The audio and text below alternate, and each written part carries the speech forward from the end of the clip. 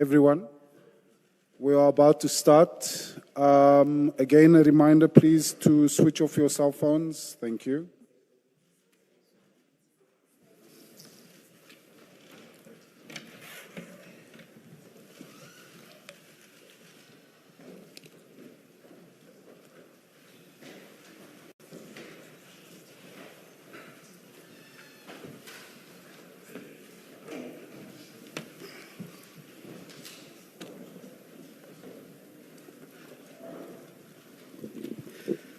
Good morning, Ms. Law.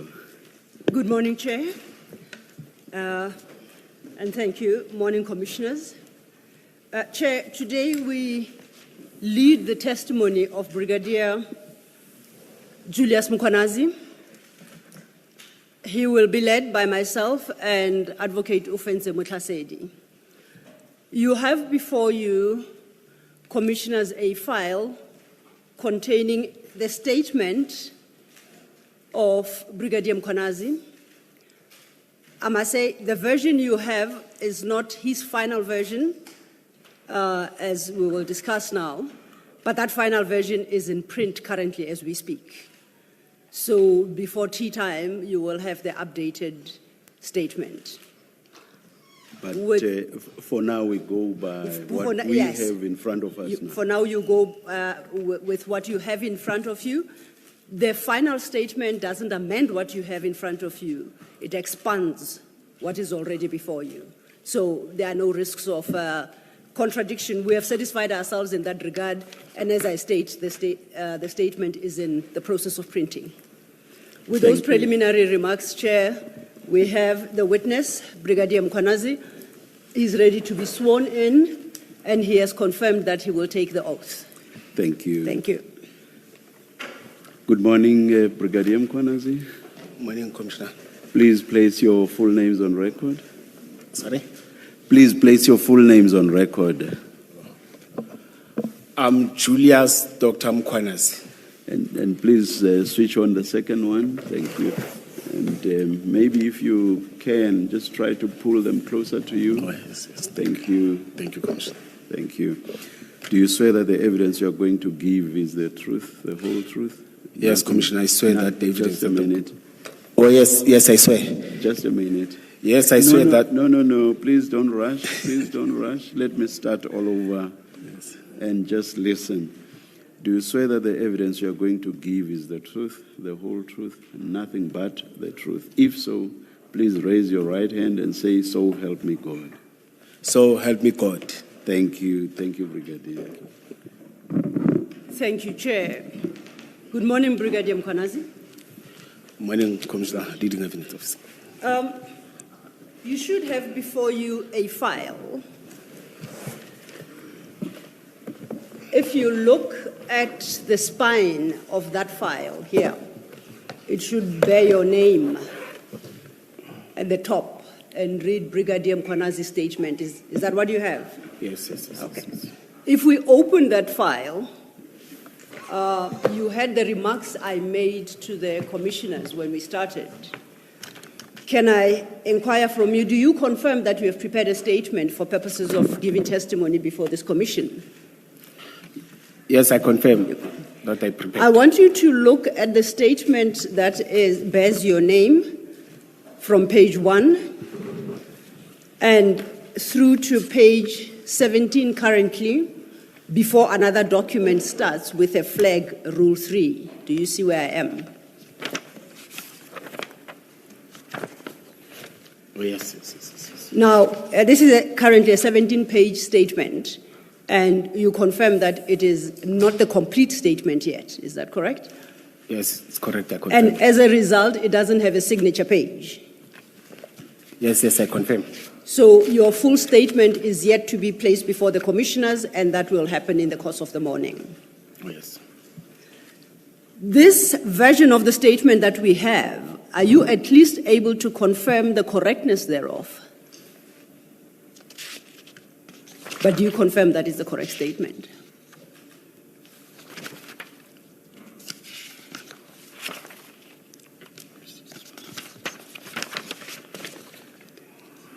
Take your time. Take your time. Oh, yes. Brigadier. Thank you. Thank you, Commissioner.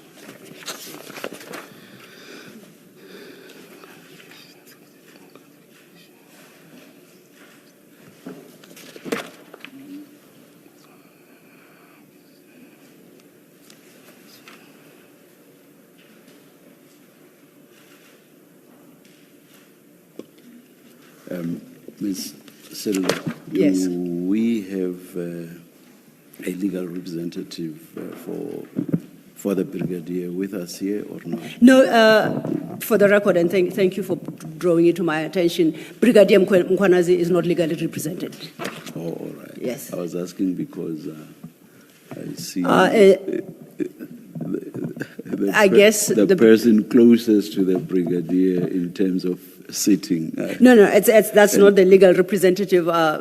For lack of a better term, perhaps I'll call her support structure. All right. Thank Thank you. you. Thank you. Thank you. Yeah. If she was, I would have had to place on record. Like I've done with Yes. all other legal representatives. Yes. I would have asked her to place herself on record and. Absolutely, Chair. and greet Oversight her, on my part. Greet her Yes. properly. No, there was no But oversight if she is not a legal representative. No, she's thank not. you. Yes. He comes alone without any legal representation. Brigadier Mkhwanazi, have you had the opportunity to cast your eye over that statement as you have it in the file? And you do confirm that is the statement that you provided to the Commission earlier on? Is it correct? Yes, I confirm. Okay. It's the preliminary one that I provided earlier on. Okay. Just then to give a sense of how we approach your testimony today, would like to give you an opportunity. Now, before I do so, you have as a second document in that file, under a tag marked Rule 3, right? That is a Rule 3 notice that was served on you. If you could just once again cast your eye.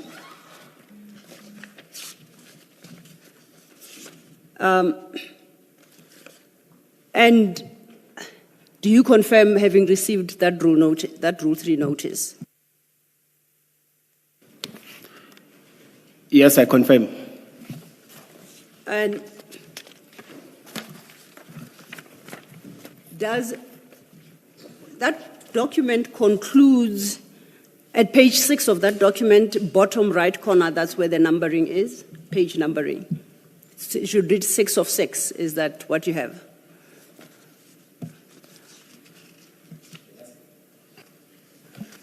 Yes, the one which is saving signature.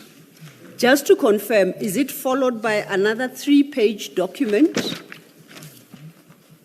Leave your microphone on. Thank you.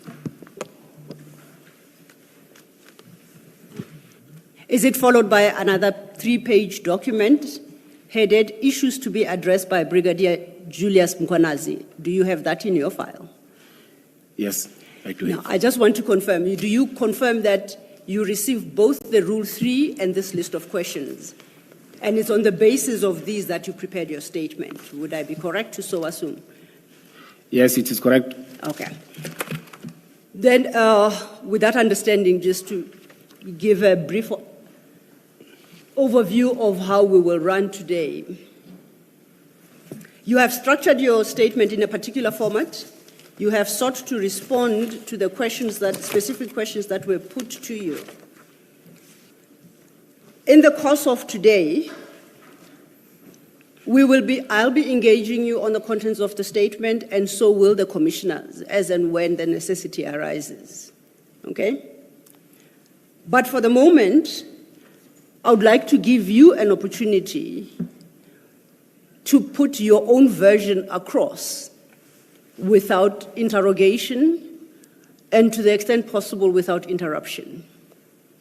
So I would invite you to look at your statement, and under the respective headings, we deal with the issues that you address in summary form.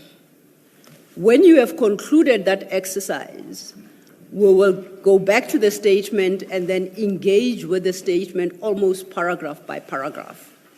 But for the moment, you talk and you explain to the commissioners what your version is on all the issues that were posed to you or you are called upon to answer. Do you understand each other? Yes, I understand. Okay. So I will lead you through the document and I indicate where we are in the document. Then I ask you then to speak to those issues. Okay. And I don't necessarily need you to read what's in the statement because, as I said, once you get to the conclusion, we'll then go once again back to the beginning of your statement, and this time we'll take what you set out in a systematic fashion, okay? Now, if you look at your page 1 up to page 3, you talk about yourself, and you give a brief CV and your qualifications. And I would like you to take the opportunity to properly introduce yourself, your service history, your qualifications, and the CV, as set out in pages 1 to 3. Before we do so, your statement currently reflects your full ID, please don't call it out, as well as your telephone number, your cell number. You don't have to read that out. So we do accept that this is the statement of Julius Mkhwanazi, bearing that ID number with that address and cell number, so you can skip that part. And you start at paragraph 1.1, which is where you state you began your career as a Metropolitan Police Officer in 2002. Then you can address the issues set out in pages 1 to 3. You're welcome to start. Thank you. Good morning once more, Commissioners. I'm Julius Dr. Mkhwanazi, who began his career 2002 as the new recruit or the cadet. Brigadier Mkhwanazi, apologies for the interruption. Can you pull both microphones closer to yourself? I'll try and see if they can also increase the sound on the speakers. Oh, yes, please. Just to make sure that you are audible at all times. Okay. Thank you. Yes, as I've said that Julius Dr. Mkhwanazi, who started his career 2002 as a new recruit or a cadet, trained by Johannesburg Metropolis. By then, as the city of Ekurhuleni, we didn't have a training college. They will recruit, then take us to the city of Johannesburg, because the city of Johannesburg had a recognized or registered training academy. We were all trained there. Then 2003, we passed out parade. Then we came back. Then we were deployed operationally. Operationally, when you come in, we are deployed in different precincts just to get to know and do your field work and be trained in service training in terms of traffic law enforcement, in terms of crime prevention, in terms of bylaws of the city. You see, and we will be taken to different institutions, or let me say security agencies, just to get to know the institutions that we'll be working with, state institutions that we'll be working with. Then I joined specialized services. Specialized services, it's the unit that are different from the normal police station. In SAPS, they call them police station. In the metropolis side, we call them precincts. You see, then we have the units that specializes in different fields. Then I joined 2005. I was promoted to an inspector. Then I went to college. I worked at the college for 6 months. Then I was recalled by then back to specialized unit. By then I worked for public order policing unit. POPs of EMPD. We were doing crowd management. We were doing crowd management to deal with protests, people that have applied for marches, spontaneous gatherings, anything that's to do with management of crowds. Events is part of it. Then I worked 2009. I request to refer because I forgot the state commissioners. Yes. Yes, 2009. You are at 1.2, your paragraph 1.2 at page 1. Yes. Yes. No, 2009, there were adverts. I applied for superintendent position. Then I was appointed as a superintendent. Commissioners. Superintendent at Public Order Policing Unit. I became a unit commander of that unit. I commanded unit commander, you become a superintendent.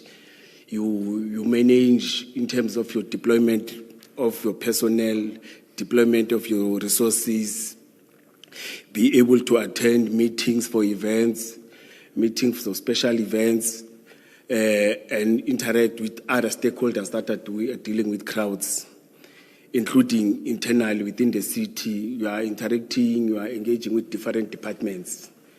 But those that specifically deals with crowds and events and everything, because by then as the city, we didn't have events unit. Then crowd management was part of, or events were part of the responsibility of public order policing. Then again, 2014, there were adverts. I applied for chief superintendent position. You see, it was, they were part, all these positions, not one position, becomes 3, 4, 5, all the candidates, becomes different employees of the city that apply and they are called for interviews. I went for interviews, then we were appointed as chief superintendent, but I was appointed again as chief superintendent, responsible for public order policing and other units. It's your community liaison unit, the unit that goes to community, they engage community, they get grievances, they get challenges, but they come back and inform us, especially when there's a community that is aggrieved. This community in this area within the city of Ekurhuleni is aggrieved. You must expect as crowd management unit that at any time there will be a protest. But it was easier for me because I was their commander. I will get the information and take it and give it to this team. You see. And again, there's a SWAT unit, which is our tactical unit, which is trained to intervene where a normal precinct or normal officers can intervene. It's trained again to make sure that deals with serious crimes.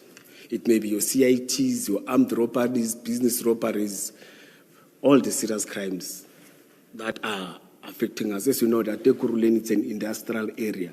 You've got a lot of businesses, you see, then crimes will be related to those things, you see. But that unit, on a daily basis, it was deployed to attend those challenges. Different from your normal precinct. Your normal precinct will do traffic law enforcement, right, Section 56, issue fines, attend by law, even though we have by law units, but they will attend by law of that restricted or that precinct. They will attend your social crime unit, social crime challenges, your domestic violence, alcohol and other things. Metropolis will attend to those things. But these tactical ones will specialize, as I've said, POPs in crowds. The other one will deal with your serious crimes and interventions, CITs, cash in transit, armed robberies, business robberies, or even robbing people. We are not concentrating on business robberies, but it's a crime that is happening amongst our communities. Then I was responsible that reporting to Director Specialized Services. Director Specialized Services at that time, it was Director Kutbenzolo. I was reporting to him with other 12 or 10 superintendent and chief superintendent. Brigadier, I apologize for interrupting. Yes. You have a paragraph 2 where you have summarized your progression within EMPD for quite over an extensive period, 2014 And if you see the end of that paragraph 2, it concludes with a position I continue to hold to date. So it spans 2014 to 2025. And you have summarized it quite succinctly, I believe, in paragraph 2. Perhaps if you read paragraph 2 and 3 into the record, that would give a good sense of your progression within the service. Thank you. Thank you. My leadership journey continued in 2014 when I was appointed Chief Superintendent for Specialized Services at EMPD, reporting directly to the Director until 2019. That year I was promoted to Director Specialized Services, overseeing 14 specialized units and task teams established to address critical challenges. These included the drug unit, taxi task team, truck hijacking task team, the illegal mining task team, among others. In this role, I reported to the Deputy Chief of Police. As a director, I reported to the Deputy Chief of Police. I was subsequently promoted to a Deputy Chief of Police for EMPD Operation and Specialized Services, position that I continued to date. I was appointed 2023. Thank you. To date. Can I just get clarity on Yes, your Commissioner. rank? Good morning. Good morning, Commissioner. Is it appropriate to still refer to you as Brigadier? Has your rank changed or are you still Brigadier? No, it has changed. What is it now? It's a Commissioner. So it's appropriate to refer to you as Commissioner? Commissioner, yes, or Deputy We Chief should of not Police. disrespect you in any way, so from now on we'll call you Commissioner. Yes, I thought you are doing it because of the allegation, because I was a Brigadier. That's why I immediately picked it up when I saw in your statement that you don't call yourself Brigadier. So from now on, we will call you Commissioner Mkhwanazi. Thank you, Commissioner. It's correct. And if I may echo that, Commissioner Mkhwanazi, because when I introduced you, I claimed that witness and clearly made the same error for which I apologize. It was not intended to demean you or your position. So it shall be duly corrected, and henceforth I shall refer to you with your proper title, Commissioner. Thank you. Thank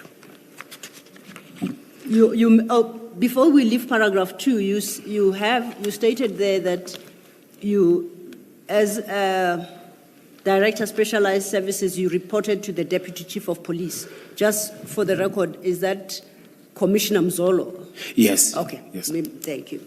You were then going to deal with paragraph 3. Yes, but he has retired. Yes. Yes. I know that. Thank you. Thank you. And on that score, then, it is his position you have assumed. Yes. Okay. Thank you. Paragraph 3. Paragraph 3.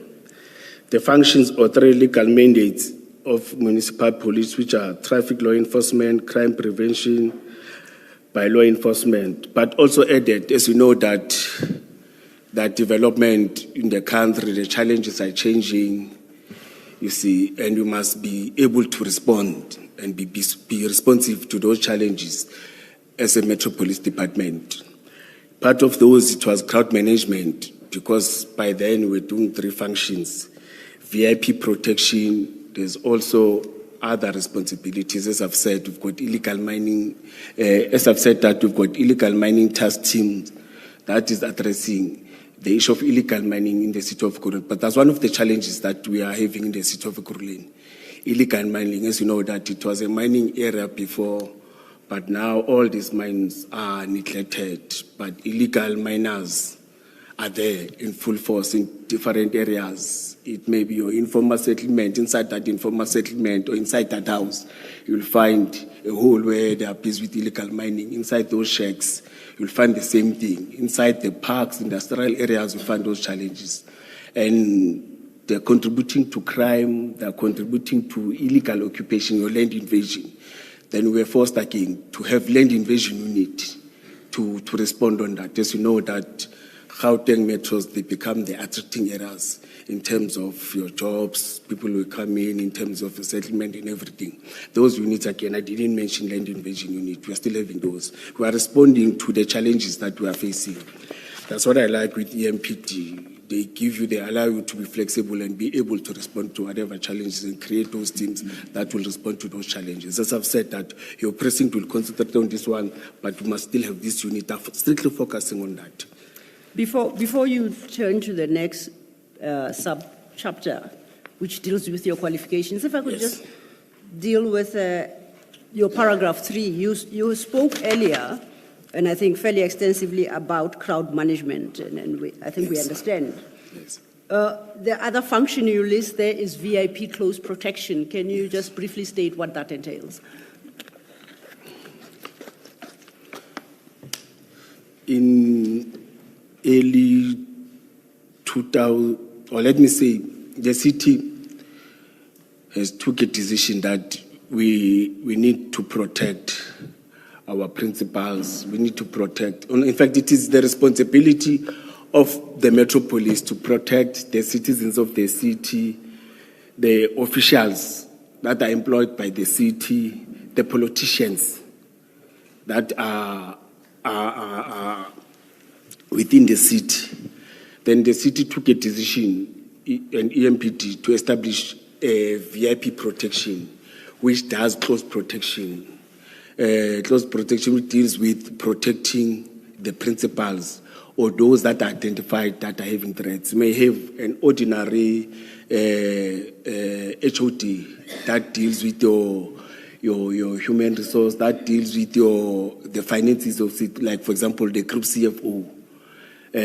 That the city has identified that we've got a group CFO and the city is having challenges in terms of payment of finances. Then you may find that those as they provided services, they are not happy because they provided services, but the city is delaying to pay services.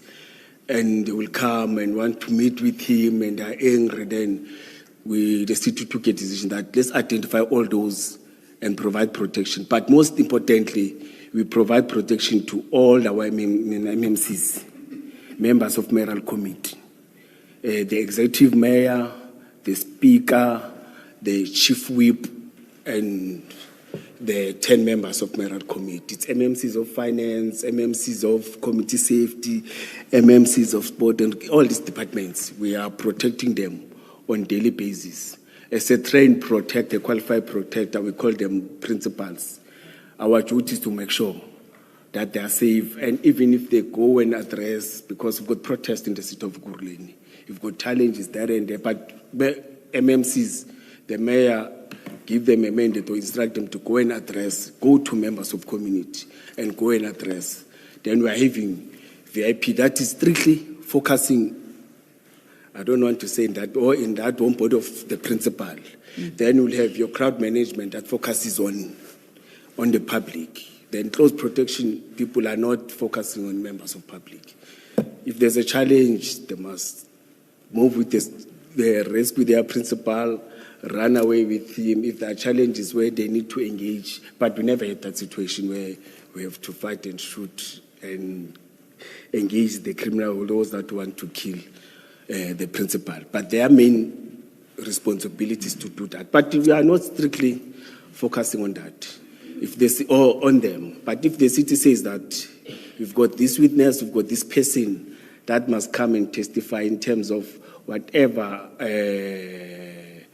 crimes or whatever challenges in terms of your disciplinary hearing, the person comes from Mpumalanga, the person comes from the city of Ekurhuleni, the person comes from the city of Johannesburg, then that team and other members, they are tasked to go and fetch that member, protect him or her towards that, and again, do the same thing. And internal, again, if there are those that are staying within the city of Ekurhuleni, we provide such services. Thank you for that clarification. I think we understand the distinction in the various functions. And thank you for that. If you turn then to page 2, up until page 3, you deal with your academic qualifications, and they're quite extensive, spanning a period from when you graduated from high school in 1997. Would you like to highlight any in particular for purposes of the commissioners, please? You don't have to read, it's quite an extensive CV. You don't have to read everything. So it's your choice what you would like to highlight for the moment. Thank you. Yes. There's academic one, which I did with recognized institution. I attended courses with VETS, I attended courses with University of Western Cape, but those are short courses. Then I attended postgraduate in public management with Regenesis Business School. Immediately after that postgraduate, it was from 2014 till 2012 till 2014 or 15. Then immediately after that, I registered for Masters in Public Management. Those are academic one. Then in terms of skills development, I attended different skills development courses with SAPS, with tactical units that are recognized in terms of providing skills development in terms of the field that they're doing. VIP protection, tactical fire shooting, close quarter combat, also in terms of your crime prevention, management. I also attended a military with SANDF, SANDF,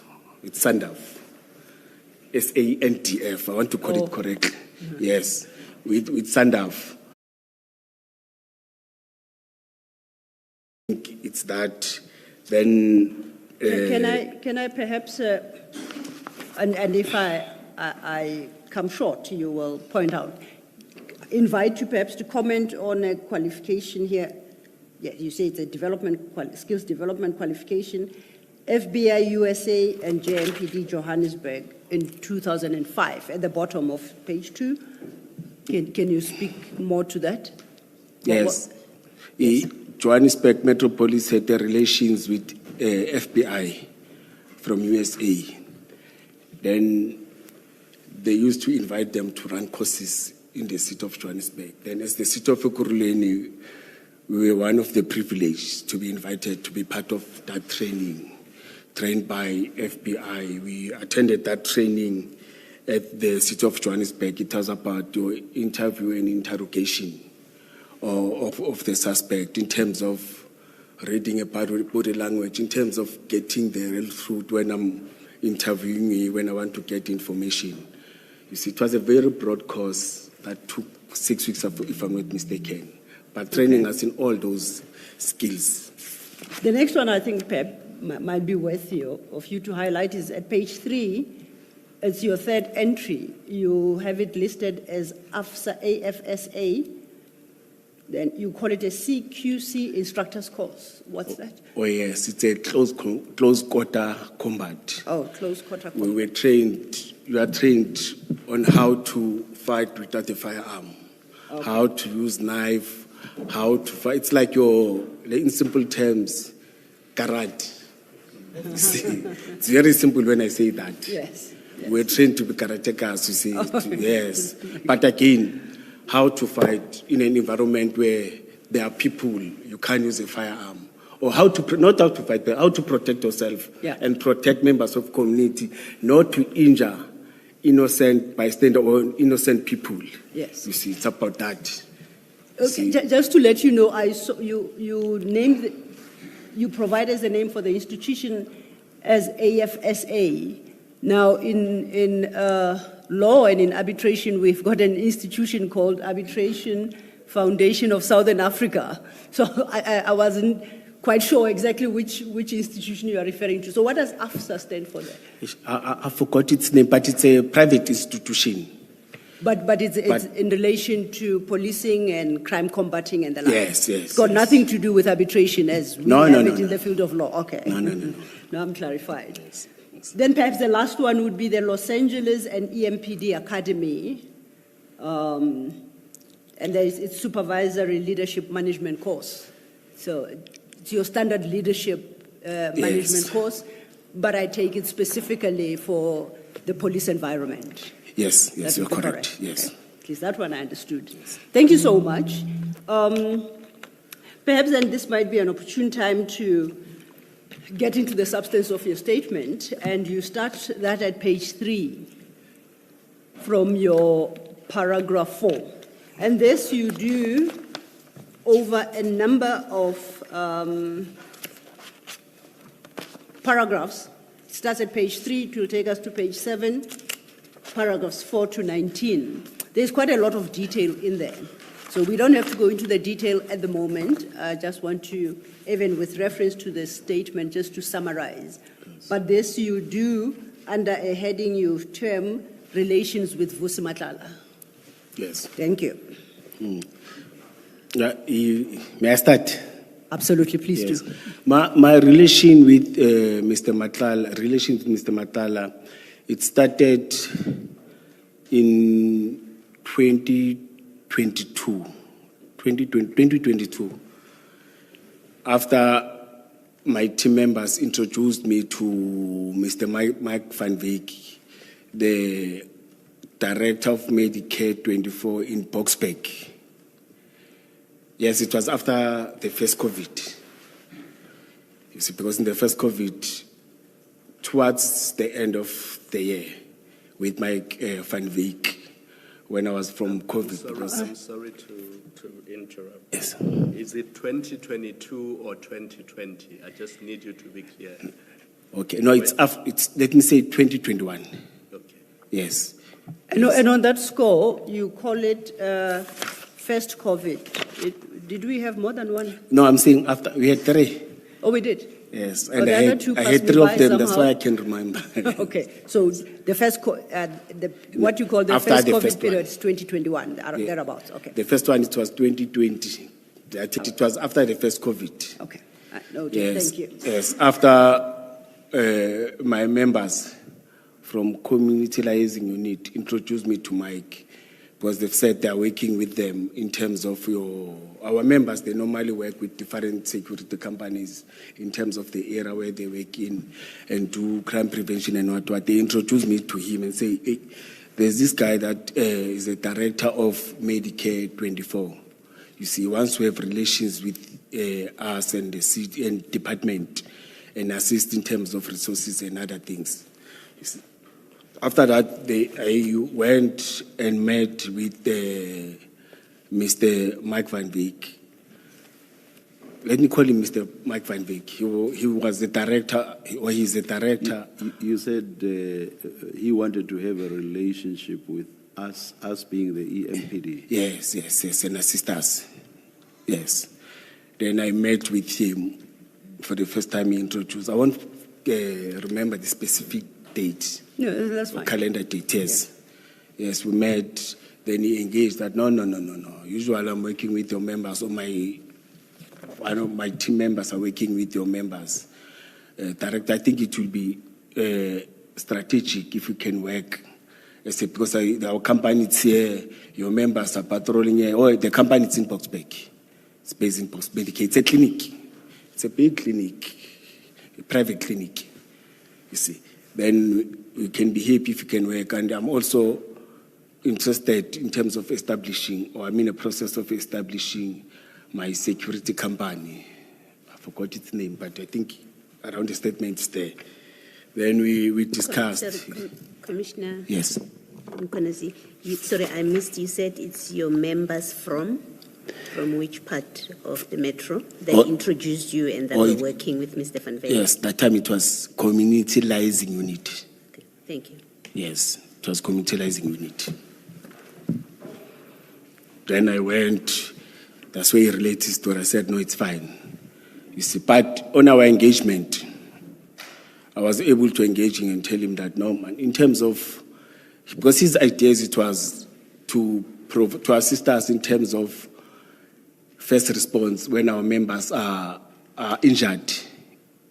In incidents and accident. Incidents, it may be your stabbing, your shooting, or injured whilst they are on duty. Then he said, no, we'll come and assist in terms of stabilizing, then and be able to assist in terms of the clinic or the hospital. If it's on medical aid, if it doesn't have medical aid, we may assist to stabilize if it can stabilize, but in terms of the hospital, they may go to public. Because in our career, we've got members that have took medical aid, some don't have medical aid, it's voluntary. There are members who don't have they don't feel like having a medical aid, but they're operationally working, you see. Then again, he mentioned in terms of assistance, again, where a person will need to be taken by chopper and everything. He said, no, we can facilitate or we can speed up those processes, you see.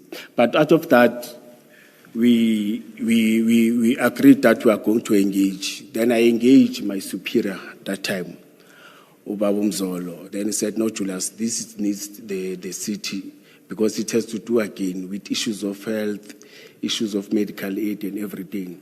Then I omitted it in the statement. There was a time where he went and presented in a senior management of the city. We've got our own management, the CMPD. He went and to present in the CSMT of the city where all HODs are sitting. Are you now talking about Mzolo? Yes. No. When I'm saying senior where the chief and other HODs, head of departments, are sitting. Perhaps let's do this, Commissioner, because I also was a bit confused. Let's take a step back. You say he went to present. Let's start there. Who is the he you are referring to here? Or Mike van Wyk. Mark van Wyk, okay. Mike van Wyk from Medicare 24. Yes, Mike van Wyk got opportunity to present. Yes. And you mentioned a structure there. That's a bit I lost. Can you say it again, please? He presented to who? CSMT. No, it's SMT. What is that? S, Senior Management Team. City Senior Management Team, yes. So then, following on the inquiry from Commissioner Kumalo, yes, you are saying this is not an EMPD structure. It is the city of Ekurhuleni structure. Yeah, the deputy chief and his directors are not sitting there. Yes. Yes. So who sits there? There, before the institutional threat happened, it was the chief of police, Isaac Mapia.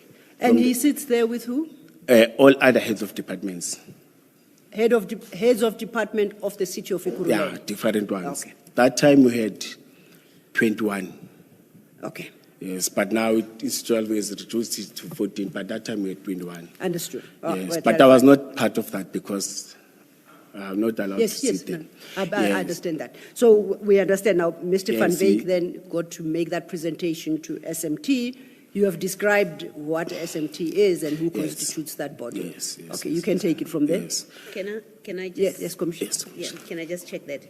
In this SMT, where the heads of department sit, the city manager also sits? Yes. Thank you. Yes.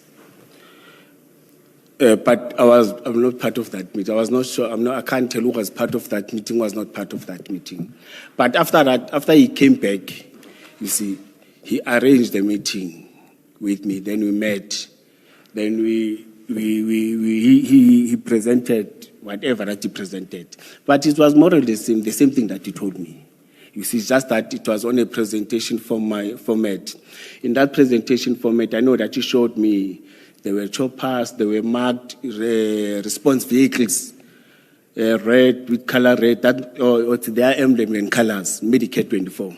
Sorry, commissioners, I'm becoming hasty. No, you don't have to apologize. It is there for your consumption. Anytime you want to take a drink, please feel free to. Yes, he took me through the presentation that he presented. He took me through the presentation that he presented at CSMT. Can you please arrange for more water? Absolutely. Thank you.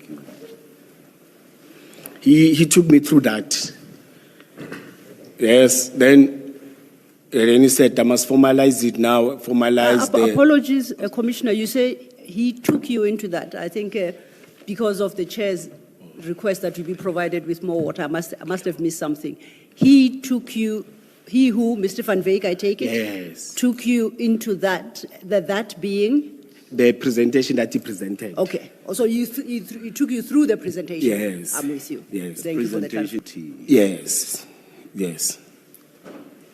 Please proceed. Thank you. Well, let me mention, I tried to get hold of him. I thought maybe I will be able to have that presentation because I must talk to something but I couldn't win. You see, to make sure that you also get that. Yes. Because I can't talk something that you want to have. But after that, we had a proposal that can we formalize that thing by writing to the department see, and start following the processes. You see, that's when there was communication of the proposed letter of MOU. You see, to communication between me, the project officer at Chief's office or at Chief's Mapie's office, the person who deals with all the projects, which is Mrs. Jermaine Fortain. Then on that, again. Please say the name again. Jermaine Fortain. Okay. It's Mrs. Jermaine Fortain. But I communicated, it's not Mike that's communicated with him first. I'm the one who communicated. That is, we are dealing with projects. You see, there's this person and it's in the chief's office. But I also communicated by that time with Deputy Chief Mzolo. The Deputy Chief Mzolo advised me, no, there's a project officer that does those things. Communicate with the project officer. She's the one that runs that. Then that's when I shared her work email and my email with Mike. Mike sent a proposal letter. Then there was a communication. It's just that I had one communique, but I attached that paper trail or that communication trail. You see. Then it was sent to Chief's office.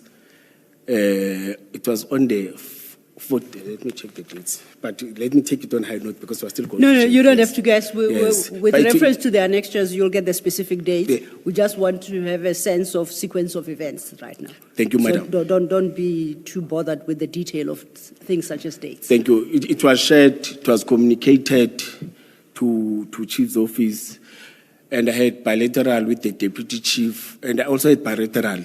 When I'm saying bilateral, like talking like this. Yes, I also talked like this with Chief Mapie. You see, said, no, Jules, or he was calling me Jay. He called me Jay. No, Jay, I will look at it, then I will see what to do. You see, then it happens. But after that, then my team again said there are guys that are working with Mike Van Wyk. But those guys are good, they're trained. They're from Special Task Force, SAPS, and Army. But they are recruited, they're working for a private company that is called CAT VIP Security. You see, it was after months. If I'm not mistaken, 2022 now. Yes. You see. Was this people also from the community liaison unit? No, they were reporting to me. But those ones were from SWAT unit. Oh. Yes. SWAT unit is also SW80? SW80? SW80, yes. But we also call it intervention unit. Oh, right. SWAT or intervention unit. It's like Please remind me what SWAT stands for. I know it from the movies. No, let me call it intervention unit. They intervene where there are serious challenges, but it's one of the skilled units that will depend on in terms of your shooting, in terms of fast intervention. Their responsibility is not go to an area and wait for 4 or 5 hours. It's to make sure that they come there, professionals solve the problem, and leave it to your normal precinct or your normal people that are doing normal processes in terms of serious crimes. You see, that's why we call them intervention. They intervene and solve the problem and go back and train or go back to do whatever that they're doing. Please don't forget the question from the chair. You referred to that unit as the SWAT team. SWAT, yes, I'll remember. And then it, yes. he says I he must remind remembers him. that term from the movies. So could you please assist him? Yes, I will assist in now. understanding what it stands for. Thank you. Yes, I or will you ask- two don't recall off the top of your head what SWAT stands for? Yeah. Okay, then I the call chair it doesn't have to feel that bad. I'm like the commissioner. Say, don't use your movie language. Intervention unit. Okay. But I know it. I will tell you now, commissioner. All right. You see. Thank you for that. So can I just check, is intervention unit their formal name? Yes. That's the Yes, name yes. we'll find on the records of the Yes. city. Yes. But when you look at this, they do the work Yes. of SWAT units. Yes. Your security companies, they like to write SWAT, and Americans, they say SWAT unit in other countries. Yes, Yes. thank you. And our guys like to be called that SWAT unit. They are not happy with this intervention. Yes. I guess SWAT is fancier. The movies. It gives that. But after that, you see, we were planning for the state of the city address. It was 2022. As I've said, it was a month before. Just so I don't get confused, what was a month before the engagement you just spoke of now, where you are introduced to CAT VIP security? Yes. That is now a month before the state of the city. Before the state of the city. But it's in 2022. Let me say early 22 or mid. That's fine. 2022. Timeline. So we are now in 22. Remember, the first engagement was from 21? Yes. So now we are in 22. 2022. Thank you. Yes. But definitely before the state of the yes, city. Yes, before address. the state of the address, you see. You may continue. Then they communicated that with me, you see. Then in my mind, when I met the chief of police and he briefed me and Mr. Mzolo that the city has took a decision to have the state of the city. The state of the city, it is addressed by executive mayor of the city. And by then, we were after the elections of 2021. Around November, we had 2021 elections, where local government elections, where the new political parties after the election had collusions. In the city, it was for the first time for us to have a collusion government. Economic Freedom Front and Democratic Alliance formed a collusion immediately after elections. I don't think they will appreciate you calling them Economic Freedom Front. EFF. Freedom Fighters. Oh, sorry. Oh, thank you, Commissioner. Thank you for correcting me. Thank you for correcting me. I usually call EFF. Yes. Let me call it correctly. Economic Freedom Fighters. Yes, and Democratic Alliance. Thank you, Commissioner. Then they had the collusion. Then the mayor from DSO, the DA was able to get the mayor and other parties. They shared mayoral committee position, speaker's position, and chief whip position. Then Chief Mapie presented a document that is attached to the submissions, where the alderman or executive mayor that time raised concerns about the threats, about disruptions that were made by African National Congress in the city. It's that document, it was presented to me and Mr. Mzoli said, and the city has took a decision or a resolution to have the state of the city address around April, yes, or in April, yes. And that took place, then I thought of the engagement is what you need, or intervention you need. Then I called them and say, you remember those guys? I said, oh, there are good guys. When we do our own private shootings as teams, members, especially police, it becomes a sport in terms of playing with firearms. They attend competition and become shootings, and they get skills. They cheat one another in terms of your tactical movement, your shooting movement, how to be a best shooter, how all these things of handling firearm, tactical standing, and all these things. But it's about shooting. And those guys are good. They're giving us good theories, and they are very disciplined. Then I went to Mike again and said, Mike, man, we've got these guys, we will have the state of the city, and I'm told that there are threats there. And the threats were very clear, that are coming from African National Congress when I was briefed, or when we were briefed by the chief of police, you see. Then it was fine. Then I said, man, can I communicate with Vus, you see, because they said he's the owner of the CAT VIP security. I think I still remember it correct. I'm just summarizing. Yes, you see. Just clarify this to me. The intervention unit members told you about CAD VIP protection services. Yes.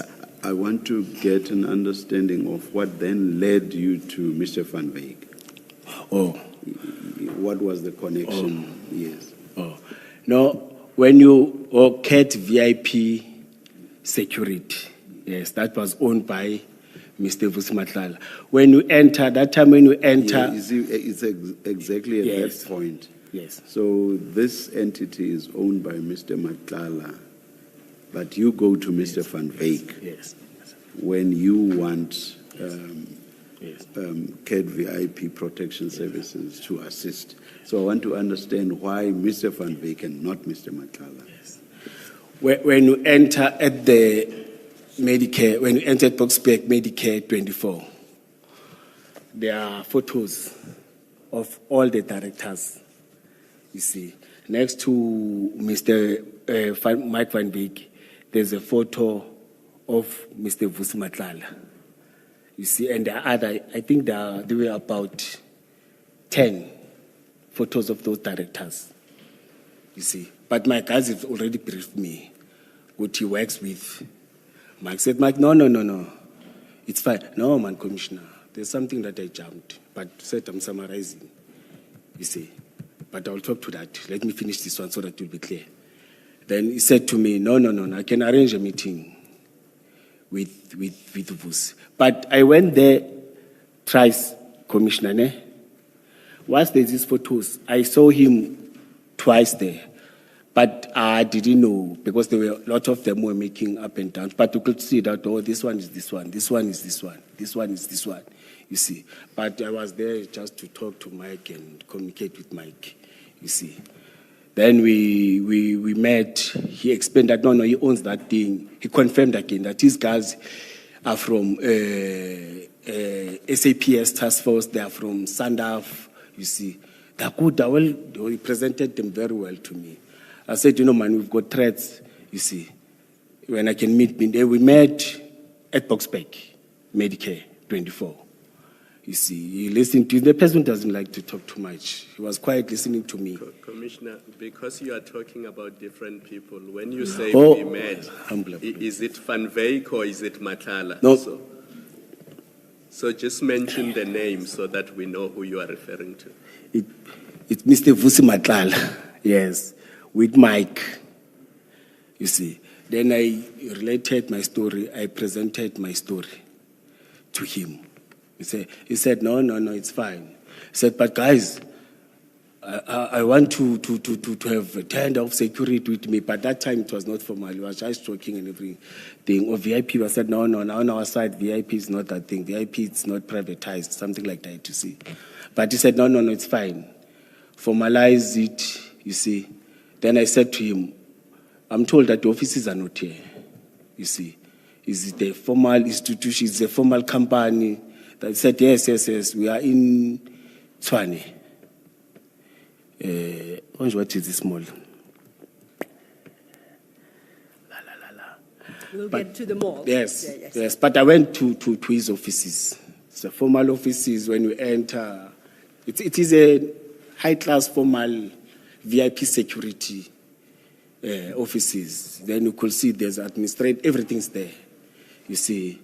Then he took me through, we spoke. I said, no, I see that this company is there, it's formalized. And it was before the state of the city.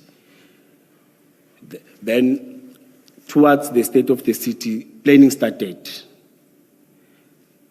Then I called him and say, Chief, you remember that he likes to talk with style. He was calling me Ngamla. Then I called him Ngamla too, you see. No, this Gauteng Lingos, you see.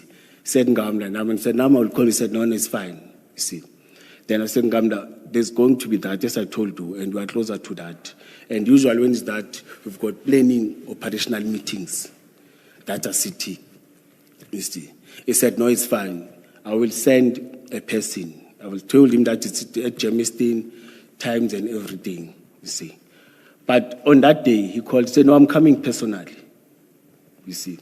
He came personally at Germiston Civic Center where we were planning with all the commanders and all the people that are going to take part. It's private security, it's SAPS, it is us as EMPD, because it was the city's event and it was done by us in terms of planning and everything, you see.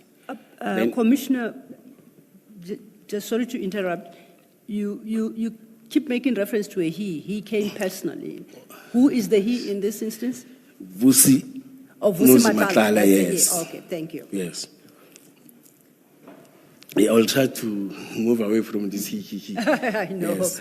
No, he came, and that time we had some members from the office of Alderman Tanya Campbell. Our executive mayor was Alderman Tanya Campbell.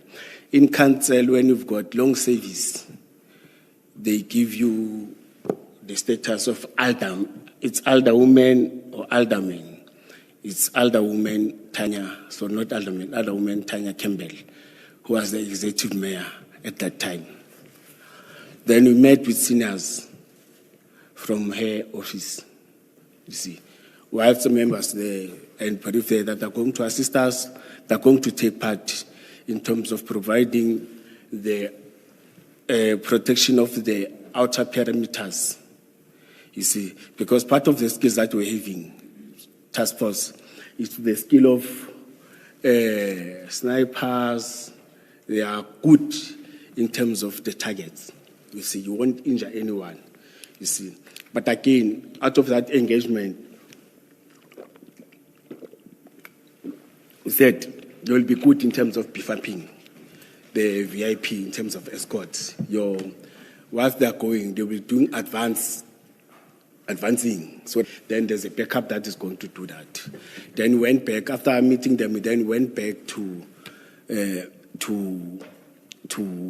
whole meeting where I presented him. I introduced him to that team that no, the cat security that we discussed about, this is the owner of the cat security.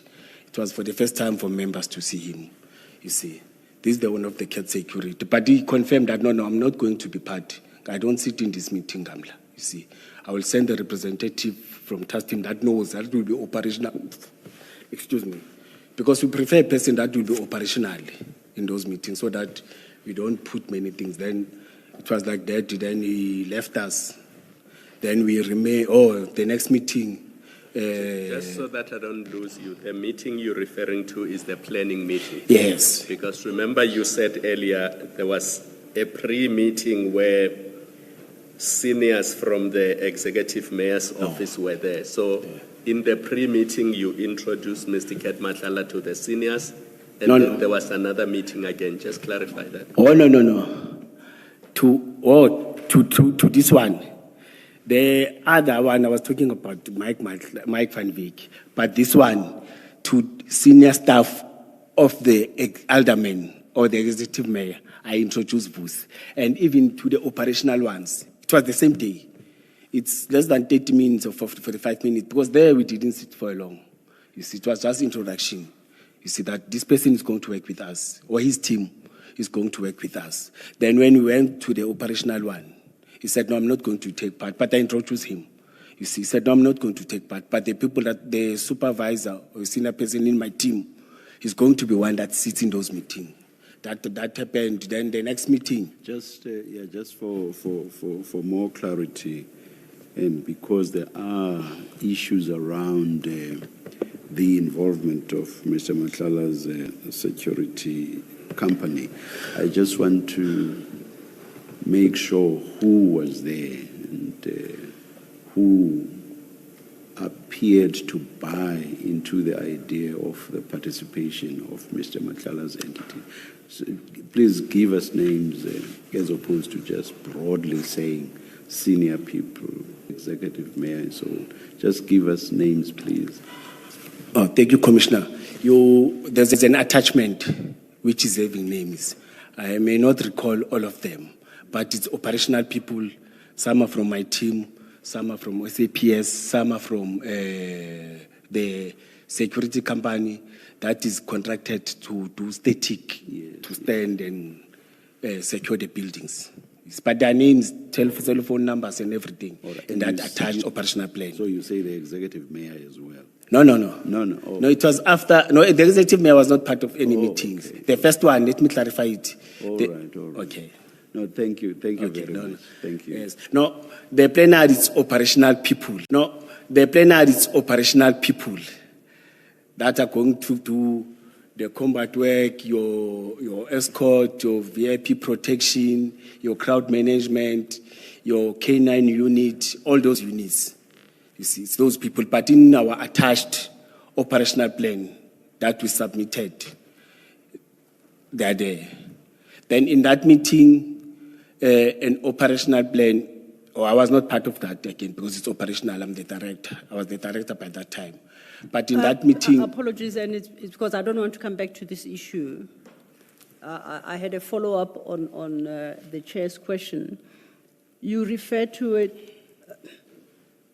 You referred to the mayor's office. There's a word you use, Alder. Please say it. No, to the executive mayor. Yes, please. Alderwoman Tanya Okay. Campbell. The Alderwoman. And then you said. In fact, Alderwoman is like councillor with long service, Okay. Tanya Campbell. But they call them Alder.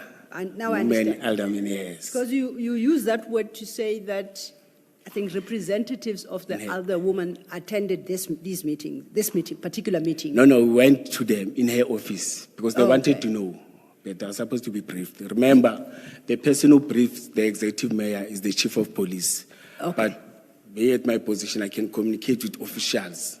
Now, in that would office. you recall who led the team of, can I say, of the aldermen in that meeting? Do you recall at all? I will try to recall. You know, when there are changes, Okay, that's they fine. left. Then when the new collision came in, you see. No, But that- I'll try to I'll remember. flag it for now. We can Please. then move on. Yes. Perhaps later when we engage, you'll have remembered. Thank you so much. Yes, officials. Okay. At her office, sorry.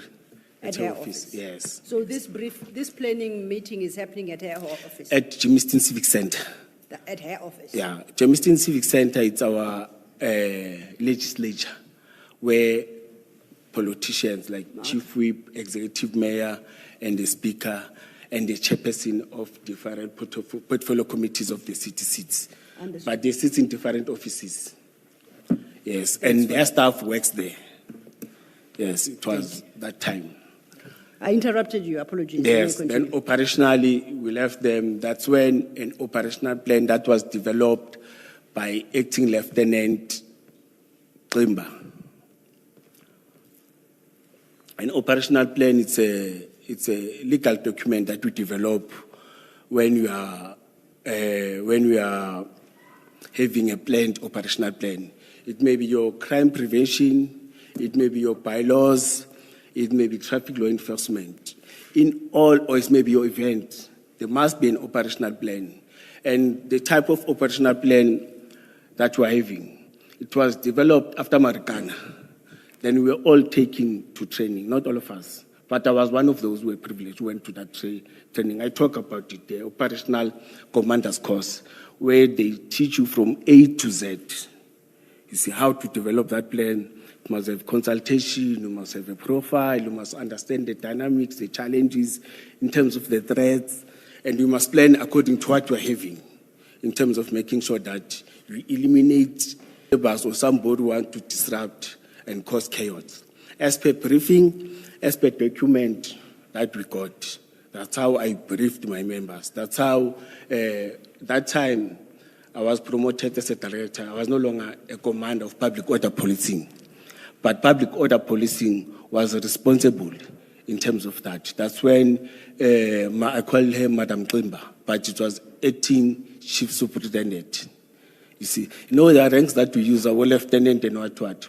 Us, in fact, we're not supposed to use those words. There must be a council resolution that adopts that we can call ourselves general, brigadiers, lieutenant colonel. If there's no council resolution, I can't wake up and say, hey, I'm the deputy chief, I'm changing the structure, I'm changing the ranking and profile. Because there may be, in terms of the arm, I'm told that it goes with bigger benefits. Even if you go on pension, you go with that. But in terms of municipality, there must be council resolution. But that time, some people are still using the lieutenant colonels. Don't be confused. On our side, it's the chief superintendent, acting chief superintendent. That goes to commissioners and directors, and you see. But in terms of military one, it's your brigadier. I'm the major general in terms of those. But here, I'm the commissioner because the council or deputy chief, because the council didn't take any resolution to say we are changing our ranks now towards that. Then that time she was a acting chief superintendent. She was a superintendent. Then she developed that plan on the 28th, because they said, né? But on the 29th, she came to my office with that plan, with all the names that we are going to get, that we are asking for, who were part of the meeting on the 28th. A plan that is developed. I know that, I must mention this, I know that Deputy Director presented a forged plan, and record me, a forged plan that he forged, because I'm trained in terms of developing that plan, you see, and showed us different faults and what. But I will talk to that when we are there. The plan was developed. Just so we don't get confused, you said Deputy Director presented a forged plan. No, Deputy Chief Rove Spitz lied to this commission I'm with you. and presented a forged plan. I'm with you. All I wanted was for you to specify the name. Yes. You just gave the title. Yes, So yes. it is, you say Deputy Chief Spitz. Commissioner, let me raise this. I, Julius Dr. Mkhwanazi, Yes. Deputy Chief of Operation and Specialized Services, Yes. say in this commission and in members of public of this country, Deputy Chief of Police, Ray Hospice, presented a forged plan that he forged and presented to this commission. I'm going to present the real operational plan that I gave it to him when I was instructed to give him that plan. I We accept need that. it. Yes, I'm going to do it. Commissioner Mkhwanazi, all I sought to do was to obtain from you the name of the person you say forged the document. Yes. That was all. Yes. Okay? Thank you. Thank you. Thank you. Humble apologies. Yes. Before we But- move on, have some water, please. Yes.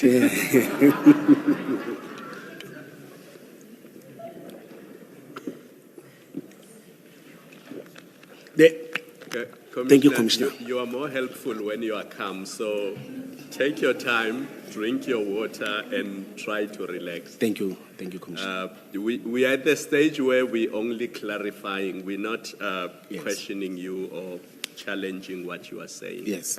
So I just need to understand that it was you who brought in cat protection services. So you introduced them to the Elder Women's senior team. Yes. So that they know who cat services is. Because you were at a level of a director, you don't sit in the operational planning meeting, but you introduced the team from cat protection services and they became part of that meeting that produced the operational plan. Do I have you correct? Yes, but that doesn't mean that I don't oversee. No, They still report to me.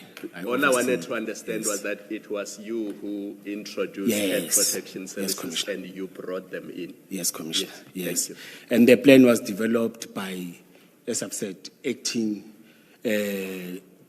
Chief Superintendent Qemba. She compiled it.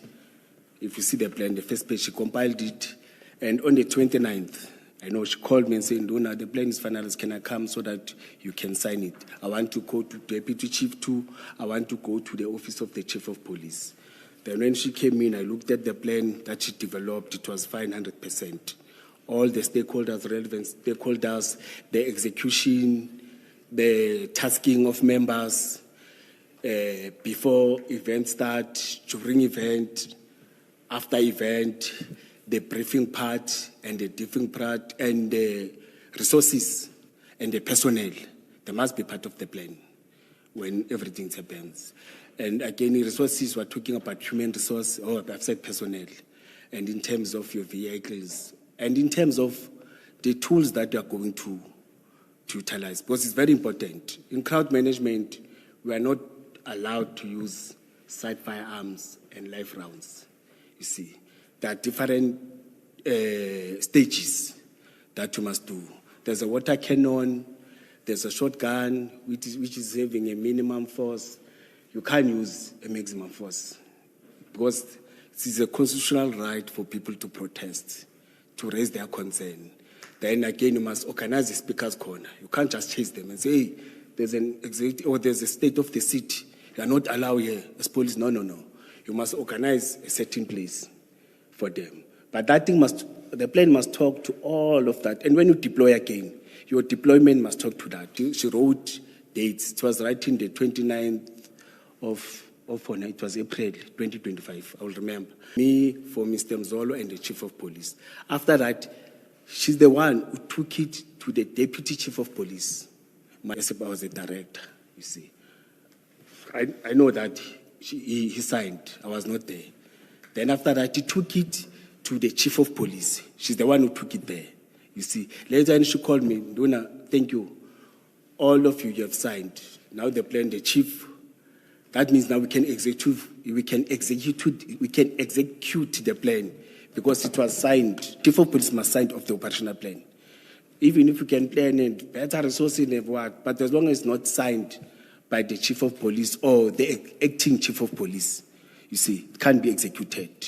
So that whatever happens in the court of law, all of you that have signed, you must go in account. If there's an incident, somebody has passed on, or there's a serious accident where people are injured, anything that has to do, that will need you to go to court. All those that have attached their signatures. Yes, they will call the commanders and everything, but those that are having a final weight are part of that, you see. And it creates accountability. You see, that's why after American had that thing, you see, that in all police, the whole country is doing that, you see. Then Commissioner, I apologize once again, and I seek clarity only, so please don't fight with me. Sorry, Advocate Selo, just one follow-up before I hand back to you. Commissioner. The operational plan was developed, it was signed by people who are supposed to sign it, and it was finalized. I just want clarity on this. The operational plan, if I understood you correctly, made provision for the deployment of cat protection services. Yes, in that operational plan, he was part of it, yes, made. Fully agree. As far as you know, who was going to pay for the cost of cat protection services being part of the operational plan? Oh, I forgot to mention, just that I was summarizing. It was at no cost to the city.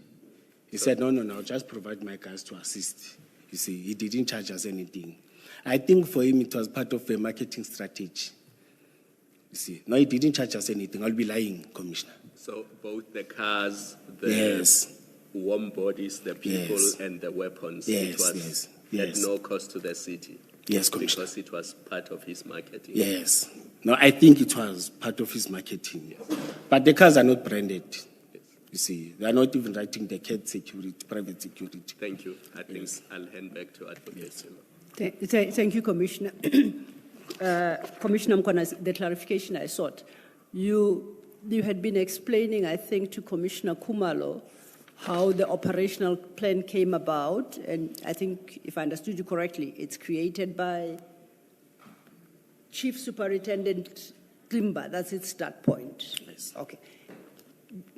Just to rush ahead, did I hear you correctly? Did you sign that? Yes. You signed it? Yes. Okay. I read and signed. That's fine. I had missed that part. So you signed before, and the last person to sign and approve would be Chief Mapie. Yes. In terms of the restructure, it's her as a compiler, director, deputy chief, and the chief of police. So then, in that sense, it would be Chief Superintendent Klimba, the creator of the document, presents to you, you consider, then eventually, if you are satisfied, you sign. Yes. Then the next to sign would be, if I understood you, Deputy Mr. Mzolo. Give me his proper title, please. Deputy Chief of Police or Commissioner Mzolo. Commissioner Mzolo would then be next to sign, and that was the person you reported directly to. Yes. And then lastly, Chief Mapie, as the Chief of Police would sign. Yes. I've got my order of things. I'm happy. And I forgot to mention, before they signed, you must go back and brief them. about the stakeholders or about the people that are going to take part in the, you must brief them about the whole planning and summarize. And the briefing is done by you? No, yes, Okay. by me to the deputy chief and the chief of police. Okay. And I did that on the 28th. It's either the 28th or the 27th, I don't remember, but I know I did that, and it was at our headquarters, Captain Park, Captain Park, EMPD HQ. You see, Yes. I did that. I met the two of them. I briefed them. Usually, when there's a very important event or event that needs bigger personnel, needs resources and everything, that's what you must do. Yes, yes. Yes, No, I yes. understand. I personally briefed them. And I do accept that you didn't brief them just specifically for this event. You are saying you brief them as you do in the normal course of things when you prepare for this. I accept that. Thank you. Yes. And We interrupted you. And to make them relax that I'm on top of it, the Yes. event is going to be well protected. Yes. We are going to execute everything according to the plan. As the director who's operational will understand this thing, everything will be sorted. Okay. Because all these special events, Yes. I was the one who was coming, or I'm the one who's responsible for them. Yes. You see, because I'm centralized, specialized services. Other directors are in different regions, northern region, southern region, eastern region. All my units are centralized. We're able to move around the city, in and out of the city. We're doing that. I did that. All right. Then- I think you are almost like at your paragraph 12, which is what we are just discussing now, where you speak of acting Lieutenant Klimba and the plan that was developed, signature thereof, right? You said paragraph 12, ne? At paragraph, I said the discussion we're having, just have a look at your paragraph 12. Oh. That involves the operational plan developed by Chief Superintendent Klimba, and then you say it was approved and signed by the Chief of Police, the Deputy Chief of Police, and the Director of Specialized Services being yourself. Yes. So I just want you to come. I'm not putting words in your mouth. No, Okay. you're not. You then deal with the operational plan itself for the State of the City address, and you take issue with what Rivospi submitted, Yes. and you've spoken to that. From paragraph 14, specifically, and that's where I want you to get to, because you deal with a slightly different issue. And this one specifically regards you say regarding the blue lights and registration of vehicles. So perhaps if you turn to your page 5, paragraph 14, then you can deal with that aspect of things. Yes, during, Commissioner will forgive me, between 2021 and 2022, but the attached documents, those dates, you see. Members again informed me that, I think it's 2022, that... Apologies once again, based on the questions that have previously come. You say members. Please be more specific. What members are these? Yes. My operational members from SWAT. Intervention unit. Yes. Please proceed. Thank you. Yes.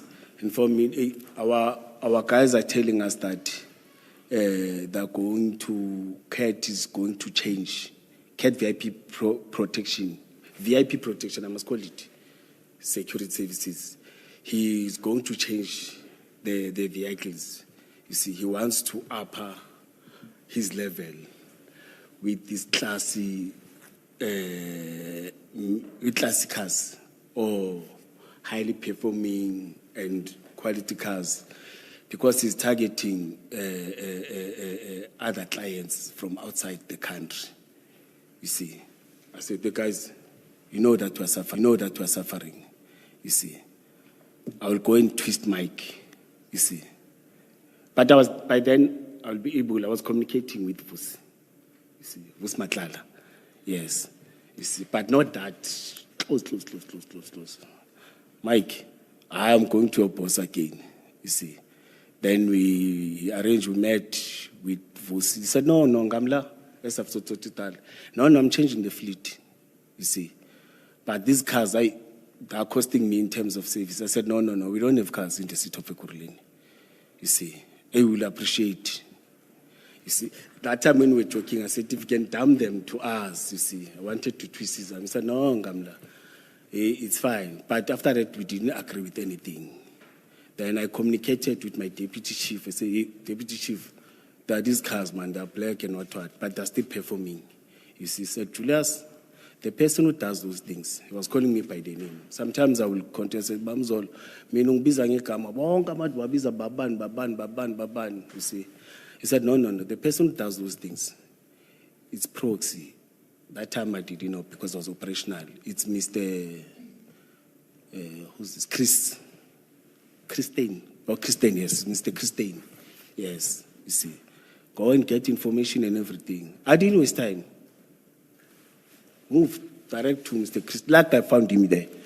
I said, hey, Mr. Christine, you know, by the name of Julius. I said, no, I know your cars are always problematic with cars in terms of services. No, when cars are old, we didn't have a fleet. You see, he's the one that aligned budget and give you what.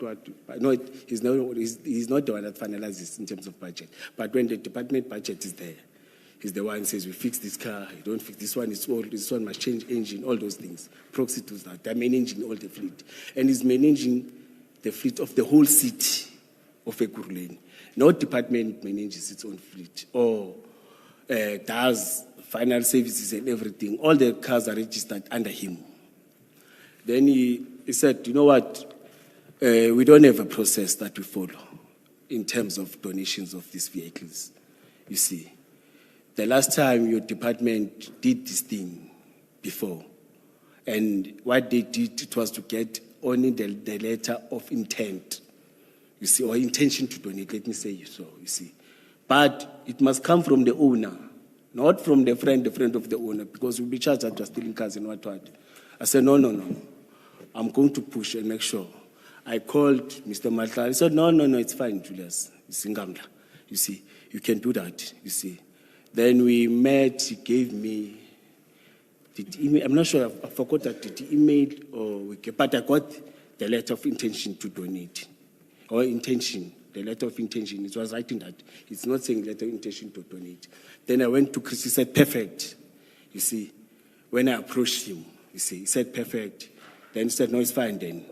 You see, I will communicate, but I must get the whole details of these cars and everything so that we start the process, you see. Then I left him there with the contacts and everything, you see. Then he started the process on his side, the other side, you see.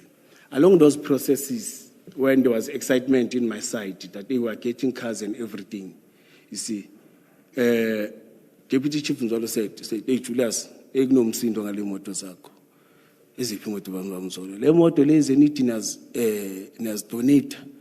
Ngithi umsindo one said, hey, I met with Deputy Chief Rev. He's not happy. You see. Ngithi, but you said I must go brief. Oh, he advised me to brief the Chief of Police too. And the chief said, Jay, we need cars. We need cars. See, can we get cars? And with me there was excitement. I don't want to lie, Commissioner. You see, but at least I'm doing something. I'm bringing cars, you see. Can I just understand? Are you saying you told Chief Mkhwanazi? Yes. Let me finish my question. Sorry. Are you saying you told Chief Mkhwanazi that Madlanga wants to donate cars and the chief said yes? I'm checking if I understood or I heard you correctly. I don't think I mentioned the name. I said there's a company, security company, VIP security company that want to donate cars. You see, I don't even know. But I briefed. You know, I always brief, follow line of command, and you see, I briefed. Then after Mr. Mzolo told me that there's a noise, and Chris called me, the proxy, Christine called me and said, hey, Baba, I was with Mr. Rivos. He's fighting me. I don't think the process, Julius, and the process has already started of registering the cars. On the other hand, I was doing the process of finalizing so that the item can go to to the processes of the council, the processes of internal, because that's how he works. He's the one that mastered those things. By that time, I didn't know anything about those processes, you see. But there's a noise. Then I said, no, let me come to you. Then I went to him. He said, that is gay, you see. And I don't feel good. I think we must cancel this. I said, but Chris, these guys are coming. Let's take this. I said, no. There's a noise. People are fighting me, you see. Call that guy. We are not doing it, you see. And he said that this guy, you see, take those discs, but I don't think it's advisable to take those discs back because we must deregister those cars. They were registered to the city that time when he called me. You see, he did those processes, you see. Then I had to sign and take the discs, you see. We agreed that we're not giving him, we call him, I called him and say, Ngamla, but while there were social media things that were starting in, you see, of EMPD, of my name, EMPD, registered vehicles, the cat security, Matlala, Meda, and what, all those things. That time I was confused. I said, these are just fights. And I took it very light. These are fights and what, you see. And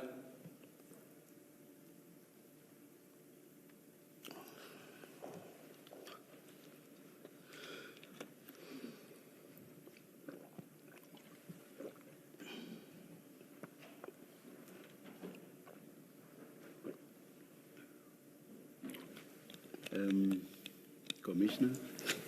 yes, Commissioner. Please hold your thoughts. Don't forget where you were. We are going to adjourn and come back at 11:20. Let's adjourn. Thank you, Chair.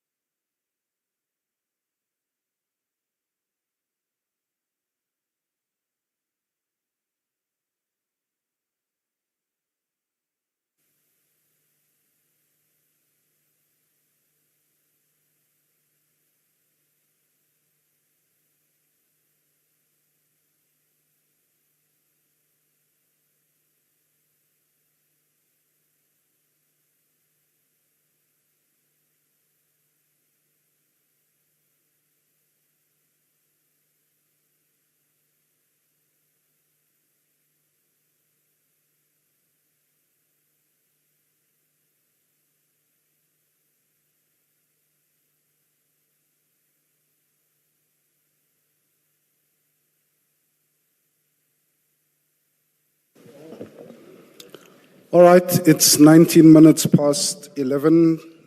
Good morning again. We are ready to resume. A reminder about your cell phones, please switch them off. Thank you.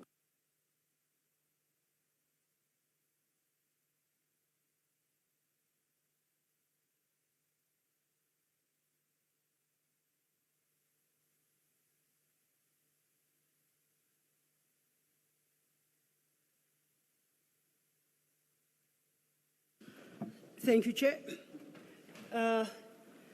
Commissioner Mkhwanazi, before we broke for tea, you were still addressing the issue of the blue lights and your interaction with Christine, the city's proxy, you recall? I'm just trying to orientate you as to where we were so that we can conclude that part of your summary. You recall you said you received a call from Christine, yes, where he told you, hey, Baba, and then he advised you how he did. Yes. Now, on my reading of your statement, you should be around paragraph 16, if you could cast your eye there. So if you could just very, very briefly, and I guess I urge you to be very brief, because if I offered you to be before this commission for the next 3 days, you wouldn't take kindly to that offer. Yes, yes, yes. You would want to be done today. That's your preference. So perhaps if we work together, we just might achieve that. Yes. Your statement is pretty long. So when you cast your eye to, in particular, paragraph 16, 17, up to 19, I need you to summarize as briefly as you can. As I assured you when we started, when the engagement commences, we start at the beginning of your statement once again. So please don't be worried that you might forget to say something at this stage, because it shall be addressed. You'll still have another opportunity. So what I want us to do is to, as quickly as we can, without compromising the value and the weight of your testimony, that we highlight the key aspects under these various subparagraphs. Don't feel the urge or the need to go into detail, because if you do, then we will not finish today. You'll have to come back tomorrow, and at this rate, I foresee you coming back on Friday as well. And that you say you wouldn't want to do. So let brevity be our guide today, and so that we can begin to fruitfully engage. You reference annexures that we haven't had opportunity to engage with. Yes. So please leave yourself and us sufficient time to engage with your significant number of annexures. Yes. So I'm just asking for very brief summaries. With those words then, I would like to refer you to your paragraph 16 to 19. At 16, you deal with a letter of intention to commit. A comment or two would suffice there. And from 17, you then contrast the issue of, for lack of a better term, I'll call it a donation from CAT VIP that you start with at your paragraph 14. You contrast that with a previous incident involving, as you say, Commissioner Mapieye and Rivo Spies, and that you do at 17. So we're not going to deal with the detail of the vehicles that you list therein. You will just highlight the conduct itself. When we, as I say, when we deal with your statement in engagement, we'll get back there. So if you then just may turn your attention to the question of the letter of intention to commit and what you want to highlight about that, then we can move on to, as you call it, Sintel? Oh, yes. Yes, please do.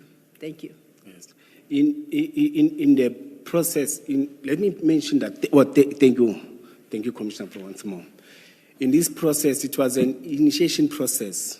See, I think I must mention it that we never received the cars, physically, the cars, you see, because the process was in initiation and the other side of Mr. Christian was busy with the process.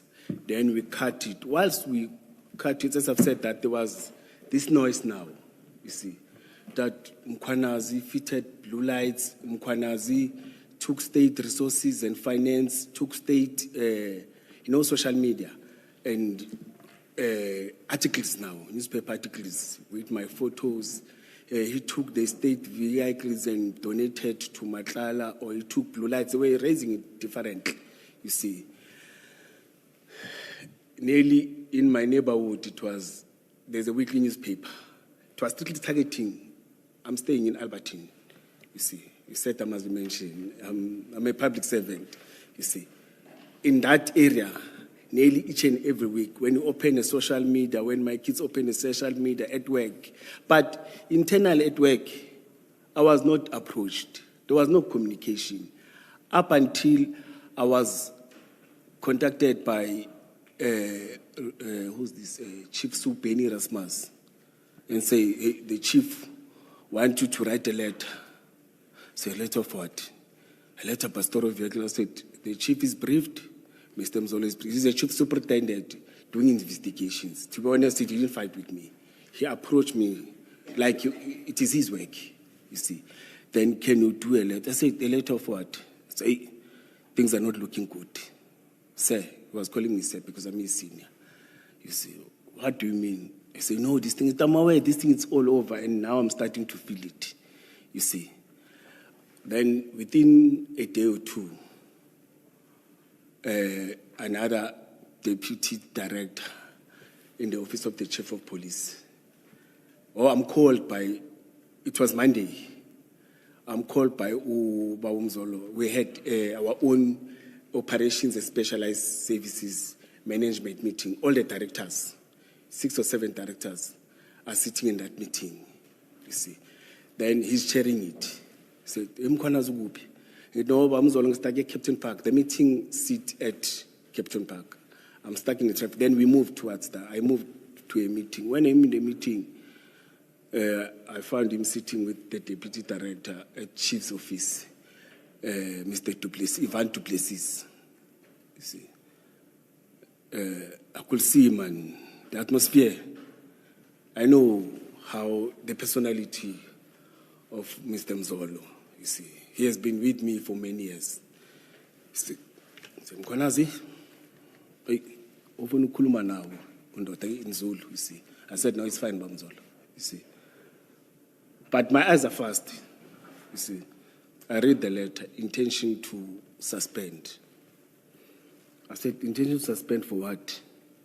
You see. No, for the statement that you wrote to Weni. Wrote to? You say for the statement that you wrote to? To Weni. Who's Eni? Oh, Eni Rasmus, I said he's a chief, is our investigating officer in the department. Okay. He deals with investigations. You see. Then I said, no, it's fine. The process says that I'm supposed to write a letter. Then I took it, I signed it. But when I signed it, immediately after that, I was told, they are not supposed to be in this building. They are not supposed to be at work. Within 48 hours, you must submit your response for us not to suspend. It is a procedure, council procedure. Say, Mkhwanazi, the meeting, say, Mkhwanazi. Hey, my daughter. Then the police powers were gone. Then I had to drive back home and consult with the union. Then we responded. But now, immediately, with the intention to suspend, within an hour, 30 minutes, it was all over newspaper, all over South Africa. I said, Diamond, most of this thing we did privately, so, and they said, I'm still going to respond. But I could tell with the tone and the language that the chief of police is suspending me, you see. No, it's fine. We responded within 48 hours with the representative of the union. Within that 48 hours, whilst we were submitting, it was the 24th, but there are dates in the documents. I saw the dates again when when the document was submitted to me, I saw that it's confirmed it's those dates. Then I had to stay at home for 3 months. Then I stayed at home for 3 months. Newspapers, article, photos of my key, showing state money for staying at home. Then, around May, after 3 months, it was February. After 3 months, I had to come back as disciplinary processes. I think so. Then I had to come back. I came back. No, I was called by the deputy chief, or I had to come back because it was after 3 months, you see. I came back, or the deputy chief of police called me at night, day before. Said, Mkhwanazi, you must come, you are coming back. I said, 90 days is gone. So not 80 days, 90 days is gone, 3 months, you see. I came back. When I came back, I was told to report at chief's office, you see. Whilst I was going there, I got a call that I must meet Ekurhuleni from my deputy chief, you see. I know Ekurhuleni for a long time. He's our labor officer, DH labor, you see. He asked me, hey, Mkhwanazi, wenzakalani? Why it? Ekurhuleni, you must greet me first, you see. By that time, I know that Ekurhuleni is a friend of Mr. Mapieye, he's a friend of Mr. Revo. They drink together because I was working them. They all stay in Pinoni when there are parties and what, you see. Yeah, wait. I've got an operational plan. We are standing outside Civic Center, you see. Opposite to it, it's HR office. Opposite to it, it's our legislature. Far left, when I'm looking like this, it is our CMs and other people's office, see, other seniors, HOD's office, you see. I said, yeah. I said, Ekurhuleni, I'm having this. You see, he said, no, I letter. What letter is that? But he took my documents. Commissioner, in defense of our record, I think where you express yourself, Zulu, please say it in English again, because the record may not necessarily be able to reflect that, the typed record. Humble apologies. Please repeat it. Okay. Let me note it. Yes. He said, what documents are you having? Then he read the heading. Automatically, he called Mr. Revo's piece. You said Julius doesn't have documents. Julius is having documents. Where did he get this document? You see. I said, why are you saying that? He said, where did you get the operational plan? Who told you about the operational plan? Because I've got 2 documents. But whilst he was still communicating, I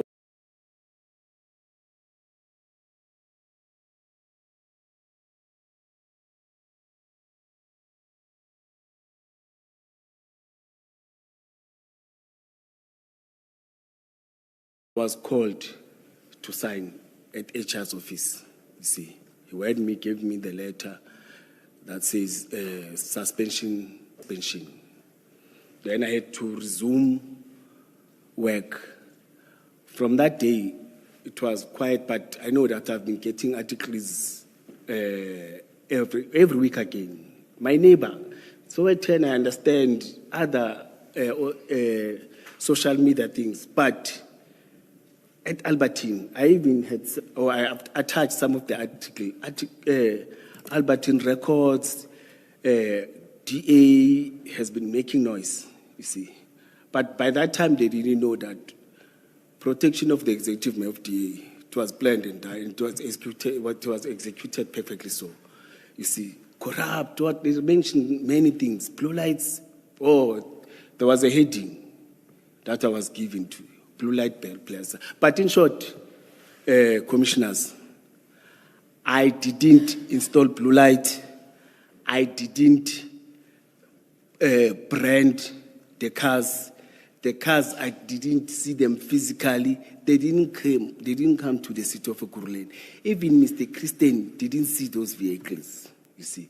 It was social media, and there was a document with a writing hand in terms of registration, and the article say Vusi Matlala's wife, Vusi what. By that time, I didn't know Vusi Matlala's wife and everything, you see. But now I could understanding now. Then I stayed, but before, I'm jumping, but before I started to resume, I was called by IPD. It's the day after, you see. The day after what? I came back to work. Yes. We want to see you. Who are you? No, I'm from IPD. We must see you. Come to Johannesburg. The first time I went to Johannesburg, in their offices, you see, it's about this blue light thing that you gave permission, you see. Then I said, no, it's fine. I informed my boss that I'm not working, I'm going to. They directed me, I drove with my private car, I parked and I went in. When I went in, it was 7 of them, you see. Sitting, it was Mr. Ku, 2 advocates, senior investigators. Out of that, there were 2 females and 5 males sitting like, you see. I said, oh. He said to me, I must talk to this thing of blue light, but now, I said, yes, the allegations. First allegation, it was this one of blue lights. Second allegation, it was a dump kill body. Third allegation, it was me giving members instruction to work outside the city of Ekurhuleni. There was a 4th one. I said, no, it's fine. I can respond to those allegations. But this one of a dump, I didn't know it, you see. But these ones I know. Since I worked from 2005, we've been working outside the city of Ekurhuleni. I've got documentation to prove that. Since I started as a new 2005, specialized units, since specialized units were formed, we've been working outside till now. Even now, they're still working outside, but it's fine, you see. Then I said, no, but I don't need, I will. Then I said, no, but I don't need, I will write those things. I wrote and responded to all these allegations. I think I wrote 3 or 4 but on this one, they said, are you aware that there are allegations that we instructed people to dump? I said, which body, my daughter? And what Brakpan are you talking about? They said, last year, there was an operation, you were not there, but you came in and gave you. I said, no, man, what operation is that? When they mentioned Yako, I said, yes, I remember, but it's a long time, man. I've not been working with Yako for a long time.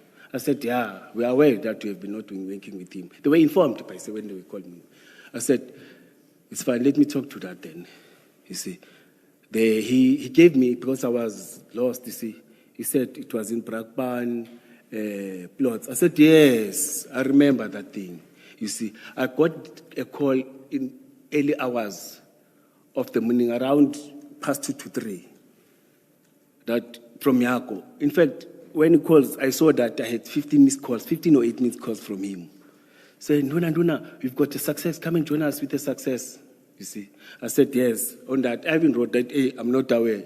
I was there for the success of goods that him and his team, or the guys that he's working with, they got. Even said, bring them here. I said, I can't just bring a media. For what, you see? But I drove the commissioner, you see. I stayed there for 3 or 2 minutes. I'm going to talk to that, you see. But all these allegations, I submitted statements. Then after 3 or 4 months or 5 months, I got a call from IPD HQ that, hey, we want to see you again. Remember, I met with Mr. Polo, I submitted, you see. He said, when you come here, come with all the documents that we're having for blue lights. I said, what blue lights? Okay, for EMPD operations, from EA working relations with Mr. Matlala and everything. I took, luckily I had a copy of an original plan that I'm saying I'm going to talk to you, you see. And the intent to donate. Then I had a letter that I submitted to Chief's office. No, I didn't have a letter. But there was another 3rd document that I had, you see. Oh, my statement. He wanted my statement to mention the registration of the cars and everything. And I even said to him, no, I'm even having the disc of those vehicles. He said, good, bring those discs. I said, I'm coming with them. And I went in, I submitted, I cooperated. You see, I even gave him he said, what I said, it's not even the disc. But the discs are there, you see. Then I gave them all those documents. Then it was quiet. Up until I got a noise again about blue lights. IPID is investigating me. IPID has submitted IPID has submitted to the Office of the Executive Mayor a document that recommends me to be charged internally. You see, I said it's fine. I'm the employee of the city. I know I didn't do that, you see. I'm waiting for them to start those processes, you see. But there was noise, but not directed to me. There was noise everywhere. But I worked. I went back to specialized services, continued with my work. In those processes, you see, members of THU, Truck Hijacking Unit. No, let me not jump something. In those processes, no, it's fine. In those processes, just that I don't have the dates and I can't state it chronological so, but Mr. Mzolo told me that, hey, they are charging your members by IPID. I said, for what? They said there's a truck that they took somewhere in Benoni, and that truck was not supposed to be pounded. They pounded that truck, they arrested, or they wanted to arrest the suspect. Okay, they charged. You know what? I know I'm having another blood. He's having another blood for me. I don't want to mention it there, you see. But we don't see eye to eye, you see. I said, no, it's fine, you see. But because they didn't communicate with you, it was intention to suspend. They suspended them. But they continued with their cases that they were told not to communicate with me. They were arrested at Boksburg.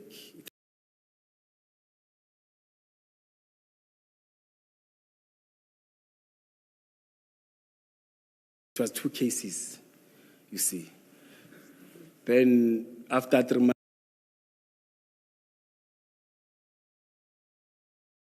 months, they came back. Then they told me, no, Mener, we won those cases. The other one was withdrawn in Benoni. We won those cases, we are back, you see. But now they are charging us for, they said they're going, Mr. Revo's piece attended the court every day there, sitting there. And he pushed that they don't get a bail, and that's what they related to me, you see. I said, no, but it's his choice, you see. But the case has been withdrawn, the other one, too. They're finalized. Then it was those stories then. But in that, you see, there's a private company that is contracted.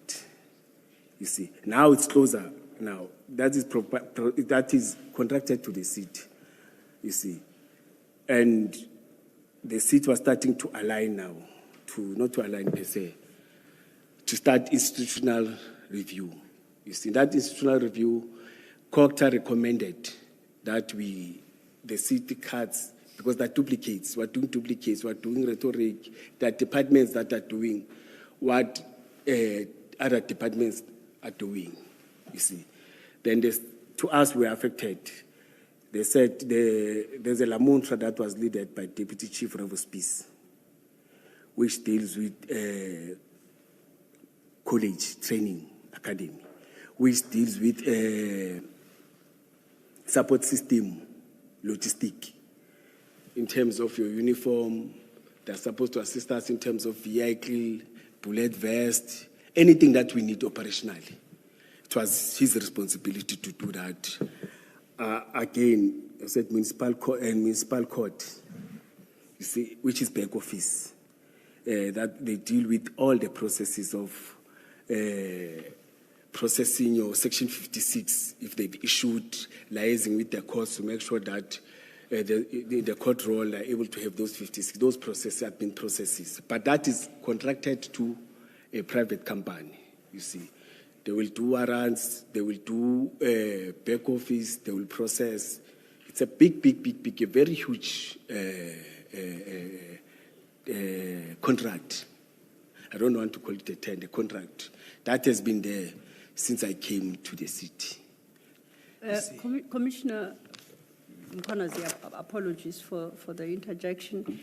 I would like you to refer to your statement and just flip through and give an indication which part of your statement you are on now. Well, yes. If you could just look at that. Yes, I wanted to talk to, when I'm in that process, when I was supposed to get in the structure, Mr. Revospice was no longer there. But he did know that he's no longer there. But on the other hand, he was his 60s, I think there, you see. Then I had to start, because the structure said all those responsibilities belongs to me now, you see. Then I had to check. When I checked, I wanted briefings, colleagues. How were you working? How are you working? Remember, we don't talk, me and Mr. Spies. You see, I'm supposed to get a briefing, you see. But this one is not going to get any briefing. And I must mention that when I took off as a deputy chief of police, I didn't get any debriefing. I didn't get any formal handover from Deputy Chief Goodman Mzolo, you see. I'm told that he wiped everything. I was very close to him. He wiped everything, told people that the person who's going to take over is going to sort himself out. But I approached him and said, Babu Mzolo, we are left with a few days and we are we're talking, me and him, you see. But I didn't get anything, you see. Even the last day, he just looked at me and said, Mkhwanazi, I will see you. From that day, I decided to block him. I said, I took him as my father, you see. But the same thing. But he was still in the institution, you see. And that time, there was a process of suspension, of allegation of the chief of police, of sexual harassment and other things, you see. But I didn't want to threaten that because he's my boss, you see, and it was done by the other departments that deal with that. When that happened, you see, I was busy with the process where I met Speed. Speed told me that, no, we have, 4 or 5 cars that were given to us to utilize by the private company that is contracted. The chief of police is aware the cars were given the cars by Deputy Chief Revospice. He's managing them, you see. We're even giving petrol cars to drive. I said, no, guys. Did they go to Christine? Where's the letter of intention to? He said, no, nothing. I asked the superiors, Deputy Director Vanda van Rooyen. She was reporting director. I asked Deputy Director Bloemhoff. They were deputy directors. I asked Director Johnny van der Merwe. They said, no, it's a private thing that they've done with Deputy Chief and the Chief of Police. I said, but I was suspended for this, the same process, you see. I called Mr. Stein. Mr. Stein, no, I know nothing about those cars. You see? Once again, apologies, Commissioner Mkhwanazi, and I do hate having to interrupt you and interject unnecessarily. But I must state for the record, I'm truly concerned for our time, right? And hence my invitation to you to have regard to your statement and indicate where in your statement we are in. And I want to make an assessment as to how much time you need for purposes of putting your version across. I have to indicate to the commissioners when the questioning should start. You recall that I indicated that we shall refrain from asking questions and we'll only try and confine ourselves to questions of clarity. Okay. And I think the commissioners have kept their part of the bargain in that regard, and I hope I have too. But we have to complete your free flow at some point. So perhaps if you look at your statement and I won't hold you strictly to what you say, but just give us an indication of where you are at so that we may know. Because if you check your time now, we are headed for 12 o'clock. Okay. And I wouldn't want you to place yourself under unnecessary pressure particularly when you now want to deal with your annexures. So please bear that in mind as you put your version across, that at some point we have to bring it to a close and allow you to substantiate what you are saying with reference to your annexures, which we haven't done thus far. Oh, thank you. Yes, it's paragraph 7. I will push for 20 minutes. Go ahead, please indicate the paragraph. It's 17, 17.1, 17.2, 17.3, 17.4, 17.5 for the cars. But I will push that. I push for 20 minutes on a high level. Oh, all right. Let me discipline and refer to this and not just talk. To discuss time. So if you say 20 minutes, that should take us to. Yeah, let's go on until 1:15. Yes. For certainty, you are not saying you intend to deal for the next 20 minutes with paragraph 17, right? Are you asking 20 minutes to wrap up your? To wrap up, yes. To wrap up what? The high level. Okay. The high level. I just wanted to make sure that I don't misunderstand. Thank you. Yes. And thank you for keep on reminding me and calling me. Thank you. You're assisting me. Yes. Yes. Then, Commissioner, I must mention that, you see, the tension between me and River Peace, I'm talking about paragraph 18, you see, started when we were coming in. Our background and our history, I think he checked us. Before we joined the Metro, we were from different political parties. We were young, participating, and we're not apologetic for that, you see, against apartheid. You see, there was a time where the council had a memorandum of understanding with NPA for repatriation of the exiled, or again assisting the families in terms of tracking and tracing. Our city played a key role on that. You see, when we were at stores, Captain Park, with one of the guys that was doing that, you see. Well, that was part. We submitted 2 names from the city, Metro police officers, you see. And they had a passion, they liked that. They were working on that, you see.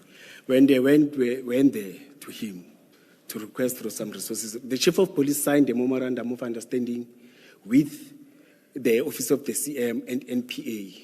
I was not part of that because I'm operational. But when I was there with Mr. Ndlovu, or Officer Inspector Ndlovu, who was part of that, Revo approached, or Deputy Commissioner Revo approached, we were talking, you see, approached him, say, you want resources for doing communist work, for doing terrorist work, you are pushing a communist agenda. I said, what? You see, doing that. You see, and want to use the state. I said, no. These are not your resources. The city has committed, the department has committed, and we are going to execute that, you see. Then I was very angry, I left. I'm told that when I left, they physically fought with that inspector. The history of that inspector, he's an MK, he was from MK, the one that came in and joined. He was very disciplined, and I know I worked with him operationally before he introduced me many of works, you see, records, everything is there, you see. But I'm told that they fought, you see. Then we were able to do our research. We discovered, I've got a document again that is attached, you see. That talks to that. That says he was part of the operatives that were going around the township. We showed him, you see. We went back and showed, this is Revo's piece. We were going around Tembis at night, shooting at black people and what. You see, but that created between me and him because we were there to show him that as much as we are saying we are tourists, we are not clean, you see. Then it was very bad, you see. But regarding, I'm on paragraph 20, 21, 22, you see. I've mentioned that some of the members were arrested and what. But on the same thing, you see, he came in here and said, all my members that are reporting have criminal case. I want to put it clearly that back of support staff deals with recruitment. Support staff deals with issuing uniform and everything. And there are members with criminal record that were recruited, that were appointed, that worked with the city. Some of them, they are having serious cases like rape, you see. And before you come in, you're supposed to do fingerprints. All of us. In fact, the city, every employee of the city, when it comes to do fingerprints and something, you ask yourself, how did that happen? You see. But along the way, there's a process where members, he said there wasn't attached that says that SAPS lost fingerprints of 775, or they were not collected from SAPS, because we were supposed to do fingerprints, or we're doing fingerprints, all of us, you see. But ours and others, they didn't come back because they said they were lost. You see, there's a communique talks to that. Again, I had a meeting with PESCO meeting. It's a meeting where I, as a Deputy Chief Gwabe, Chief of Police, shared by Chief of Police, him from stores, Gwabe is from Security and Loss Control, I am from Operations and Specialized, him is from Lamontos, I've said. Then licensing is part of community safety. In that meeting, we talked about vetting. There is an issue. Usually our meeting, we're taking 10 minutes. And that 10 minutes, it was a report. Report, start, Operations and Specialized Services is me. Immediately after I reported, when other people are saying, no. The chief said, I'm in a hurry. It happened for 3 consecutive times. But in that meeting, we spoke about the vetting. The chief raised it, that as we are appointed here, all of us, we need to do vetting. Mkhwanazi must do. We are all appointed here. We are all working for a security agency. Let's all go into do vetting. Because I had an email that says that private company now is the only one that is going to do fingerprints digitally. We are no longer going to use SAPS. And in that meeting I raised, why must we pay a private company? Whereas we can go to SAPS. SAPS is free to do these things. He said, no, SAPS, we are paying. And I said, no, but we can go and negotiate. But I didn't win that battle. Then in that meeting, stopped like that. Then in terms of the vetting, we agreed that we are going to do vetting. And I've said, I don't want to take, vetting is different from fingerprints. Vetting, you disclose yourself, you become naked, you give every detail. If you are having a girlfriend, you must declare there. If you are having this, what you're doing, you must declare. You must give your kids' phone numbers, contacts. In fact, you vetting is about everything that you are doing. You become clean, not even become clean, but you must tell everything. And it is only done by state security. Then in that meeting, I raised it that state security is supposed to do it, you see. And I will only submit it to state security. I said, Chief, no, I will coordinate it. I said, Chief, it's fine. Let state security come here so that we give. I won't give any junior, because I was aware now that there's this clique against this individual, you see. There was tension. We're not working together, but it's fine. We agreed. In the morning, I got an email that says, Chuchu, Jay, you must submit, I've attached it. You must submit your things to my office. I said, no, Chief, that's not an agreement of our engagement yesterday. Yesterday we said state security. You see, in that WhatsApp, I'm not going to comply to this. I've said it. He said, sure. I didn't talk a lot. He said, sure. Then it was like that. Let me try to understand you. So you don't object to vetting as such. What you are objecting to is you submitting your documents to a junior person in the chief's office. It's 2 things. It's to do fingerprints with the private service provider that is close to somebody. Why I'm saying that time I was aware that all those are close to them, or there are people that are close to them that are having criminal records, but in the list that is submitted, they don't appear. You see, the only sinner that is appearing, it's me, that I didn't do. You see, and there was no communique to me.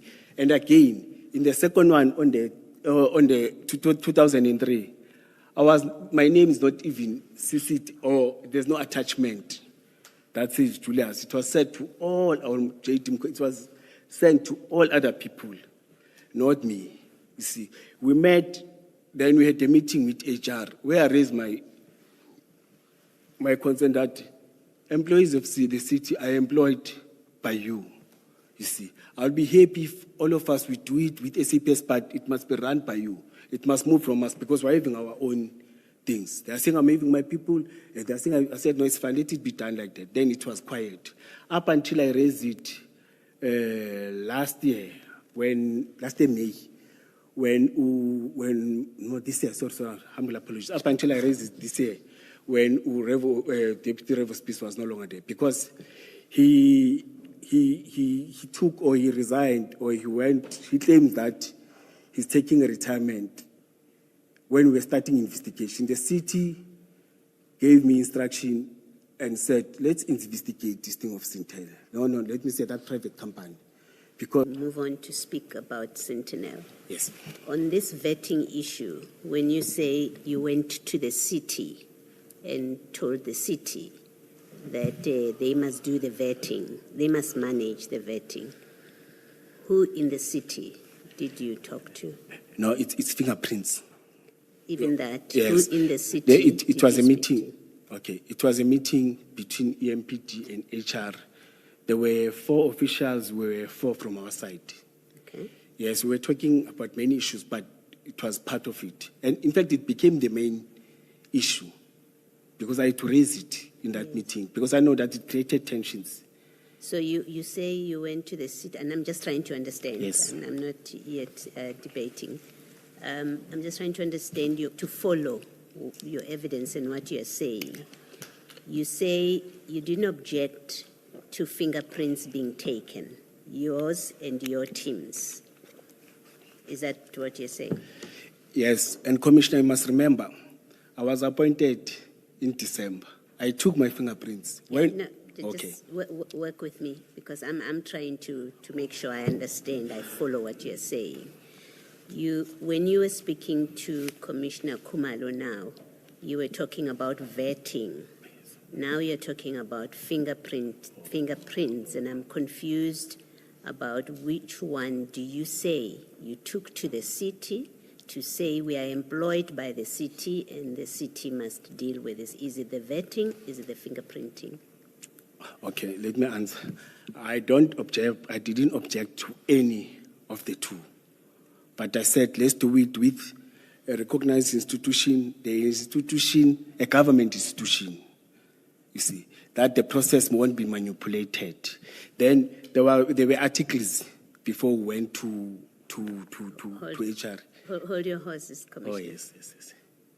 When you went to the city, you took it out of the EMPD and you went to the city because the city is the employer.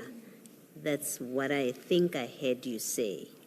My question is, in the city, when you went to discuss it with the city as the employer, who in the city did you have that discussion with? No, yes, I'm going to answer that. Okay. Yes. When we went to HR, it's their function to employ, to recruit, to promote. It's not our function. Us is to request from them. But us as MP did that. Then there were articles, newspaper articles that said 300 and something EMPD officers are having criminal record. Okay. Then we were called to say, let's have a meeting with HR, and it was legal and corporate and HR to finalize this thing. Then we went to a meeting in Jimistin. It was 4 officials from HR. Hold on. I'm asking you, you say it's HR. You've now narrowed it down to you went to HR. Yes. Who in HR did you speak to about that the city must manage your fingerprinting, whether you're fingerprinting or vetting? Who in HR? Yes. In that meeting, those that I can recall, it is Madam Futi, I forgot the surname, and Madam Dombi, and it was advocate from Legal and Corporate. It was Advocate Zulu, who were part of the meeting. Okay. Then from our side, it was the 3 or 4 of us, me, the Chief of Police, Deputy Commissioner Revo Spies, I'm not sure that Commissioner Gwabe was part of the meeting, but it was a team of 8 or team of 7 in that meeting. Yes. I know you have given names of who Yes, from yes, HR yes. dealt with. We may have others, but those that I can remember, you see. I accept that. Yes, Thank then we discussed that the process is going to start them from their side because they are supporting staff. They will submit names and what. But till today, it was quiet. That never happened. Up until I asked the CMA, there was this process, guys, formal so, you see. We need to do those processes because on our oversight, each and every month, we sit at oversight account to councillors. You see, councillors want to know about challenges that we're having, progress that we're having. We must give report about our monthly operations, monthly program developments that are taking place in the department, you see. And there was noise about this thing of fingerprints, the media, you see. But it's disappeared. But in an honest sense, it was 775 fingerprints that were not submitted, or they claim that SAPS lost them, or they were not collected. And there's another report that we submitted that talks to, for the past 5 years, as the department, we had 1,000 and something internal investigations. Some are external. Some, they include IP. I've attached that report. Some are including IP. Some are talking about misconduct. Some are talking about those that are arrested and the court has found them guilty. Some are talking about those that are investigated. Some are talking about, but all those, the investigating team was requested to submit for the past 5 years. That's a report that was submitted, and it is attached here, you see. But after that, nothing happened, commissioners. Then it was the challenge then of us and the investigation of stores or the contracts that are taking stores. Then there's a communication where we're instructed to run that. I instructed, because that time I was the acting chief of police, Mr. Mkhwanazi was suspended, you see. Then I requested that we appoint a person at a very senior level who will understand with the team of investigators to start those investigations and everything. Then there was a communication between us and the city. The city, I'm talking about other relevant office of the CM, office of the group CFO, and other relevant about these investigations. But there was no cooperation. The only cooperation we got is when we spoke to the director. The director said, no, I'm not managing that contract. The person who's managing in a formal meeting, and I think they spoke about that formal meeting, where they said it was the CM and HODs and directors, and I was part of that meeting. You see, everyone was scribing, taking, you see. It was part of that, you see, that we must start investigation. It's a different meeting. In that one, there was Mr. Mkhwanazi. It was before he was suspended. It was about the conflict and the tension that we had. The city manager called all of us to call order. But it was very tense in that meeting, you see. And I'm the one who said,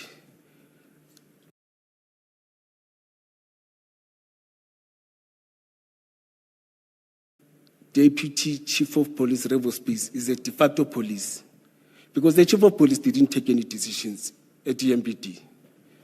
I'm saying the Chief of Police, for the past 10 years as the Chief of Police, the decisions were taken by Director Revospeace, Deputy Chief of. You will talk to the Chief of Police, Babane, you will agree, he will understand you. But immediately when there's somebody, he will turn.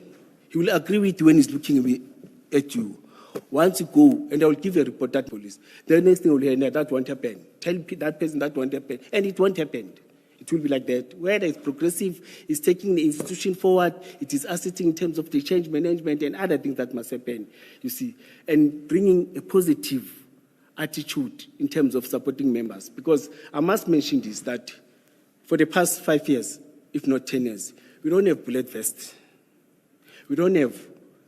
It's only EMPD that doesn't have uniform. Now, when you go around and see female officers approaching you with their trousers, may I stand up just to show? With their trousers here, patched. No, it doesn't give a good reflection of the ambassadors of the city. I call them ambassadors. You see, you send officers to respond in a very challenging situation. You don't have communication radio. And to be honest, the city does provide. There's somebody who's sleeping somewhere who doesn't think of those that are operational.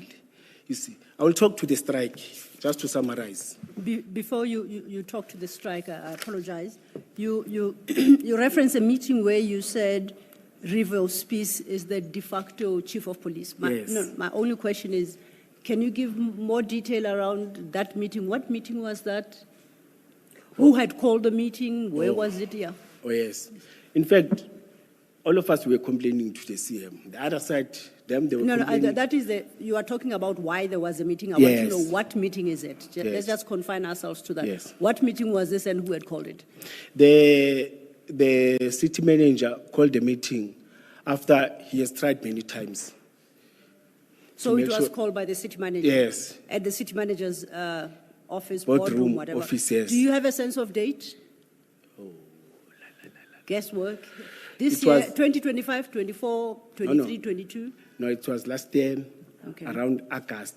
Okay, 2024, August. August, September, early September or late August. Okay, that's very helpful. You see. Thank you. I Yes. won't take it No. any further. I interrupted you.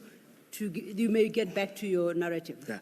But it was after many considerations that were raising to the Yes. city manager, all of us. He decided to call all of us. Okay. Call order to all of us. Today he was very specific to all of us that the department is going down on drain. Yes. Instead of you, all of you, including I, you see, instead of you focusing in terms of development, in terms of providing community safety in the city, we are fighting for smaller. I don't even understand what are you fighting for, you see. But then we moved, then they had the meeting as after raising concerns, all of us raised concerns, even other directors. It's arranged by concerns too. Then he sat with the chief of police. But after that, the chief went on special leave, or he went, it was a special leave, something like that, you see. But it was after the frustration that we raised that we are not going anywhere, you see. And when you sit at oversight, they will tell you that you don't spend. See, we don't spend how? You see, all the budget that is allocated to EMPD is going back. You see, there was a time when we established a land invasion, we were giving 37 million as the city to make sure that we procure resources, we capacitate land invasion, because the city is suffering in terms of land invasion.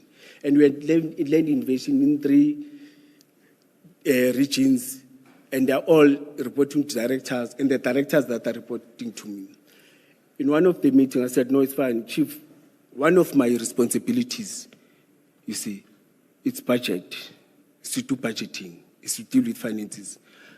Can I be given a plan to make sure that we plan and make sure we utilize that 37 million? So what 37 million? He said, hey, there's no 37. The finance took it. I drove to finance. The finance said, no, don't point the finger at us. They said we must move that to security and loss control. I said, no, they can't move without money, without me knowing. But it happened. And secondly, operations is supposed to run this private, this contractor that I was talking about, because it has to do with operation. It is us that are doing traffic law enforcement and everything. But it was decided, no, we will manage that, but it's fine because it was having its own thing. The strike that came in last year, March, I'm summarizing, you see. The strike that came in last year, February, March, of the frustrations of officers in terms of they demanded salary increase, they demanded transport, they demanded promotions, they demanded, there were 5 or 6 demands. But it was the frustrations about the building that we're having. Commissioner, I invite you one day to come and do surprise visit. Food is good while I'm still suspended, you see. And check the buildings where officers, EMPD officers, are reporting to. Some ceilings are collapsing. Whilst there's a budget that has been allocated. You see, secondly, we're able now, you see, able to push when DSP or Deputy Chief retired. No, not retired. His line is not retired. He went to the city of Tshwane, and the chief was suspended to buy more than 100 cars. You see, the cars that we were unable to buy for 5, 7 years, 8 years. You see, now the guys that they are busy with the issue of uniform and other things, because we discovered that some of the uniform, not to say it's not there, the uniform is hiding somewhere in containers. The containers where we keep cars, stolen or not cars, damaged cars or cars that were impounded. You know why they were hiding there? So that you keep on pushing the service providers to provide uniform. But when we go and demand for uniform, there's a photo that I'm going to provide. I, as a deputy chief of police, it is difficult to get uniform. There's a photo that they presented that I was wearing sword, we're looking down we call them gadgets. Yes. Yeah, you see, it was like a joke. Commissioners, our gadgets or our sword must look down. Then that means everything must follow the same code. But our gadgets, it's an opposite. You see, and when you wait like this, not nice. I've provided photos. We'll see in terms of these photos. It leaves something like it's not supposed to follow your collar. It must be nice. When you look at the SAPS uniform, you may feel jealous, but ours it doesn't. It's not like that. You see, we raised it in the meeting. In that meeting, Sorry, Commissioner. You have the ones that run down like this. And then you have others, or I don't know the difference between Georges and all that. But I'm just referring to what has what do you call them? The sword. Eclipse. No. I'm referring to what's the on. swords. There's a sword, and then what else? Or it's a sword and 2 castles. And 2? Castles. Yes. 2 round castles for... Those Yes. you have them on the shoulder and you have some running here. Yes. Now, which ones are you talking about? Those that run down here? Yes, and they must align. If this one is looking down, all of them must... I'm asking you this because that's my understanding of the You are correct, Commissioner. Yes. It's the one on the shoulder. Yes. I see you now focusing on the one because you've been indicating. I see you focusing on the one that sort of runs down like this. Do you want to focus on the one on the shoulder? Yes, no. Because according to your colleagues, the problem is with the one on the shoulder. Yes. You are correct, Commissioner. Yes. I'm saying the one at the collar and the shoulder, they must align. You see, you can't wear this one looking up and this one looking downwards. Then when you wear this one looking downwards, it leaves the gap, you see. Yeah, but for all other ranks, directors, deputy directors, downwards is fine. But for us as commissioner, they didn't do it correctly, and we're issuing it, you see. But there's a photo I will show you. You can see that when I'm wearing the combat one, it's correct, but the step out one is not correct. But to summarize it, there's a question that I was asked, that, hey, you are wearing this rank. Where did you take this rank? It is now 19 minutes past. I will allow you until 1:30. Yes. At 1:30, I will stop you. Yes. Who conferred you? Who appointed you? I went to the interviews. I applied. We went to the interviews. On that day, it was me and the deputy director for this position, you see. We started at the interviews. I attended the interviews. We were informed I was informed that I must go to somewhere in Sandhurst or somewhere in Sandton. It's the second interviews with external, you see. But whilst I was still waiting, that I got an invite. It is attached, you see, that the processes of court says that for that position, you can't only do internal interviews.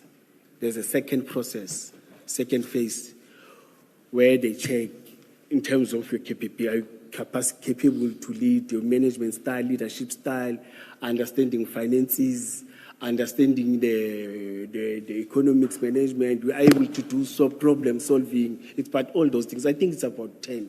You see, I attended. It's like a psychiatrist. Say what it's called. There's a best terminology that I want. Psychometric.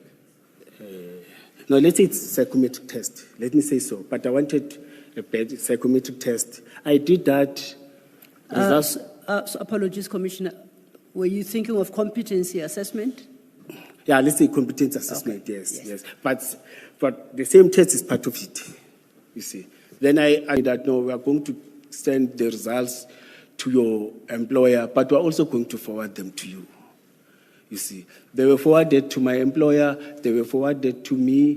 Then I was called, Mr. Mkhwanazi, you are successful in terms of this position. You may come, it was November, because I was supposed to start. I started on the 1st. I went to HR, asked different commissioners with other metros. In Johannesburg, they've got their own HR.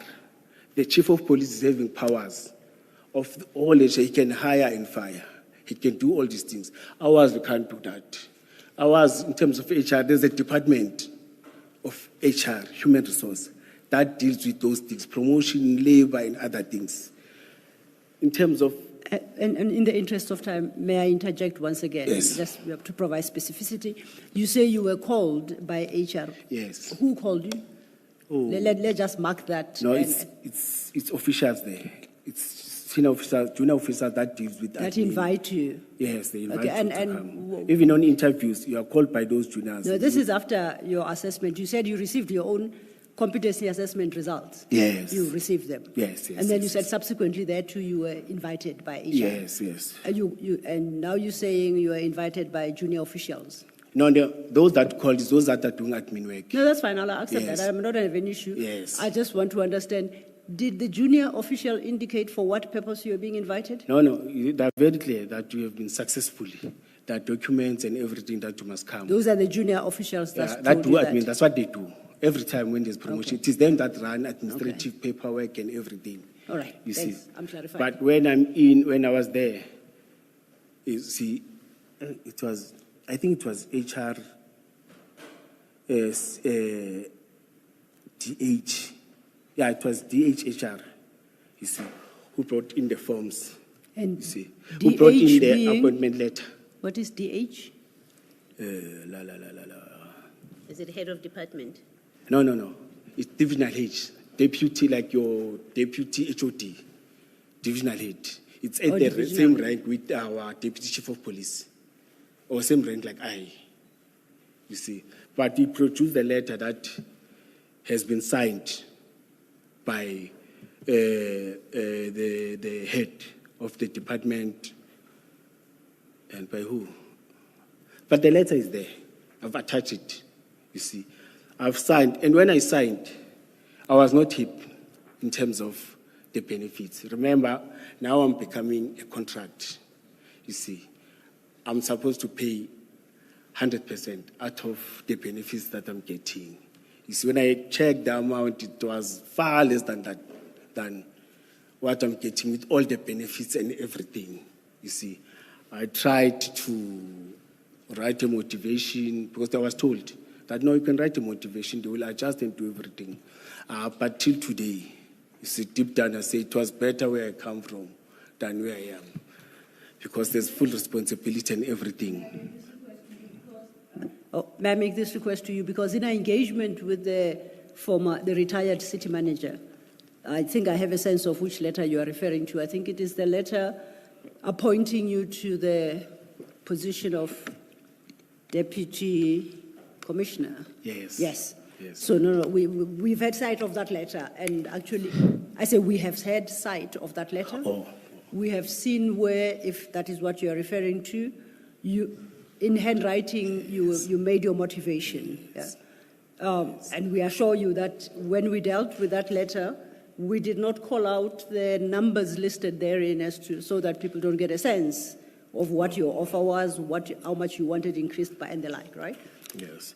And it was... My question is, would you be able to provide at least the commissioners, even if it's on a written piece of paper, what you were earning before you were promoted on a permanent basis, yes, so that they can have an appreciation, yes, of the drop in salary you then were to experience by accepting this position? Yes. And yes, commissioners, one must mention that, when you are from inside, getting promoted from the director to that position, you are losing. That's why it can't even attract any other people. That's why it was only two of us. It's the person from a deputy director downwards that will see something. But from the director position, you are only taking responsibility and a 5-year term. Unlike those that are having overtime benefits, housing allowance, and other allowances. And they know they're having them permanently so. So, Commissioner, you don't have a challenge, right, providing that at the right time? It doesn't have to be now.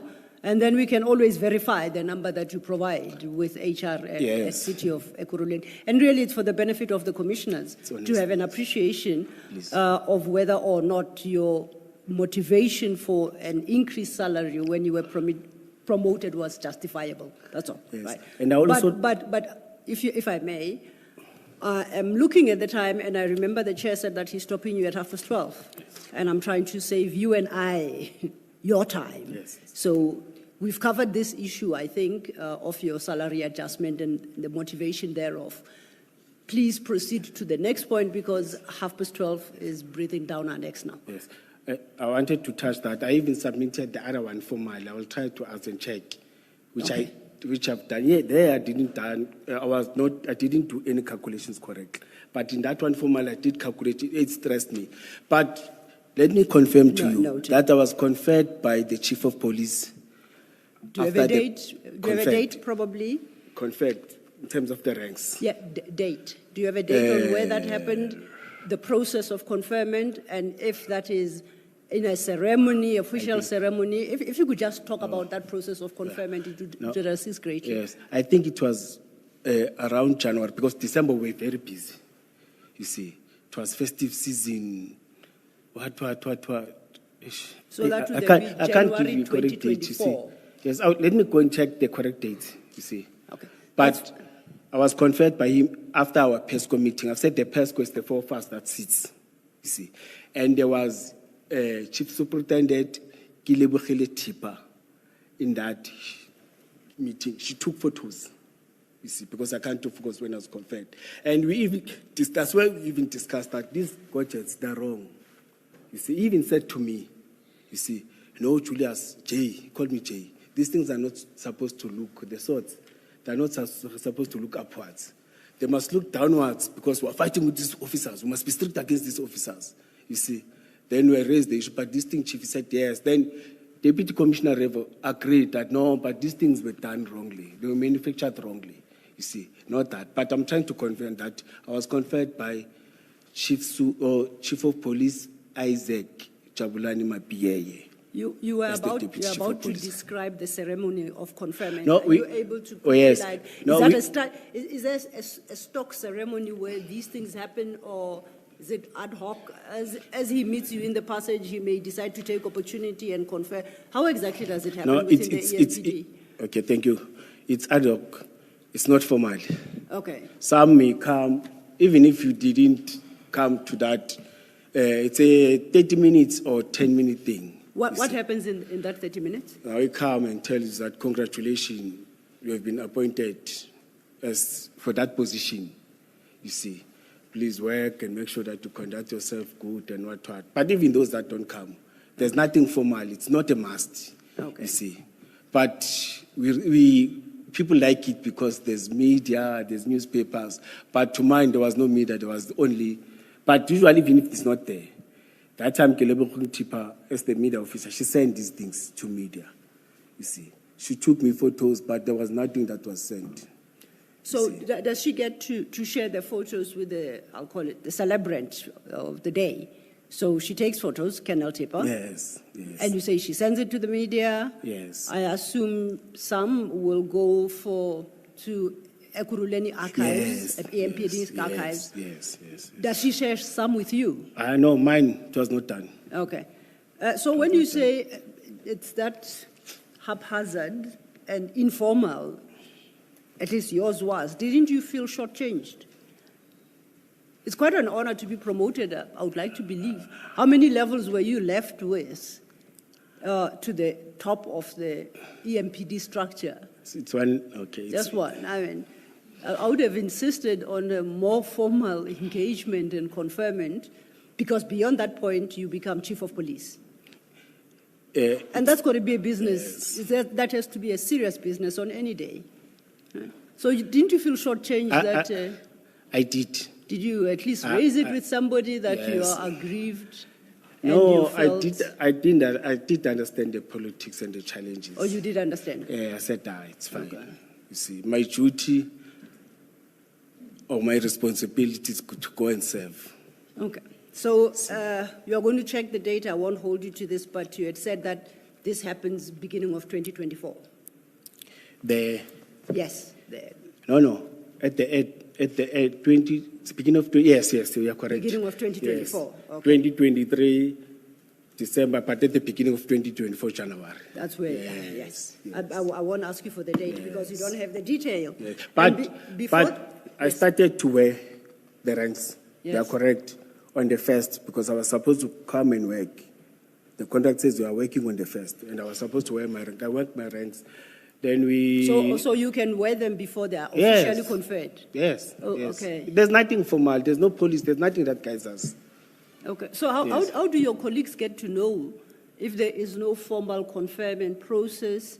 How do your colleagues get to know one day to the next that perhaps they should start saluting you now because they are junior? Will they just see you with different Georgettes and the like, and they know, oh, things have changed? I called our logistic. Yes. The deputy chief rev is correct. I need the ranks. They said I'm appointed as the deputy chief of police, but they were aware. The top management was aware, but they didn't tell the juniors. So then, if yes. you managed to get them before the chief of police conferred them onto you, what was the purpose of January 2024? You already had them. Yes. So what was the purpose of that entire exercise? I don't know, because December I was operational. It was festive season. We were everywhere. So why didn't you ask them what's this? It's the chief. Maybe it's the formalities that you want. I know. Now, where did you obtain them from? Do you buy them in a shop? Huh? No, the stores. The stores. Yes, but they don't just give you. They want an appointment letter. Oh, I see. Yes, so, I had to give. They don't have to be instructed by the senior, either confirming your appointment or who shall be conferring the rank. It is enough that you, the beneficiary, if I may call you that, presents yourself, waving your letter, and you say, I've come to get my Georgettes, and there's another name of the other thingies. I was not sure that time with their processes. But, which one did you adopt? To me, they were strict and say, Nduna, they respect him, they didn't fight with me. Nduna, we'll need a letter. Yes. So I had to give them a letter. Then that's when they started to give. But in fact, they didn't have. I had to take the one that were left by Mr. Mzolo then. Oh. Yes, the old ones. And where did you get those ones from? From the stores. Oh, okay. Mr. Mzolo handed them back into the store. Yes, you are supposed to hand them. Uniform. Oh, you don't keep them for life? No, it's not yours.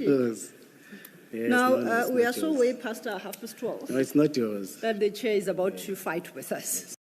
So if I may then, you ask that perhaps we use the next 25 minutes or so engaging now with the content of your statement, hopefully to take us to lunch. I'm requesting for bathroom just for 1 minute. Yes. I don't know. It's not for me to say yes. I apologize. Oh, sorry.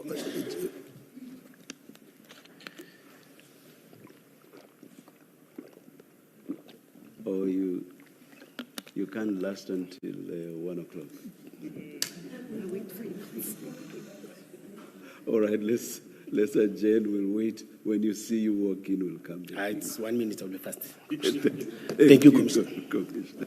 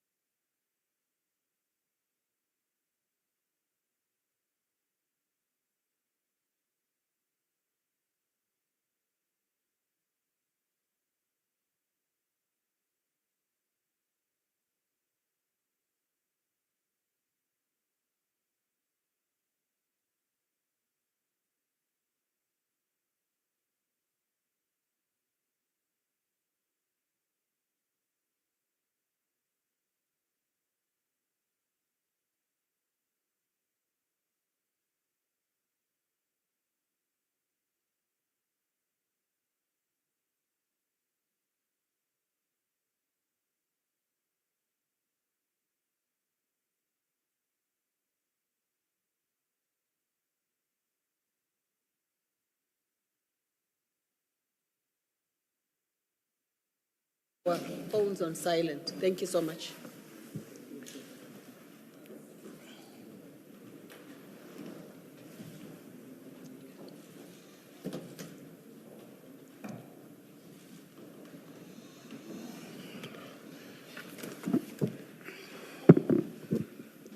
Commissioner, I must apologize. I should not even have suggested that you should last until 1 o'clock. Thanks, but I cannot resist saying this.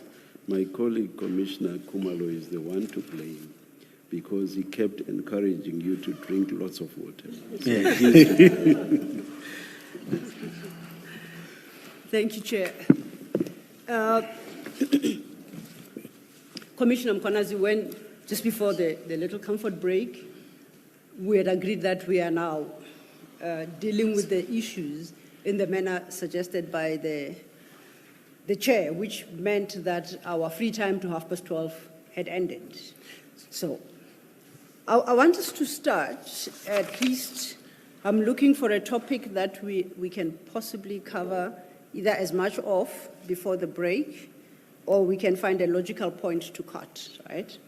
And for this purpose, I want us to go to your paragraph 6 at page 4. And this is the issue of Mr. Van Wyk starting at 5 and the memoranda of understanding at paragraph 6. Do you see where I am? At paragraph 5, you talk about approaching Mr. Van Wyk for assistance of students. Do you see? Yes. Paragraph 6, you introduce the concept of the MOUs. Yes. Right? So you have next to you a box of files. And if you look at the spines of those files, you'll realize that they each bear a name. So you'll have Mapieye, you'll have Spies, you'll have Ngiza, and you'll have Tepa. These are the EMPD witnesses that have testified.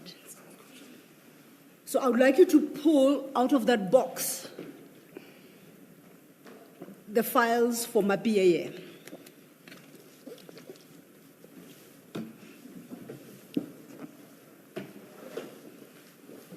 Now, there'll be two, I want the annexure file, really, for the moment. One is written statement, Mapieye statement, the other one is Mapieye annexures. Yes. You've got. So as soon then as we have located our Mapieye annexure file, you will notice that the documents in there are all flagged and numbered inside the file. Oh, yes. Do you see that? JM. Yes. They're all JMs, and they start from JM1, and they will run until JM35. Yes. Okay. So when I refer you to a document from a file like that, the annexures file, I'll identify the JM number, and I will also direct you to the page number where that annexure is, and I'll describe the annexure for the record. Yes. Are you happy with that? So now let's start at JM12. And no, sorry, JM11, I apologize. JM11 starts at page 55 of the Mapieye annexure file.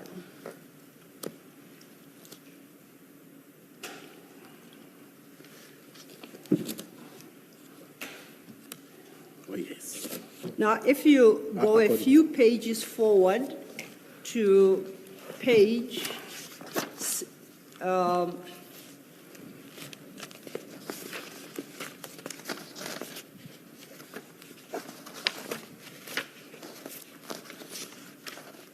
we've got I said JM11 at page 55, correct? I shouldn't confuse you. Yes.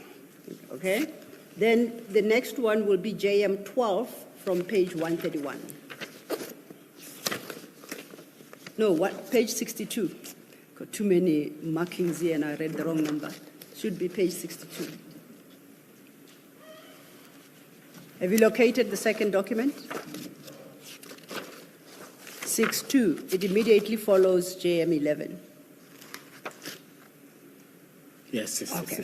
Now, for the record, please confirm that JM11 at page 55 is titled as follows: Agreement entered into between the Ekurhuleni Metropolitan Police Department, duly represented by, it makes provision for a name, but currently that is unfilled, and Medicare Emergency Medical Services / Anubis Protection Services, and in brackets immediately below that, duly represented by Mike van Wyk. Yes. That then is followed by the following words in tramlines: Memorandum of Agreement. Do you confirm that? Yes. Now, let's go to page 62, which is JM12. And insofar as headings are concerned, it's more or less the same, except instead of Medicare as the other contracting party, it cites CAT VIP protection, in brackets, duly represented by Vusimus Matala. Yes. So now, when we look at your paragraph 6, you reference the MOU. You say, and I read, please follow as I read your paragraph 6 and show that I'm not misstating what you say. As for the MOU, proper communications were done, and there were processes and procedures which were followed between Medicare and Mike van Wyk with email address. You give the email address. Myself and the Office of Chief of Police.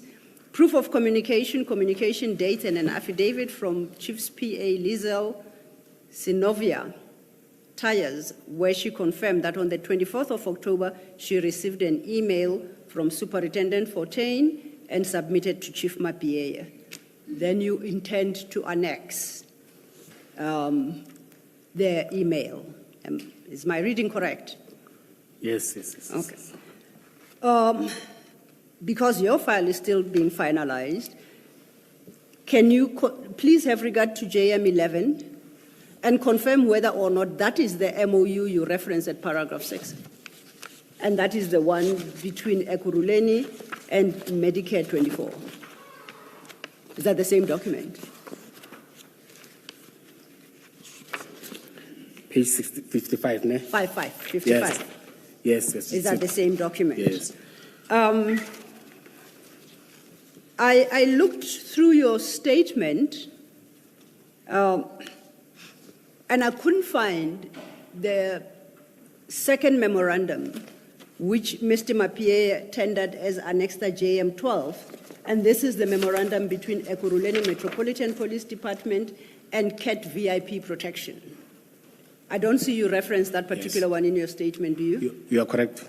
Okay, now why did you, was that oversight on your part, or you omitted it because you have no knowledge of that particular memorandum? You only have knowledge of the Medicare 24 memorandum. Okay.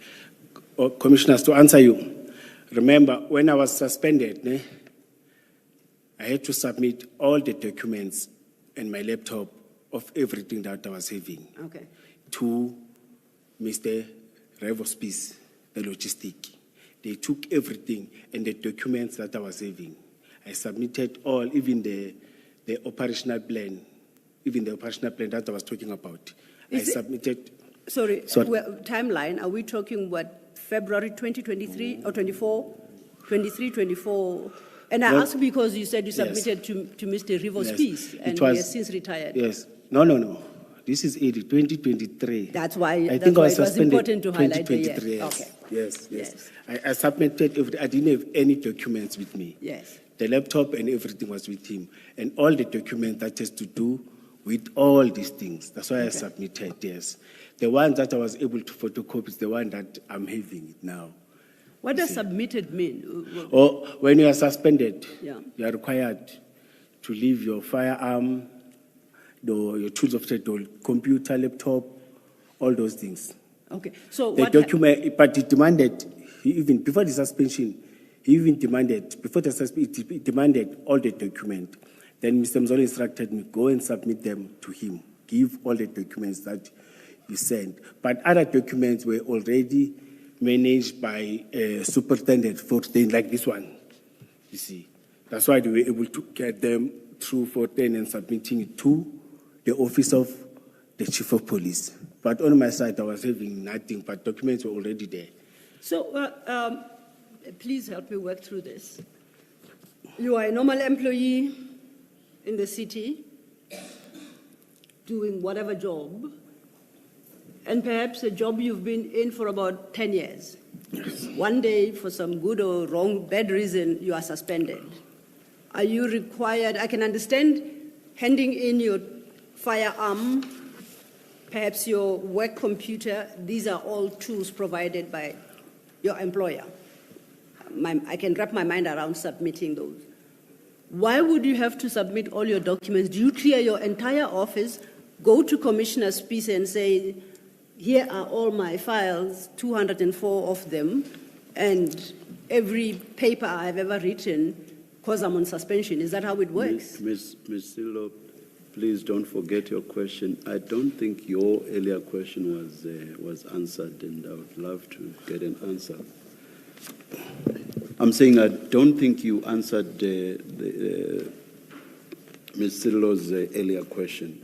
So I would like to get an answer to that. It was a simple question as to why you do not reference the CAT VIP memorandum.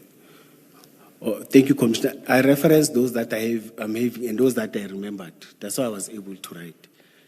You see, and I even mentioned at the surely bottom you do deal with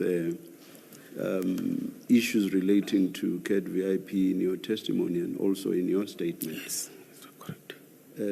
So what was so difficult simply saying there was also an agreement or memorandum that related to CAT VIP? I think that's the essence of the question. And you have not forgotten that fact, surely, the very fact that you do talk about CAT VIP. So why did you not reference the memorandum in that regard?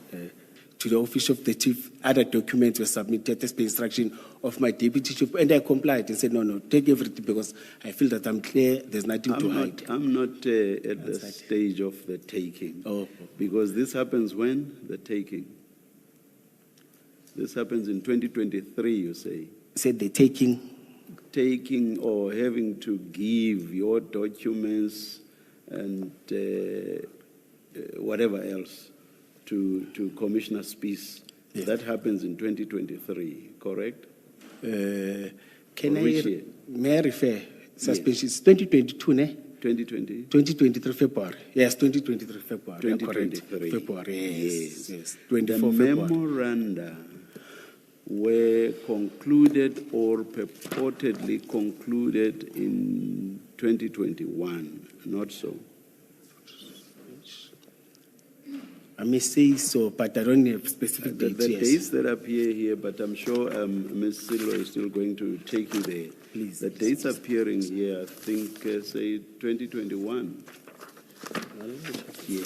So the simple point I want to make, Commissioner, is that I do not understand your repeated reference to, no, my documents had since been taken. Point is, as at 2021, these agreements in terms of the memoranda are concluded or purportedly concluded.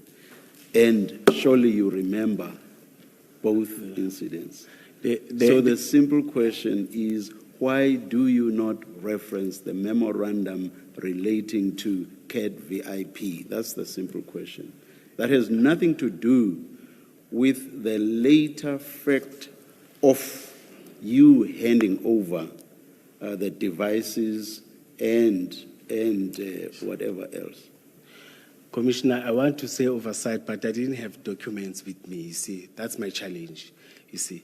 But I forwarded all the information that I'm having. Yeah, what I'm saying is, it's difficult for me to understand that you had forgotten because you do touch on the involvement of CAT VIP in the metro. You had not forgotten about that. You go into some detail in your testimony, the state of the city address, the role that CAT VIP was to play and actually played in the protection or the security provided at the state of the city address. So you remember. So it's on that basis that I say I find it difficult to understand that you would forget that there was a memorandum that concerned CAT VIP. Do you want to comment on that? No, I won't forget. That's why I was able to touch. But then that if you won't forget, that immediately takes me back to Advocate or Ms. Sillo's question. Exactly. Why did you not reference that memorandum then? I think it may be my oversight when I was submitting yesterday. Thank you. That's the simple answer. Yes. Ms. Thank you, Sillo, Chair. Yes. Thank you. Thank you. So you referenced the Mike van Wyk Memorandum of Agreement, Medicare 24. Now, in trying to explain to me why it is you decided to reference one and not the other, you spoke about your suspension in 23 and handing over your tools of trade to Commissioner Spies. But then you said all your documents you also hand over to Commissioner Spies. And you were about to explain whether that's how it happens at Ekurhuleni, that you hand over all your files and every scrap of paper you have ever produced in that position. Once you are suspended, you are not dismissed, you are just purely suspended. Firstly, is that how it happens in Ekurhuleni or EMPD? if there's a difference? And secondly, when the suspension is uplifted, is possession restored to you, or what happens? They disappear into the deep black hole. How does it work? Oh, Commissioner, remember I told you that immediately when you get the letter, you are told that intention first, not suspension. You are told that you must automatically leave the building. Yes. Don't be anywhere next to the building. Yes. You see. Then within 48 hours, you are supposed to submit, or within 48 hours, you must respond in writing. Then within that 48 hours, you're supposed to submit everything, but you are not allowed in any building now, you see, or in any space of the municipality. Okay. You see, I can go to municipality to go and pay services because I'm a resident. Okay. You see, but they take it from our salary. You don't have to go there. You see, then that's how it happens. You are not allowed in any space. Remember, and those offices are not your offices. They're municipal offices. They can go when they're doing investigations. They can go at any time, take whatever document, and you're not allowed to communicate with the subordinates. No, I appreciate and that. Right now, I'm visit. pursuing the fate of the files. Yes, So I understand get you. everything you're saying, Yes. and I do accept that once you're on suspension, you're not permitted to set foot at your employer's premises or attempt to go into your office. I accept that. Yes. I was just trying to understand when you suggested that you gave your files to Commissioner Spies, because I want to run ahead and say, I know that your suspension was uplifted on the 24th of June, 2023. Oh, yeah. Correct? It's juniors after 3 months. Business Yes. is When you went back to the office, how did you locate your files? Did you ever locate them? Were they gone for good? What is the position there? But there are two things that I did. Yeah. I didn't want my firearm back. You didn't want it back? Yes, because it was used. They took it to the ballistic, or they used it. Okay, You let's see. park. I want to come. You see, I want us to park that. We'll Yes. come and deal with it because that's an interesting aspect Yes. you introduced. Let's Yes. let's Even- finish the files. Yes, even the laptop.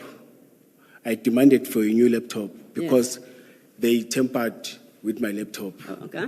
I'll put it to the list of what we are Yes. coming back to now. Yes. So when we come Yes. back after lunch, we are going to talk about this tampering with the computer, your laptop, and the ballistic issues. But for now, you are still. We are still trying to track down your files, remember? Yes. Where are they? You are back in office on the 24th of June, 2023. Where are your files at that point? Now it's my laptop. You see, files that we submitted, they are with Commissioner Revo, and the other ones, especially this document, were with Madam Forstein because they were submitted. She was facilitating the process. If you are back at work after your suspension is lifted, I take it that you are expected to do the job you were performing before you were suspended. Now, when you are confronted with a situation that your files are taken, how are you expected to do your job? There was no communication. I continued because I know operational work. That's what you get. So you just did it off the top of your memory? Yes, You Commissioner. rejected the computer, the laptop. I'm hearing it for the Yes. first time. So you didn't rely on stored information in the computer. Spies made off with your files, or Commissioner Spies made off with your files. How do you continue with your work? That's an exceptional memory, No. if you rely on memory. Okay. No. When you come back, Yes. remember, they restore the new computer, they program it. You are able to retract some, Okay. able to get some. You All see. right. But remember, right time I'm back, there's nothing that is happening. I'm continuing. Oh, I had to respond to IPT, then I wrote that thing, then I continued with other things. And some document that I was able to submit, I submitted them. Now, this JM11, the Van Wyk, I'll call it the Van Wyk MOU, just purely so we don't confuse it with the other MOU, which is not part of your statement, the Matlala MOU. Yes. Where did you get this MOU for purposes of this commission? No, I didn't submit it. I don't have. You don't have it? Yes. I said, no, let me be honest. I was able to get information from you, commissioners, from this commission. Anything that has to do with me and the documents, and I was so surprised. I even told the person that I consulted yesterday, he said, what, you know what, it's like I got information from you of what was happening about me, what is taking place, and There was nothing. It was quiet, except Okay. the newspaper and everything. So Yes. technically, therefore, this MOU you received from the commission when it served you with the notice that they would like you to present yourself, and the commission referenced in that document, you remember we called Rule 3, Yes. the witnesses that have testified and have implicated you. If you go to that document Yes. with the flag Rule 3 or second page, it lists the witnesses, Mapier, Spies, Niza, Tepa, and Witness D. Yes. So you are told that by the commission. Yes. The commission has assisted you to get full copies of their statements. Am I correct?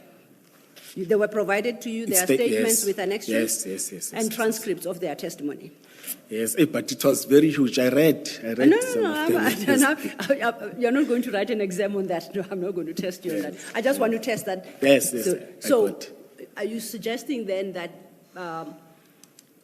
you got, for instance, the Van Wyk MOU from what the commission provided to you? No, I submitted the documents that I'm having to you because I was told I'm going to get a file from you that is having all the documents. Yes. Yes. So That's then what I that did. takes us back to the chair's point. How do you remember the Van Wyk MOU in your statement, and you don't remember at all the Matala MOU, which in the documents made available to you by the commission follows immediately the Van Wyk's MOU? Please help me understand. that. Yes, Commissioner. That's why Yes. I've said maybe it's my oversight, but I spoke to those that I'm having. There's a letter that I'm having that spoke. I didn't get it from you. That Lizelle wrote. I'm having the Jamin 514 communication of the 21st Okay. October. I'm having those. I spoke to those that I'm having. Then I was able to check Madam Lebu's Tipa's testimony, Revo's testimony, you see. But not all of them, because I wanted to, I was pressured by time. I wanted to respond and Appreciate submit a that. statement. So then in closing, Ms. Lo, the break. I know, yes. Can I just close this topic with it's just a comment? In fact, it's not even a question. So, based on this engagement we've had, would you agree with me that our recommendation to the commissioners is that they should not form a conclusion that you deliberately omitted the Matala MOU? No. It just fell Yes. through the cracks. Matala and the name Anibas Protection Services. No. Yes. So Yes. when we come back after lunch and we talk about these documents, you'll be able to guide the No, yes. commissioners. I will talk Okay. to them. Thank you. Thank you, Chair. Let's adjourn and come back at 2 p.m.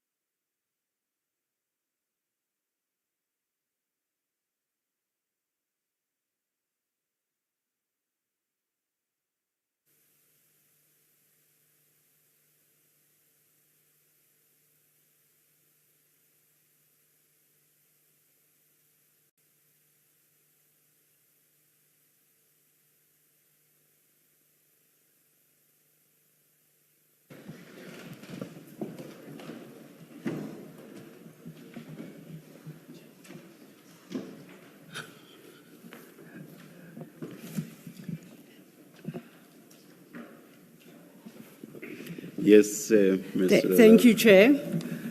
Chair, before we proceed by way of update, the commissioners should have before them now Mr. Mkhwanazi's formal statement together with 2 bundles of annexures. And Mr. Mkhwanazi should have before him as well the same. Yes. So, Mr. Mkhwanazi, please Commissioner. Commissioner Mkhwanazi, my apologies, Commissioner Mkhwanazi, please confirm that you have there's been an update to your statement file with another statement. Has it been updated? Yes, yes, yes. Can we go to that statement, the updated one? On the front page, where the table of contents is listed, it states that it's a witness statement of Julius Dr. Mkhwanazi. You see that? Yes. And it is a 36-page document. Yes. There is your name appears midway, page 36, and right above your name is a signature. Did you append that signature? Is that yours? Yes, the last page. Have you satisfied yourself that this is your statement as you intend to submit to the Commission? Yes. Okay. Do you confirm the correctness of the contents of this statement? No, if I'm, Are the contents of these statements true and correct? if I'm having challenges or something that I'm not, I will raise it. But for now, Absolutely. I think I'm clear. Yes. I fully agree with that Yes. approach, yes. Yes. And please don't hesitate to, in the event that we discover an error. Yes. No, I'll do It's so. human I'll to do err, so. yes. But otherwise, do you stand by the contents of this statement? Yes, yes. Okay. Now, you should also have 2 files given to you. And they have got your name, Brigadier Mkhwanazi, annexures. You should have file 1 and file 2. Do you have that? File 1, or this one's not, but I hope it's true. Oh, sorry, if it's unmarked, that will be file 2. So each time then I refer to file 2, it's the smaller of the 2 files. Okay. So now your statement to the Commission is complete. And henceforth, when we deal with your statement, we will reference what I call the updated statement, not the one we were working on from morning, okay? Oh, Yeah, yes. oh, yes. But to the extent perhaps that the morning one might assist you because that's where we started, you are welcome to cast an eye and have regard there too. Yes. Yes. If it helps you, okay? So, before we broke for lunch, you recall I had referred you to what I call Mapieye file, the Mapieye annexures. Do you still have that file in front of you? Yes, I do have. And in particular, I had referred you to annexure JM11 and JM12, and that would be the MOU with Medicare 24 and the MOU with CAT VIP, respectively. You recall that conversation we had? Do you remember that? Yes, as you referred it, MOU, to me it's a... Oh, Memorandum of Understanding? Okay. I just wanted to remind us where we stopped, then we start, okay? Yes, but on my side, I want to refer it as a proposed. What's proposed? Yes, MOU. Okay, can I suggest that we refer to it as a memorandum of agreement, and I say so because that's what the document has on the face of it. It doesn't have the word proposed, but if you want us to bear in mind that it's a proposed MOU, we shall do so. But we can't call it what it doesn't state itself to be. So I suggest that we reference it the way it is currently written, which is a memorandum of agreement. There's nothing. May I raise something? Yes, sir. Yes. In an MOU, you don't have 3 signatures of... No. You're talking about signatures. I say there is nothing on the face of this document that suggests it's proposed. Can you live with that? Yes. You are talking about the status of the document, and I just want a way to describe the document. Oh, no, it's fine. Then It's I'm fine. saying let's describe it as a memorandum Yes. of agreement. When we get to the issue of the status of the agreement, then we will have the discussion around proposed. No, I agree. I Okay, agree. Thank you. So then, let's just take a moment. The commissioners are conferring, and we'll start. You recall we started that conversation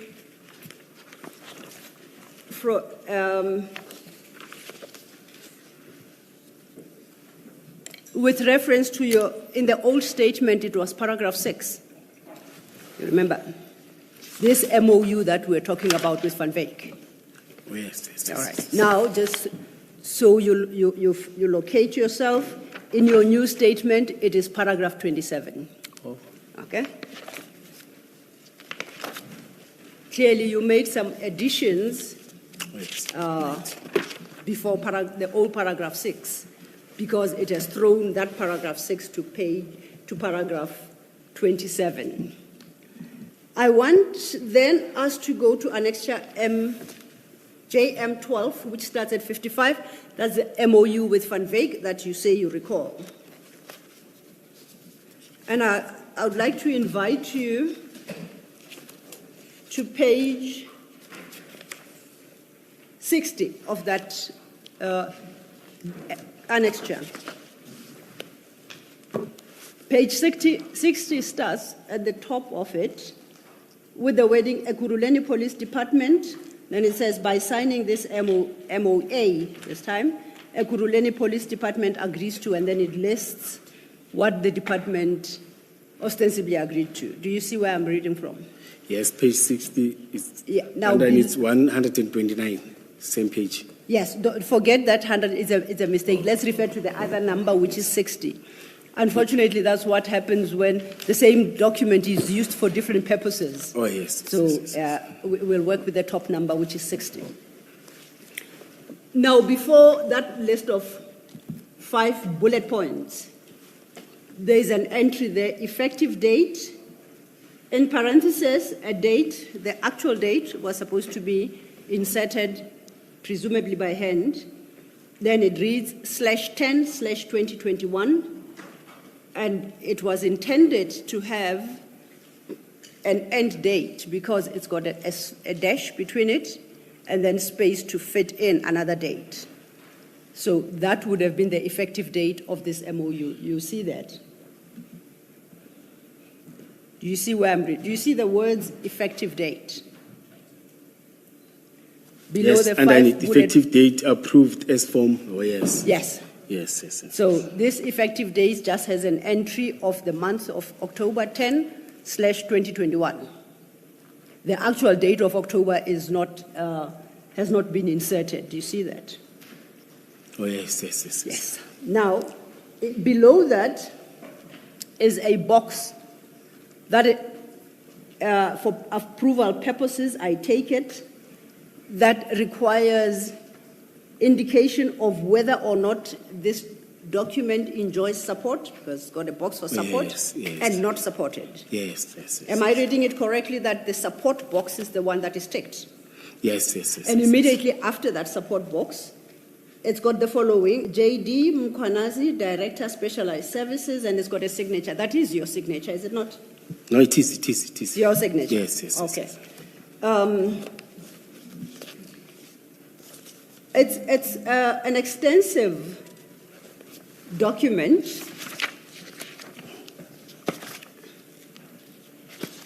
And if you go to page 58, at item 3, it provides as follows, and I quote, of this memorandum of understanding, in parentheses, MOU used interchangeably with MOA, is to outline the commitment of promoting and protection of the Medicare emergency services, combining that with the health care and safety of officers of the Ekurhuleni Police Department when a situation arises warranting medical attention on varying degrees particularly in traumatic events / incidents, end of quote. You see where I'm reading? Yes.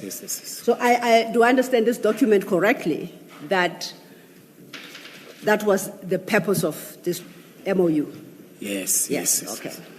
Now, who is the author of this document? It was between Mike and project officer Fortain, but I happened to have access of it and read it. That's why I signed it as a supporting towards the deputy chief and the chief of police. So, if I recall from what you said this morning, Superintendent Fontaine was the project officer in Chief Mapieye's office. Yes. So, to my question now, you suggest that this document was authored by two people, one of whom is Van Wyk, that we were talking about earlier, correct? And yes. Superintendent Fontaine. And me, I must be included. Oh, so yes. You are the third author? Yes. Okay, let's start with Van Wyk. What role did he play in drafting this document? No, he raised whatever that is having and draft, you see, and sent for us to peruse and check where we're having challenges and everything. Okay. And send to whoever who will comment and draft whatever that is challenging. So the original draft emanates from Van Wyk? Yes. What role did Superintendent Fontaine play? It was to facilitate and check where and take it to the chief of police again. Yes. So, take it to the seniors, deputy chief and chief of police, so that they can check and comment and say, no, we are going ahead or we are not going ahead with it. You see. But after it has came to me, so it gets to you first? Yes. Because I was communicating with her. Okay. I'm the one who was communicating with her. No, yes. I appreciate that. We'll get there. Yes. So if you say her responsibility was to refer the document to Chief Mapieye, when I ask about authors, why do you call her one of the co-authors of this document? If her job were just to deliver it to Chief Mapieye as a project officer in Chief Mapieye's office, why do you call her an author? Why do you make her part of the creation of this document? No, that's why when you said who's the creator, I agree that it's Mike. Then he sent to us. That's why I'm saying it's Mike. You see, oh, so you it was just to comment there and change whereas and take it to another person, take it there. Remember, it was still going to take long processes before approved, but now we're still taking it internally. Now, I'm more interested about who created it. You gave us the impression that it was Van Wyk and Superintendent Fontaine. No. Those are the people who created the document. No, let me correct it. It was Van Wyk. Okay, it was Van Wyk. Take it to us, yes. When you received it, did you make any contribution to the document? No, I just read because it was what we discussed in terms of their contribution and in terms of helping us as the department. And I felt it is going to benefit us as EMPD or as the department, you see. And I know that in terms of comments and everything, it's supposed to, there's a process in the municipality that... Sorry, I apologize. We'll get to the processes followed. I'm more interested in the content of the document at this juncture. Yes. So I want to know what is your addition, if any, to what Van Wyk had drafted? I may not remember. It's a long time ago, you know. What are you most likely to have contributed then?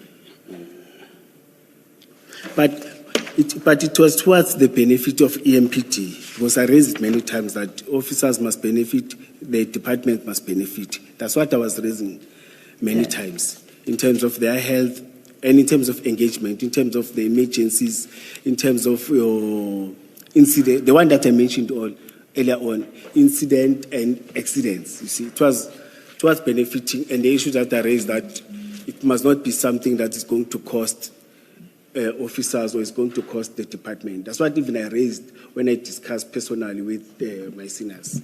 And that is captured in item 3 under purpose. So you satisfied yourself that at least the objective had been met.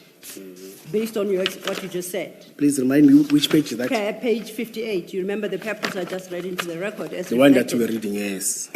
Sorry, so you satisfied yourself that the purpose at least is achieved. Now, Yeah, individually, but maybe when it goes, other people were going to raise other issues. And I understand. Before we get to page 59, which lists various understandings,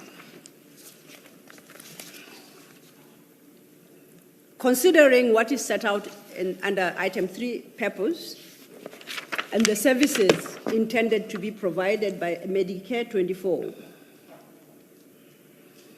I think I understood you a short while ago to say the members were not intended to bear the costs of the service. Did I understand you correctly? yes. Yes.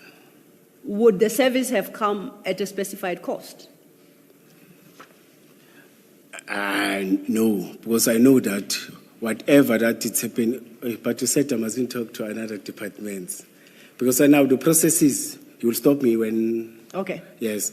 In terms of the processes, when you introduce the document, the legal and corporate always check another department and finance to check that in terms of these agreements, you see, are they not bearing any cost to the city, or is it the benefactor, or is it what we are contributing towards that? Yes. They are looking at the main objective.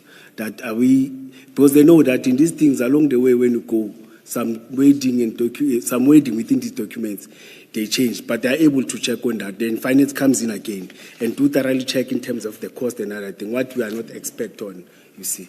In terms of municipality, and such document, before it's finalized, we may agree all of us, let's say if at all of us were attached the signatures, it was not going to be final up until all other departments have commented and checked in terms of this document. Indeed. And I have no difficulty with that process. I'm still at the level of intention before it is even approved. So at the time, you and Mr. Van Wyk were agreeing about the contents of this document. What you have said that it was not intended for members to bear the cost of that service provided by Mr. Van Wyk, correct? Yes. Who was to bear the costs? No, it was the contribution that they were contributing towards that. So neither the members, nor EMPD, nor the city were expected to bear costs? Yes. So it was a donation? It was a gift, a grant, it was, what can I call it? Service. Yeah, but you are deriving a benefit for which you bear no cost. And I understand perhaps it was out of the kindness of Mr. Van Wyk's heart. I don't have a difficulty with that. And out of the engagement that Yes. engaged, yes. So you are so nice as to offer Approach. members of EMPD this service for free, both for the members and for EMPD. Yes, remember I've said again, when I was talking, it was the issue of them gaining publicity, gaining recognition, and Now, how many members did EMPD have at the time? Rough estimate? It was before 500. It was 2 point something. What's 2 point? 2000 and EMPD. Let's say EMPD officers, and currently I think we are 3.6. Okay. Including security and loss control. I don't count the back office staff. Then when you take those, it's plus minus 2,900. And there's this 500 that joined, the one that we communicated with. Minus that, it was, let's say, 2.2, 2.3. Oh, 2.3. 2,000, so not 2,300 or 2,400, yes. I'll work with a figure of about 2,000, Yes, 2,300. but remember, I've said some of them, they've got their own medical aids, benefits and other things, you see. Yes. You cannot guarantee that all of them were going to be that, because those that are having, some of them, they're having better benefits than what we can get from anyone. I'm trying to calculate in my head, what is the average cost of the service, as described here, that EMPD would have to pay for its members? What would that cost on average per member? No, it's not done by EMPD. It's done by you. So if it were to be done by EMPD, what would it cost the EMPD per member? I haven't done those calculations. For example, per member, it depends on a medical aid. Remember, it's you and the medical aid that you have signed or the benefits that you are getting from your different medical aids. It depends per medical aid that you are taking, you see. But in terms of emergency, there's still another benefit that the city is saving in terms of our insurances, you see. There's this insurance. Secondly, there's this other benefit that we're getting. No, it's okay. I don't want to perhaps think too deep. I was trying to get a sense of Yes, I understand for you myself. correctly. Because the question that's in my mind is why Mr. Van Wyk would bear that significant cost on behalf of EMPD members. Why would he do that? I cannot answer on behalf of him, but we I'm sure you can communicate. answer. No, yes. Commissioner, I'm sorry. You can answer. Because I expect logical people in conversation that you said you've had with Mr. Van Wyk before this whole thing was transferred to paper. These are the issues you spoke of. Did you ask yourself when the offer was made, why? Why are you offering us this? I think the publicity that you get when you are operational on the road, helping an officer, the media publicity, the marketing, it was going to take them on the other level.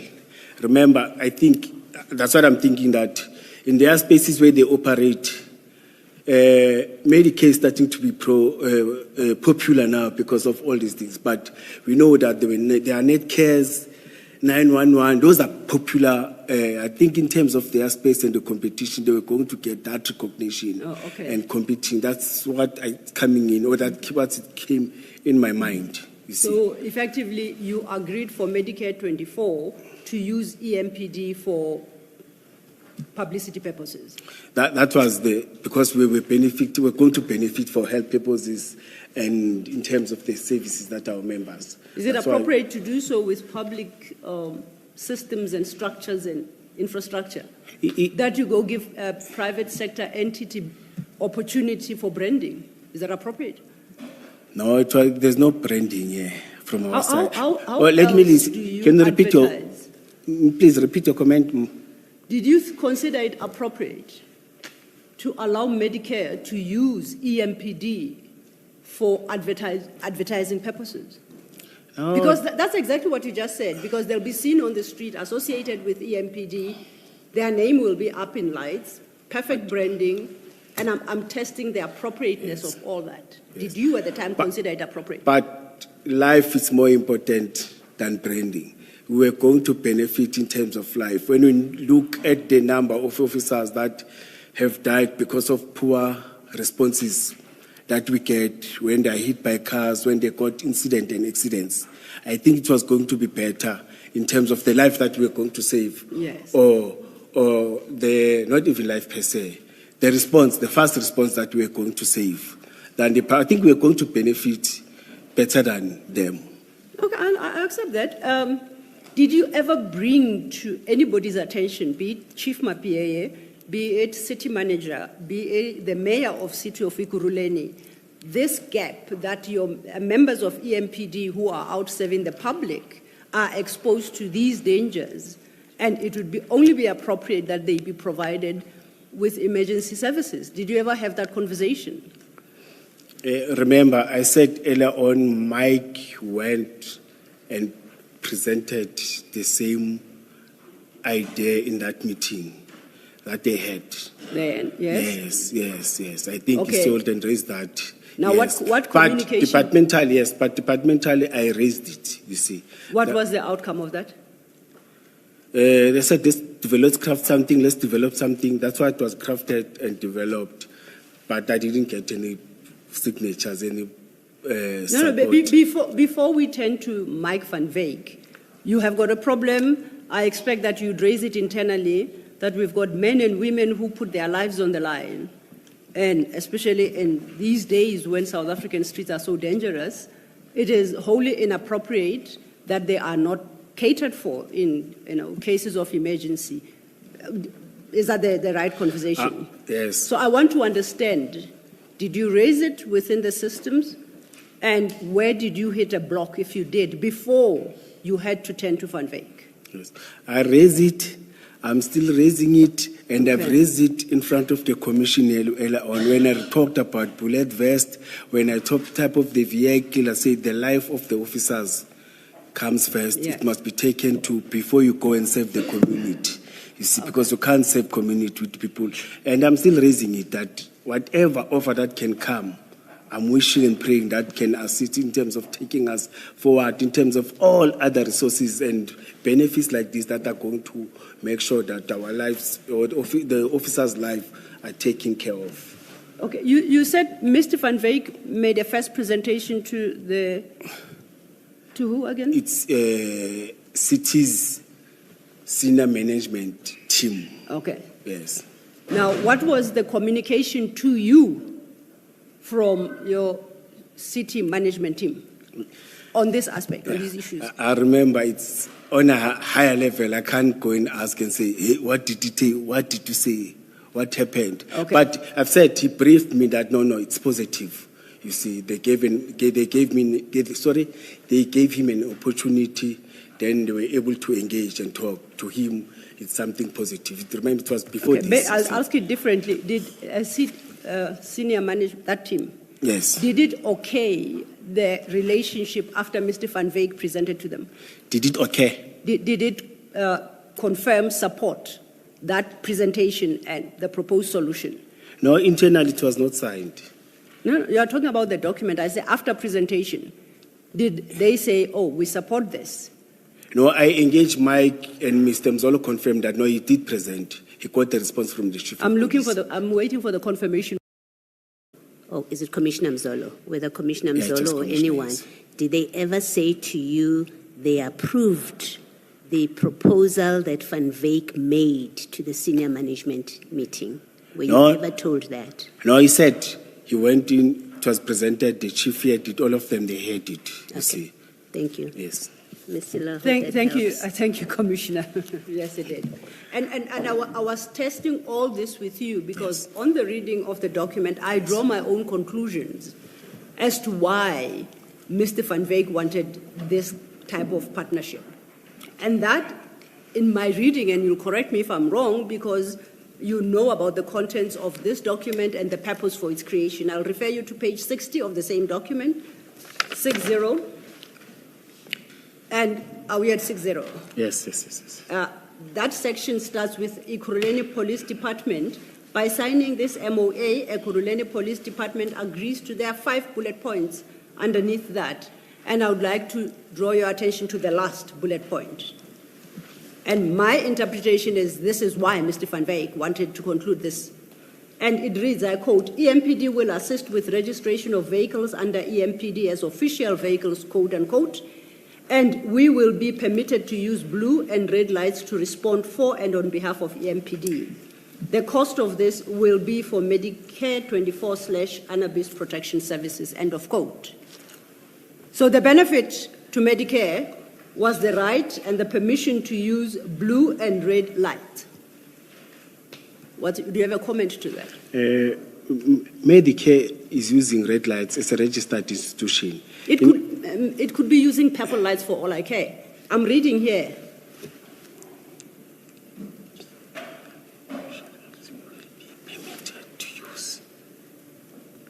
No, yes.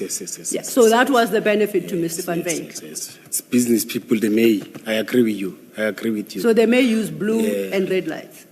But after approval, remember, you know, city doesn't have powers. After approval, you have to request to the minister. And Which minister? Minister of Police. And what exactly do you say to the Minister of Police? No, you motivate after these things have went to all the processes. Yes. And say why you recommend that this institution or this security or this person may have, see, or may use. The blue lights.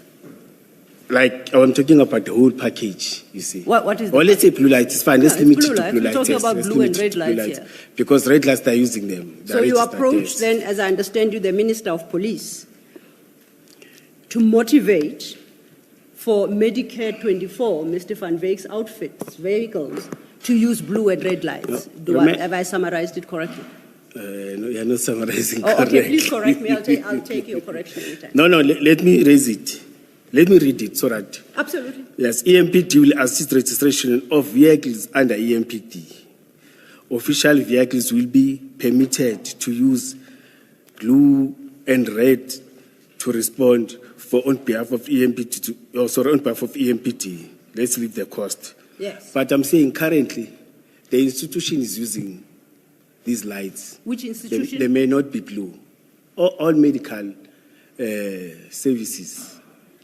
All registered. You've just read it again. Yes, I agree. And it specifically references blue lights. So when you tell me about institutions using lights, why do you exclude blue lights specifically? I'm saying a health department can use blue light. It's something different. But you offered that to Mr. Van Wyk.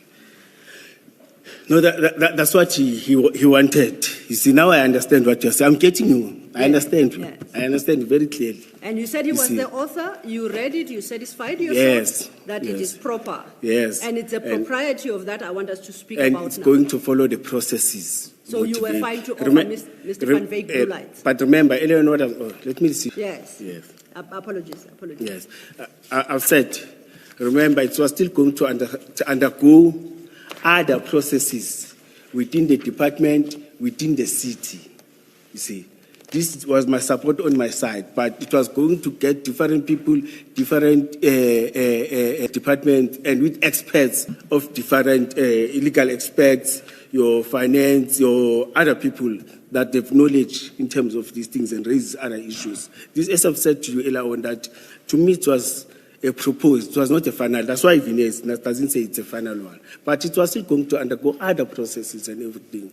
But I don't deny your comment on what you are saying, that the objective of the creator, of the initiator, may be different from what I'm thinking, because business people, they will think about their level. They don't think like I'm thinking, you see, and the objective may not be the same. On that level, I fully agree with you. Okay. Yeah. Except that earlier you said you received it, you considered it, you satisfied yourself, and in fact you signed it, and you forwarded it to Superintendent Fontaine in Chief Mapie's office. So you were happy at that stage. Yes, I forwarded to them, to Deputy Chief Mzolo. Yes, that's the way you are saying it, yes. So you had approved the provision of blue lights. Now tell me. No, I didn't approve, madam. Here it doesn't say approve. You said I must stick to the words the way you were using. Here it doesn't say approve. It says support, then it must go to. The person who must approve, it's the Deputy Chief of Police. It is the Chief of Police. But even them on approving it, it must still move out of the department. Yeah. But here you said it and you read it to me. It says support, you see. Okay. But where does Not it approved. say? Where does it say it was still to go outside of the metro? Sorry, outside. Where does it say that it was to go outside of the metro? That final approval on blue lights was to be outside of the metro. Where does it say so? Remember, legally, Commissioner, we don't have powers to finalize the city. Except, let me, for argument's sake, I don't know what the legal position with regard to blue lights is. But for purposes of the point I'm raising with you, let's accept that you are correct on the law. Now, my question is, where... As I'm saying, legally, we don't have powers, even if it doesn't I hear that. Please, let's not move in yes. circles. Yes. Let's not move in circles. Where does the MOU say final approval with regard to the use of blue lights by Medicare 24 was to be done by or given by an outside entity? Where does the MOU say that? Commissioner, you are cornering me. You are not fair to me. Because legally, you can't just... If it doesn't say so, simply say it does nowhere. Or it doesn't. Sorry, Commissioner. If it does not say so, simply say it does not say so, or nowhere does it say so. It's as simple as all that. Okay, if you say so, I agree. There's no cornering. Yes, if you say so, I agree. It does not say so. Yes, if you say so, I agree. Yes. Thank you. Commissioner Balu wanted to say something. Thank you. Commissioner Mkhwanazi, still in that paragraph, or about that paragraph, you confirmed to Ms. Silo that that's your signature there, supporting... Yes, yes. that the city should enter into this memorandum, right? That's what your support means? Yes. Okay. Must he? Now, that paragraph there, which says the Medicare will be permitted to use blue lights. Remember that Yes, paragraph? yes. Now, when you support this proposal, what you say is a proposal, when you show that you support this, is it because you consider that it is permissible for private vehicles to have blue lights on them? That's why you have no difficulty supporting this? No. I don't say so. Okay. That's why we put a 3 signature so that it must be taken to different levels of the department. See, they will reject it. They will say it's not approved. Like now, it was not signed. That's why it disappeared. No, I hear that. Oh. You signed this as director, specialized services. Yes. So I'm asking the director of specialized services now that when he supports, they're prepared to support this. That's what I'm asking. It's because you saw nothing wrong with it. No, Commissioner, I think on my side, there may be an oversight because the main objective that I was looking at is now I understand the approach that we are coming in with. On my side, it was the question of making sure that there's emergency response to the lives of those that we are leading. You see, I look at it in that perspective, you see. But now I understand on the angle because you are singing it out that there's blue light, there's emergency. Emergency, there's a forum, but this blue light, I agree with you. The way I look at it, it was Yes. not the way you. In fairness to you, Yes. Commissioner, I accept that with hindsight, we are all wiser. I'm not asking you about hindsight. You negotiated with, you spoke to Mr. Van Wyk. That's what you told us earlier, Yes, right? You went and Commissioner. spoke to him Yes. and agreed with him what services they will provide for free to the metro. Yes, Commissioner. And in this page 60, it sets out what is agreed. And one of the things that is agreed is you are saying, when you speak to Mr. Van Wyk, you say on behalf of the metro that the metro will agree that his vehicles will have blue lights fitted in them. And it can't be something that you see now and that you can apply benefit of hindsight. It's a very critical part of this agreement. So you were aware of it at the time, that's what it says there. So I'm asking the question, simply this. When you agree here in this document and in your discussion with Mr. Van Wyk that private vehicles will be fitted with blue lights, you must have agreed that because you thought there's nothing wrong with it. And I want to check that with you, that that is lawful, that's not a problem, that private cars should have blue lights on them. Remember, Commissioner, it was still within EMPT. It never went back and approved. Or Mr. Mike Van Wyk didn't get this document back. It was still within EMPT, you see. I thought that will engage and come up. I know there are people who are wiser than me. We're going to raise, like we are raising it now. We're going to raise it. So no. In our engagement, because it was still going to rotate and comments and everything. You see, that's why the blindness or maybe the oversight on my side, maybe it was going to be corrected when going forward. Let me try get an answer to this question in a different way. If this had gone on to Zolo,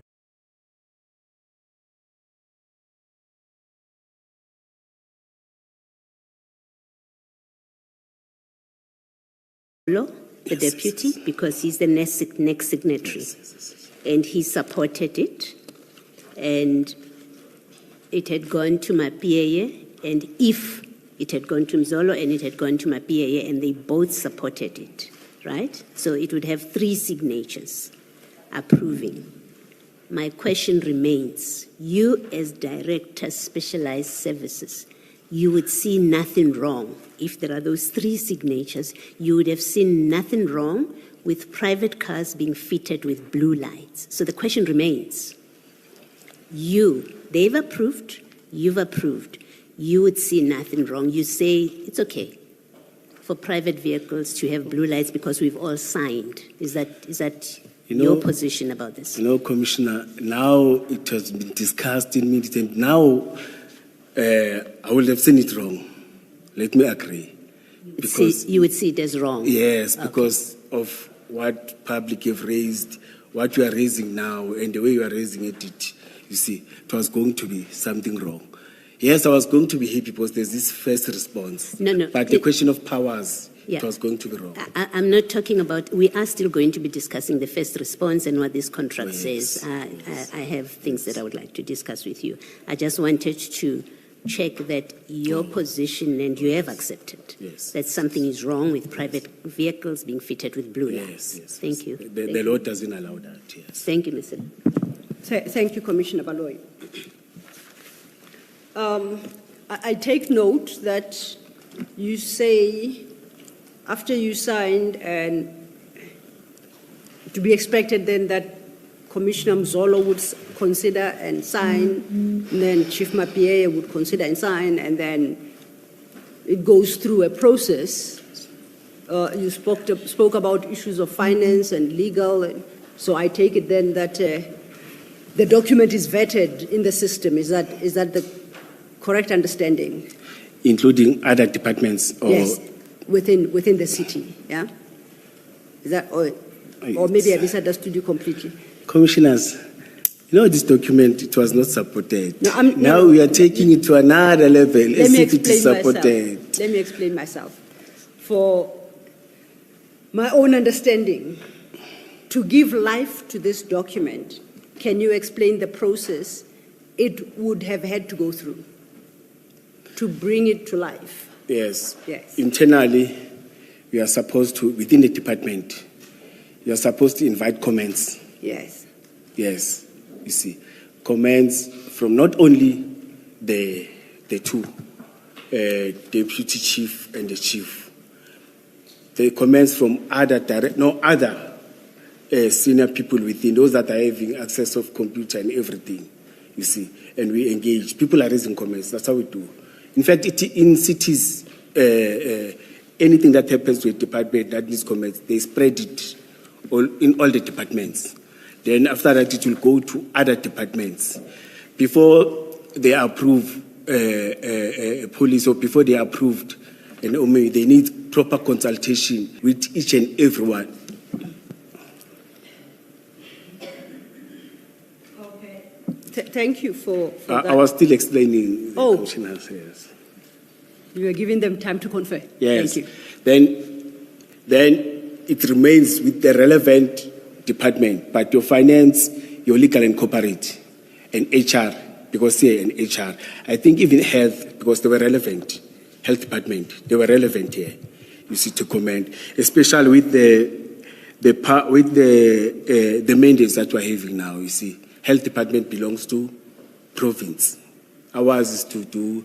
In fact, we are just managing the primary health care, but the last final one, when processes are going, it must go to provinces. I think it was still going to via many processes, you see. Because now I happen to know, when I was acting, that no. That mandate doesn't belong to. That's why I was able to tell. Remember, I said I told Vusi, or in my comments say so. I was able to tell Vusi, no, man, that mandate doesn't belong to us. I thought because local government is providing this primary health care, but now it's no longer the mandate of the municipality. You see, in other municipalities has moved, but with us as big metros, it's moving slower, but it's no longer all of this was to take place after you had signed. No. Before. No, I'm saying after the consultation, but I'm making an example now. No, I'm taking you back to the document that you signed. So I'm saying... No, after the Chief of Police Commissioner. So at that stage, it would then go to all the departments and even to whomever outside of the metro, yes, for approval on the blue lights. All of this, the other departments, the outside entity, body, organ of state, all of that would take place after you had signed, after Commissioner Mzolo had signed, after Chief Mapie had signed. Is that what you are saying? Then goes to the departments, department comments. Maybe if they Can you support- please answer my question? You're going to confuse me.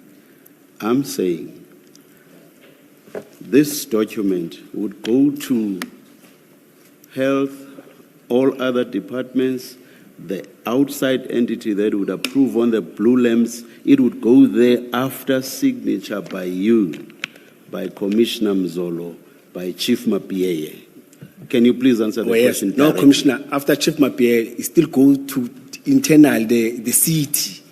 It has not yet went outside. But After- but it's already signed by the three people that I've referred to. Yeah, within the city, yes. But any document that goes out of the city. And, just a minute, and it's still going to be signed by the person or entity or organ of state that's going to approve the use of the blue lights. Yes, Commissioner. So but- it's already signed by the three people, and then it goes to the rest of the city, and then to the entity that's going to approve the blue lamps. Oh, Commissioner, let's not move yet outside the city. Ne? It goes to the city comments, the city raises things, then an authorized officer When of it the does city. that, when it goes to the rest of the city, it's already signed by the three people, correct? Out of the department to the city. Correct. Is it signed by the people? Yes, By the but not three out of people? the city, out of the department. Yes, out of the The department. three people are within the department, not so. Yes, I agree on Yes, that. so why do you keep... No, I think What's you so don't- difficult with simply saying yes? No, you don't get me. You don't understand. Let me Commissioner. get you then. Let me Yes, get you. I'm saying the mandate of the HOD or the chief of police, the mandate of the deputy chief, it's limited within the department. Immediately when you sign, then you recommend to other departments within the city, you recommend to the city manager's office. That's when they check, and if they agree, then they will take it outside. You see, the authorized the city manager. Who was the ultimate person that was to approve within the city? Maybe it's the city manager or legal and corporate, because they're the one that deals with finalization of all these documents. Now I get you, yes. And what would the point be for all of these people, that is those within the EMPD and the final approver within the metro? What would the point be for all of them to sign if this is still to go outside, when the person outside might say no to the whole thing? What would the point of it be? No, Should it not have been the other way around? You first get approval from outside. This is what we propose to conclude. This is the agreement we propose to conclude. That is, you are saying to the outside person or entity or organ of state, we seek your approval. You know, currently it's happening like that, Commissioner. Within different departments, we propose with their development policy, developing something, then they take it to upper level, taken from local government up until nationally. You see, sometimes they don't even go there. Around the proof, they turn it back. Then you have to think about other strategies. It's happening like that. You see, that's why I find that sometimes some of the policies, they take 5 years, 6 years, or 10 years. If there are changes of political power, it's ended up not even implemented. Okay, all right, all That's right. what happens. All right, thank you. Thank you, Mr. Thank you, Chair. But I think as you state, or maybe just to check, it's not my assumption from reading the document, besides you signing the document, nobody else signed it. Did you mention that? This one? Yes. Yes, no, nobody. So effectively it was never approved. Yes, it was never approved. I remember on this one, there's something that I forgot, Commissioner, that I'm not sure is it this one or the other one. There's a document like this that I submitted even to IP. They wanted to check that there's no one in the city. You see, yeah, they took it. They said, no, we want to check. You see, they said those that I was having. You see, all the documents those that I was having, they wanted to check that there's no one. You see, but I don't think there's anyone, Commissioner, because nothing came. Nothing came. All right. Yes. Okay. Yes. I'm now at your paragraph 27, and at 27 you are dealing with some of the issues you have raised already. Yes, Chair. Are you moving away from this document? No, well, You're still on it. the physical document, yes. But I'm going to talk about documents relating to the same document, but I won't be going back to the document itself. You won't be going back? Yeah. Okay, so I can ask my question? Yes, All right. Commissioner. Commissioner, I'm really quite, and I might have missed it when you explained, but I'm confused about what you say was the purpose of entering into an MOU, or what you say was a proposed MOU. This document, what do you say was the purpose of this relationship that was sought to be created? It was to assist in terms of emergency response when our officers are involved in accident and incidents, so that they can get an effective or a very fast and efficient response, you see. Because they even said it's just a call away. Because they're around Boxback and it's central. Yes. It was going to assist us and our officers. Now, let me say not officers per se, because I'm operational too. Yes. You see, it was going to assist us operationally. But it would assist employees, let's say. Let's use that general yes, term, yes, employees. Yes. All right. Now, can you just look at paragraph 3 at page 58? 58. Yes.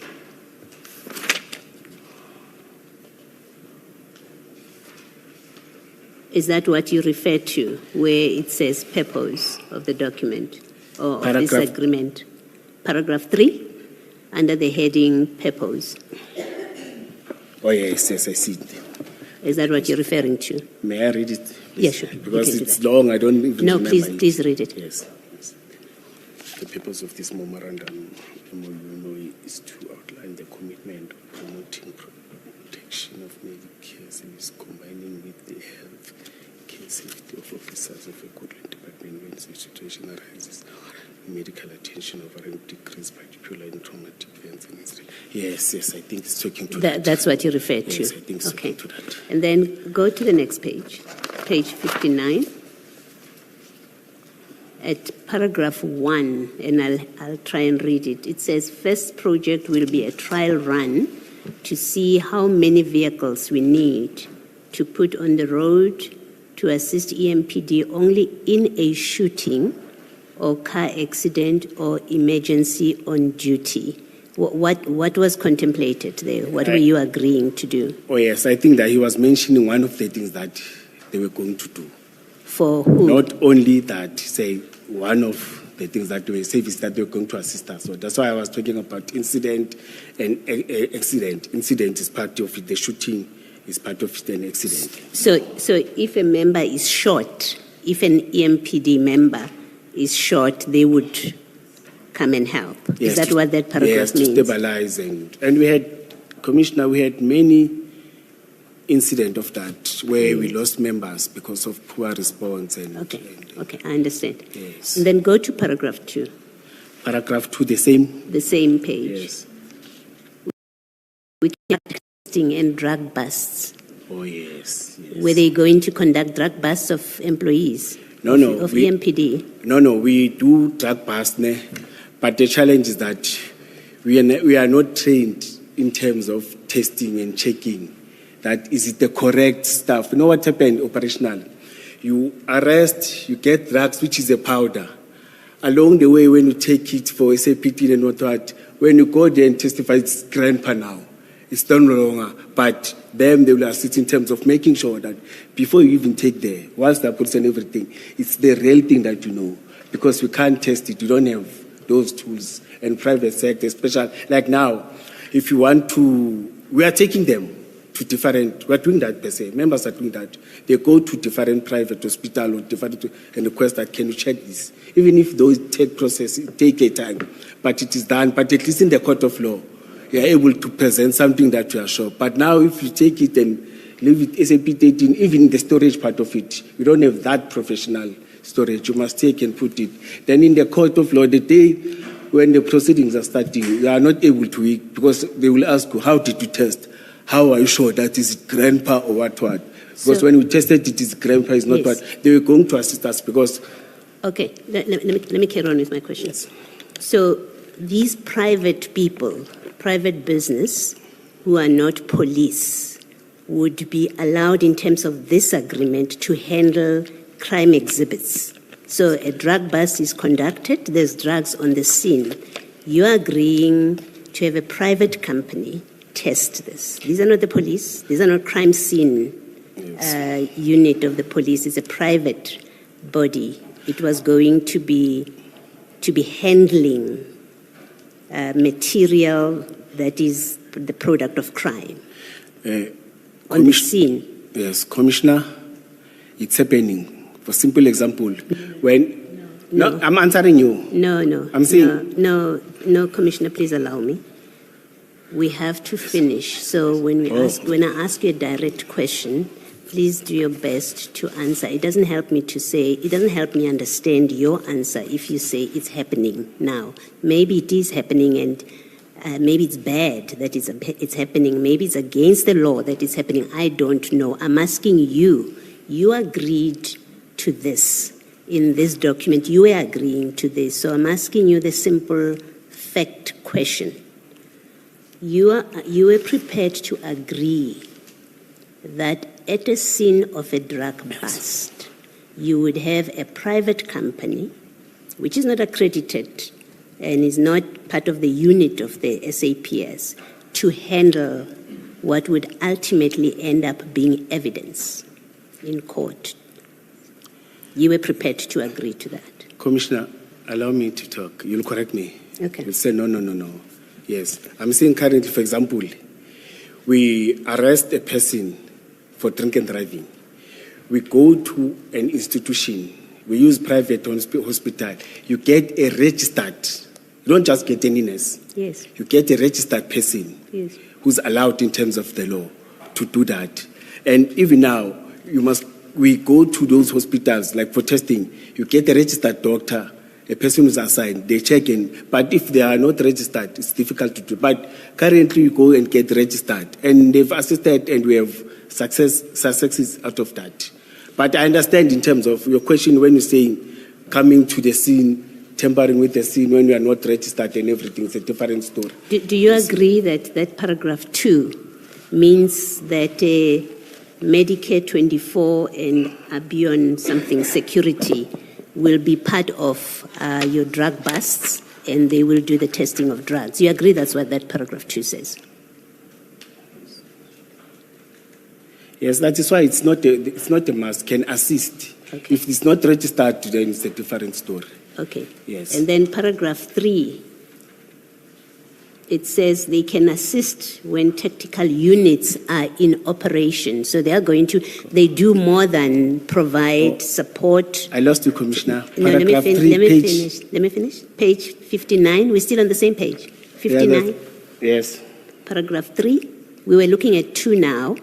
So I'm asking you to look at 3. Can you read it? I will follow you. I will tell you that. 3. If you're not there, please let me know.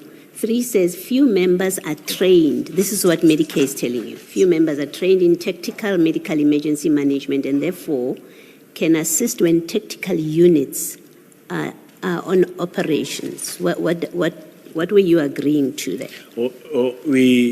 There are those security companies that are having tactical trained officers that are patrolling within the areas in terms of response, in terms of crime.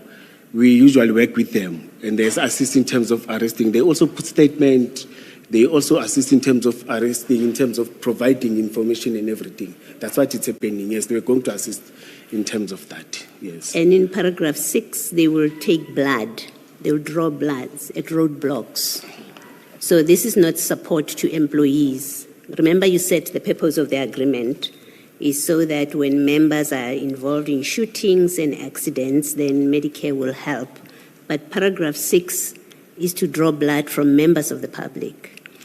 Commissioner, as I've said, that currently we use institutions that have registered nurses. This is happening. If they're having registered nurses, maybe if they're having registered nurses, even currently, members are going to them. Because the challenge that we're having, I can't say that in public, but the challenge is we're having is you don't have registered nurses as EMPD. Even now, we don't have registered nurses. And you were prepared to have Medicare because you don't have registered nurses in the city. In paragraph 6, you are prepared or you are giving Medicare the ability to draw blood from members of the public, because that's what paragraph 6 No, says. we are doing that even now. We go to different institutions, different private clinic, and get registered, or public clinic. But public clinic are always busy. At least in private clinics, at least we've got this registered nurse that always assist, and they are able to present in terms of in court the evidence. But Yes. with private hospital, they don't want, because they're busy. They say we can't allow our registered nurse to go and spend the whole week or 2 days in court instead of assisting. But privately, they go and present. Or there's a format of a form that we are using, you see, where you fill in and you put its details, registered nurse, I did this and this and this. You present it in court. Then your magistrate will decide that, am I calling him or am I calling the registered nurse or no?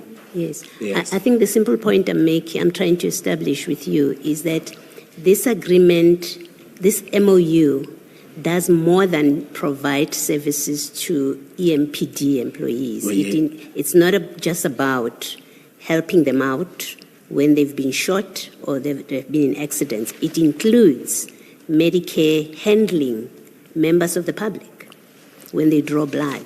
That's the only point I'm making, that it's not correct to say all this was just about supporting. Oh, yes. You understand what I'm yes, saying? Yes. With the service that And you see that No, from I the agree, service. yes. Okay. And maybe lastly, just to confirm that point, if you look at under 7 and you read the second bullet point from the bottom, the one that reads regional plan, from the bottom? I lost. Oh, starting from the bottom, yes. Yeah. Yes. You see where it says regional plan? It says, and I'll read it. Well, firstly, the heading up there, it says, all the above will be done for you as we really believe in the cause and that we want to assist the Ekurhuleni Metro. And then if you read that bullet point which says regional plan, second from the bottom, you see where I'm reading? We started from all. Okay, so if you... I see the second from the Okay, bottom. let's just focus on that. Yes, I'm yes, happy yes, to read that. So that says regional plan, participate in the recent developed public-private partnership with a continuous understanding of promoting and protecting the officers and public alike. Yes. So we've just agreed, you and I, that this document doesn't only confine itself to officers, it also means handling members of the public. And then it says, by implementing and developmental assessments of regional plans that address natural disasters, mass fatality, or other mass casualty hazards. This is further proof that this company, while you were contracting here or you were agreeing to do more than just provide health services to officers, but in fact to deal with the public as well, matters that concern the public.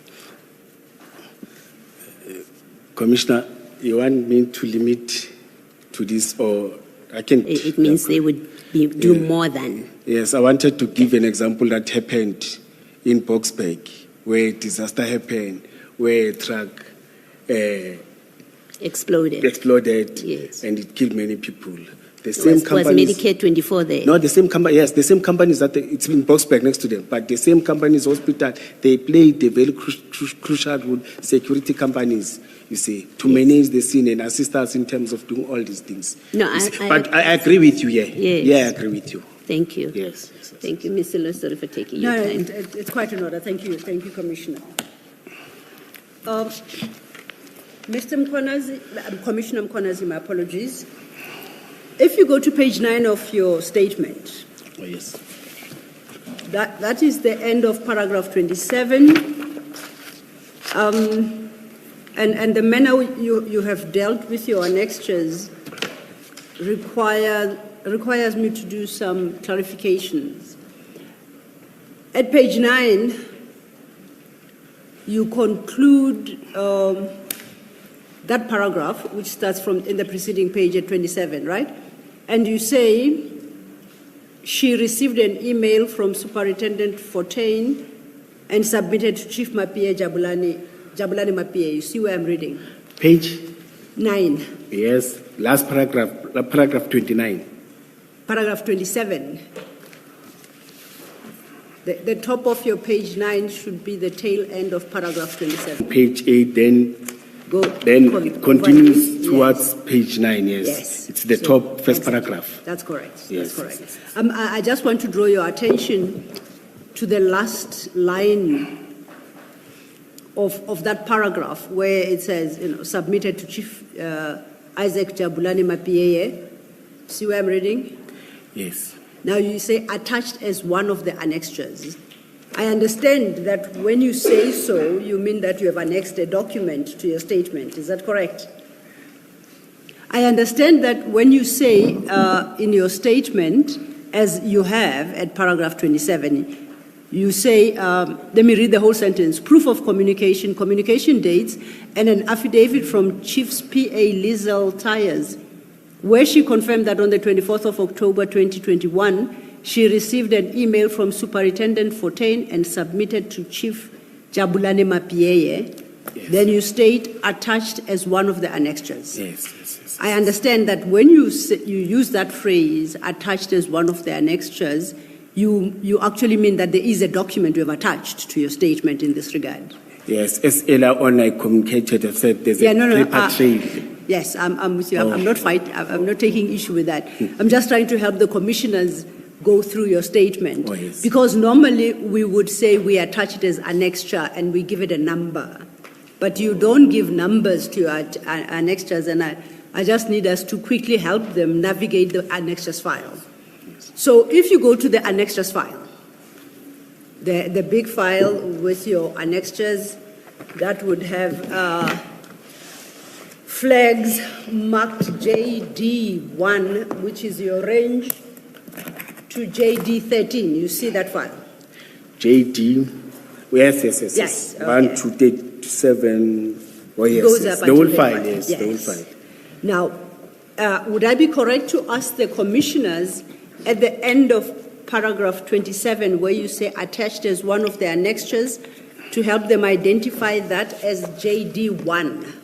Is that the document you want them to refer to when they consider what you have stated in that paragraph? Because otherwise it makes it difficult for them to read your document, right? Yes. When they don't know which annexure you are referring them to. Yes. So may I propose that at the end of the annexure you reference there is JD1? It's JD1 and it's page 1 and 2. Yes. Yes. Okay. No, it's 1 and 2 and 3. It's 3 pages. Yes. But they are all under the flag JD1. Oh, I'm wrong. It's 4 pages. It's 1, 2, 3. So it's 4 pages. It's having Fontaines and me, and it's having the statement from Lizel. We are correct. It is. Yes. But those 4 pages are all under the flag marked JD1. Yes. Thank you. So, commissioners, at the end of paragraph 27, can we kindly add an extra JD1?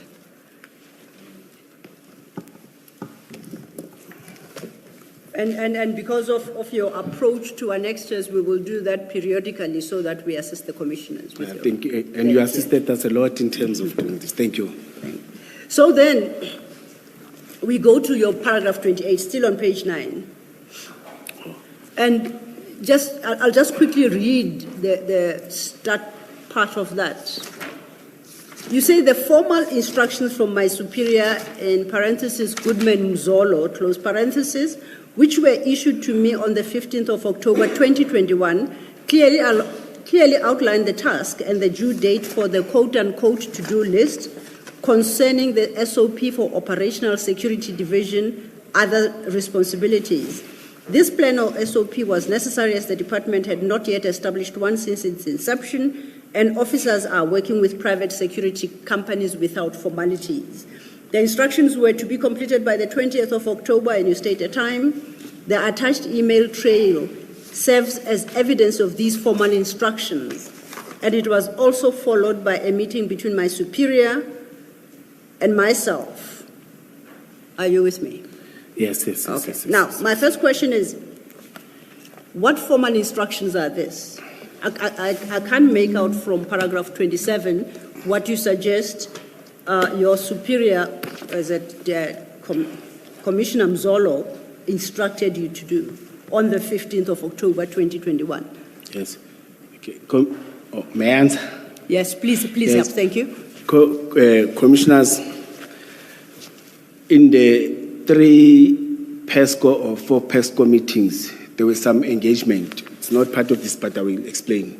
Yes, that everyone works with a security company. The way Commissioner, I do apologize. May I seek your help first? Because if you answer this question, it might resolve my challenge. Oh, Is that yes. okay? Thank Yes. you. Please stay with your annexures JD2. Now, I want you to turn your attention to JD2, which will start at page 5 of your annexure file. Do you see, have you located it? or are you saying I must start with JD2, No, let's go to JD2. leave this one, or look at both of them? No, we will come back to you. Oh. Yeah. I was thinking that perhaps a consideration of annexure JD2 might help clear the confusion in my head. And I just need you to confirm that that's the case. So if we go to JD2, I see a document there. It's a 2-page annexure. The first page is from, it's an email actually, from Goodman Mzolo, dated Wednesday, October 23rd, 21. And it's addressed to you, Julius Mkhwanazi, and the subject line is to-do list 15 October 2021. Correct? It's not page 2, ne? It's JD2. The one that I was having. Commissioner? Page 5. Yes. Page 5. Yes. Oh, I'm sorry if I showed confusion. Yes. I wanted to draw your attention to annexure JD2. Oh, yes. It starts at page 5. It's got 2 pages. Yes. The first page, which is 5, Yes. is what I've just read, that it's an email from Commissioner Mzolo addressed to you, dated the 13th of October 2021, and it has as a subject list to-do list 15 October 2021. Yes. In my statement, Yeah, no, we're coming. That's why I brought you here. You confirm that there's an attachment. yes, in my statement, there's something that I wanted to check. I even requested that may the commissioner request for the minutes that leads to this, before this. As I was trying to explain that when you can request for minutes in 3 or 4 meetings before this document, in our minutes, the issue of working with private security companies, the issue of me directed or given a mandate to facilitate that. The meeting was shared by Chief Mapie. The last one, it was shared by Mr. Makafula. It's a meeting of our own PESCO meeting, you see. It's just that I can't get those minutes, but I think you may have access of those minutes. It assists, it leads to this. Yes. Okay. You see, but now you want me to talk to this, ne? Yes. Yes. This is what... No. I wanted to draw your attention first to that. Then we are going to go to the second page. Then I'm going to pose my question. Oh, okay. Yes.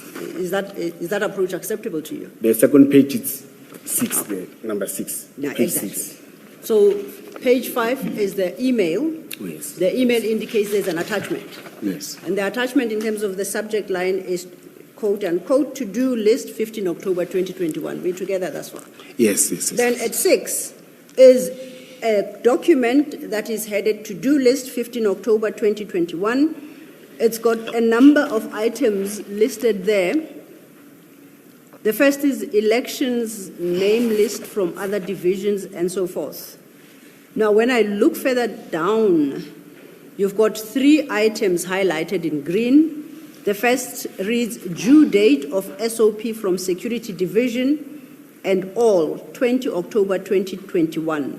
Then followed by a requirement, daily reports, email complaints. At the end, the last one, resolve complaints, internal public. Do you see what I'm reading? Yes. Now, I'm interested in the first highlighted. You say it lists the due date of SOP from Security Division and all 20 October 2021. Yes. Okay, now, when we go to your statement, these are the documents you are talking about. when you say you received a formal instruction from Commissioner Mzolo? I'm with you. This is the document you are talking about? Yes, that's why I even said I will request that again you check. We'll get to the minute, yeah. Yes. Because now it's time to tell the commissioners to please scribble against paragraph 28, that the formal instruction is what Commissioner Mkhwanazi has submitted as JD2. Okay. Now, yes. Can I raise something again? In terms of highlights, I didn't highlight it for this. I highlighted when out of the engagement that I had with IP, then yes. You see, they wanted clarity, then I had to highlight them. Yes. Because I spoke to them about it. They said, no, which are this one that I had to highlight? It's not for you. It was a document that was submitted yes. as an annexure then.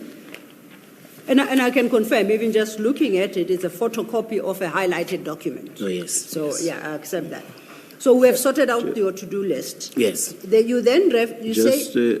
Yes, Chair. Just a simple matter. I assume you wanted us to note that this is JD2.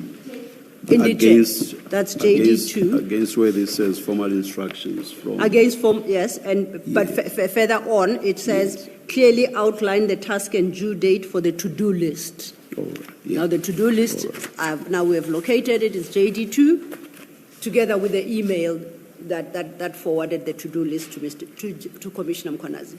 Thank you. Just a matter of clarification, in the hope that I'm not misreading this, Commissioner. In the second line of paragraph 28, you refer to 15 October 15.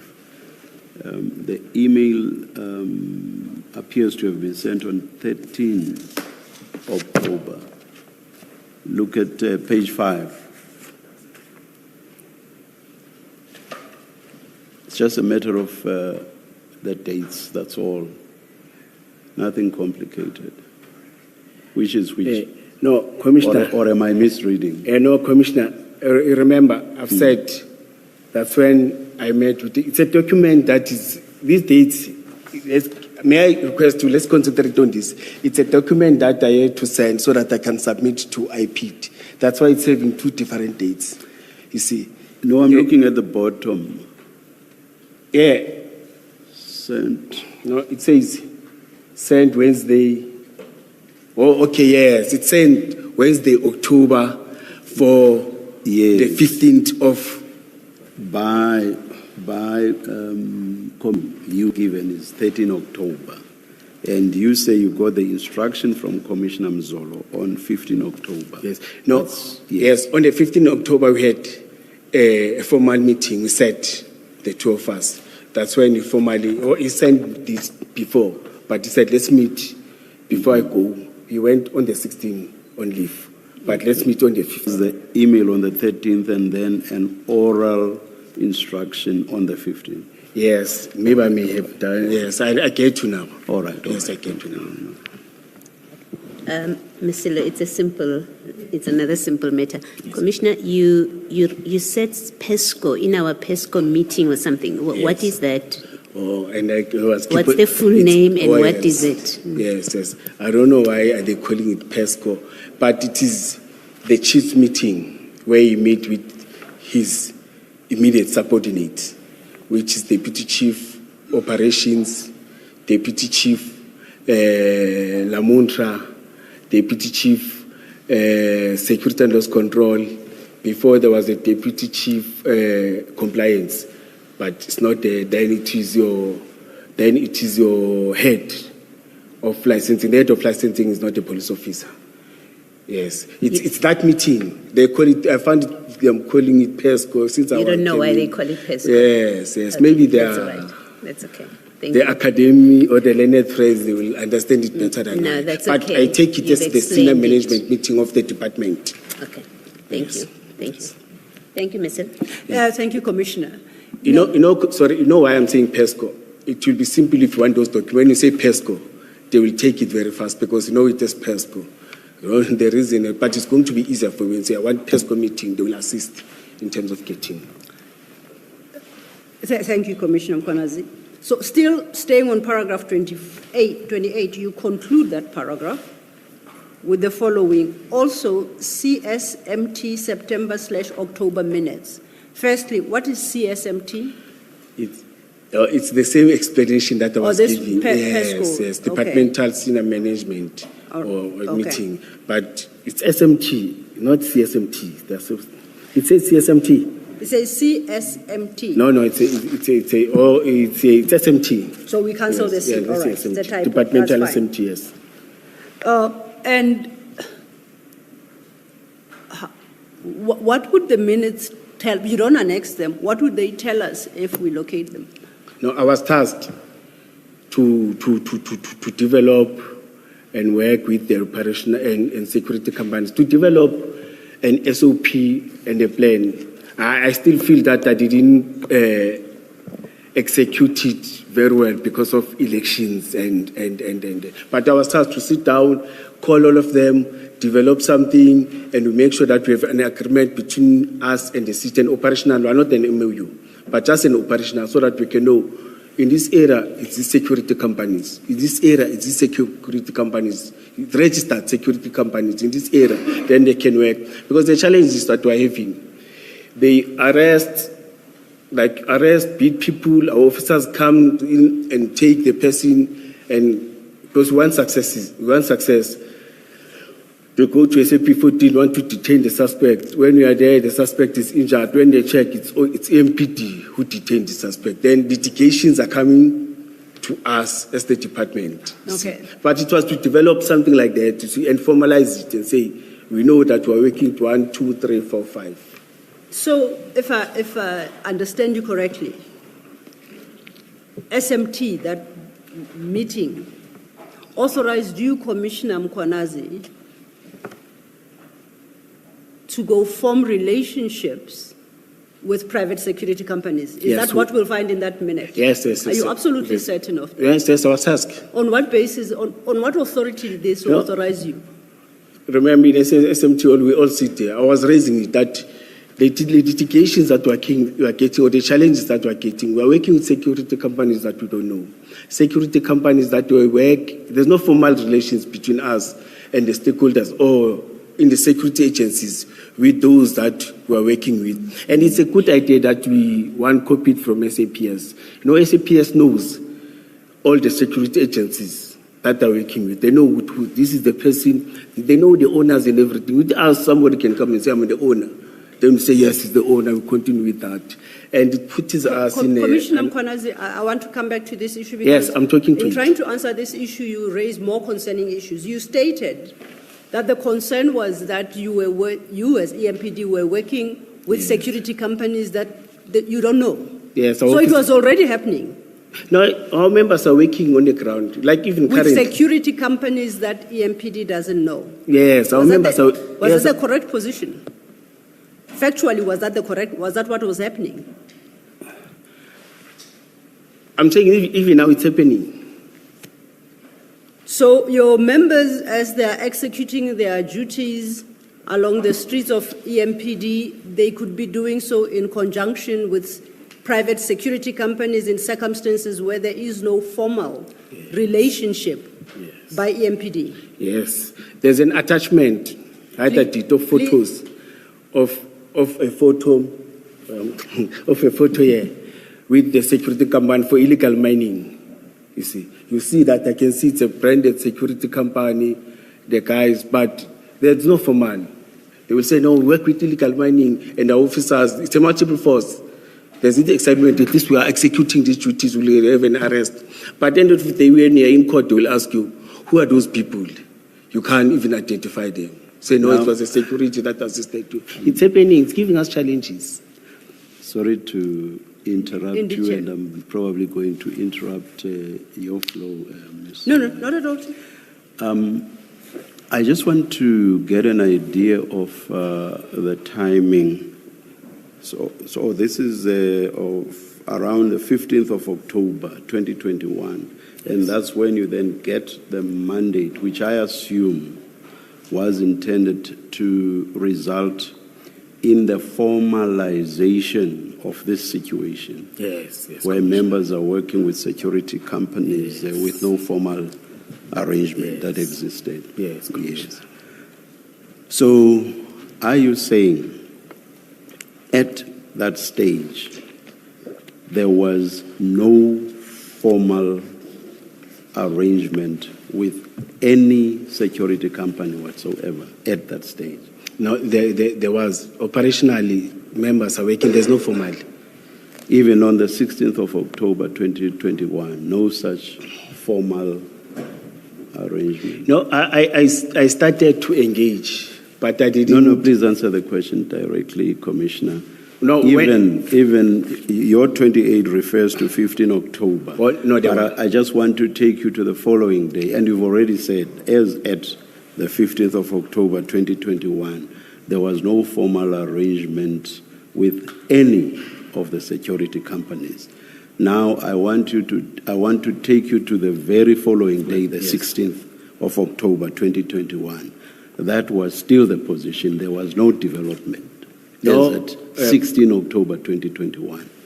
Commissioner, as I've said, that Still no formal arrangement with any security company. no, there was, but I didn't execute it the way we wanted it to be executed. You see, I think election disturbed me because I was supposed, when I was preparing for election, I was supposed. Commissioner, it's either there was or there wasn't. You know, by that you can't say there was, but I had not. But by that time, sorry. It is either there was or there wasn't. Was there, as at 16 October 2021, a formal arrangement with one or more security companies? No, there was. Formal arrangement. There was a communique. There was. Yes, There was a what? A communique. There was a communique. Yes. But what communique? What was the nature of this communique? that we are working with these security companies, those that I have met, you see. There was a communique. Written by whom? Sorry? Written by whom? No, those that I work with. I met with different security companies as I was working with them. No, you referred to a communique. I'm trying to establish who the author of that communique was. I wrote to some of the security companies requesting to meet them and engaging them and formalize the meetings with them to check in different areas. In other areas, they met with different directors of the regions. Like when you are in Eastern region, you know the security companies that do, because I may not know all of them, you see. I'm totally confused. I'll go back to my question. You said in so many words, as at 16 October 2021, there was no formal arrangement with any security company for it to assist the Metro with the provision of security services. Yes, you have said so in so many words during this engagement between you and me, correct? You are correct in that, man. The very following day, 16 October 2021, had there been a change, or was the situation still as it was on the day on 15 October 2021, the day before? I would be surprised if just 24 hours, poof, suddenly there's a change. Was the situation still the same on 16 October 2021? Commissioner, that's why I'm saying to you, 3 weeks back, that's why I'm saying to you, refer to the minutes, because even though I met with Ms. Nzolo, but there was a tasking. Commissioner Mkhwanazi, you say that on 15 October 2021, there was no formal arrangement with any security company to assist the Metro with the provision of security services. Am I correct that you have said so? Yes. Next question is, had anything changed by the 16th of October 2021? Or was the situation still the same as it was on 15 October 2021? Simple question. Had it changed? Yes or no? Had it changed? Yes. Overnight? Not overnight. 15 October 2021, 16 October, that would be overnight. Had anything changed? Can I explain, Commissioner? You will tell me, no, you are losing it. What had changed? What had changed? You see, remember I've said there was a communique. We're communicating. What with had all of them, changed? but it was not. Commissioner, you've spoken about the communique, and I asked you questions around it, and I didn't follow what you were trying to say. In terms of the answer that you gave when I first engaged you, I asked you if there was in existence any formal arrangement with any security company for it to provide security services to the Metro.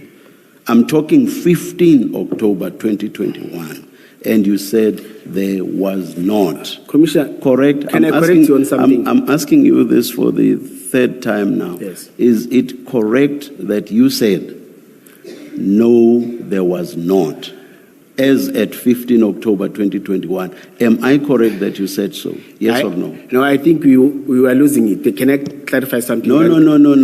I'm losing nothing. I want to know whether you said so or not. There's nothing I'm losing. No, can I clarify something? You'll get me. No. Please answer the question. Did you or did you not say so? Remember, you've already said more than once. You've already said more than once that there wasn't. But I'm repeating the question now because when I go to the 16th of October 2021, you confuse me. That is why I keep going back to the 15th of October 2021. Do you confirm that you said that as at 15 October 2021, there was no formal relationship or now I get to in terms of which it cannot be that just because of my use of relationship, suddenly you understand me. No, you said yes. You said providing services to EMPD. They're not providing services to EMPD. Okay. It's relations when they're working with communities. Because we've got different companies that are contracted, that are providing services to us. I don't want to go out here having another thing. Okay, maybe then please clarify what the issue about 28 was. It was what exactly? Paragraph 28, your paragraph 28. What was lacking? What was lacking? It was about working relations with them when they are operating on the ground, not providing services to the city, but working with them when they are executing their crime prevention. Having cooperation between the EMPD and the security companies. Yes, Commissioner. So as of the 15th of October 2021, you say there was not. Yes. Okay, just a minute then.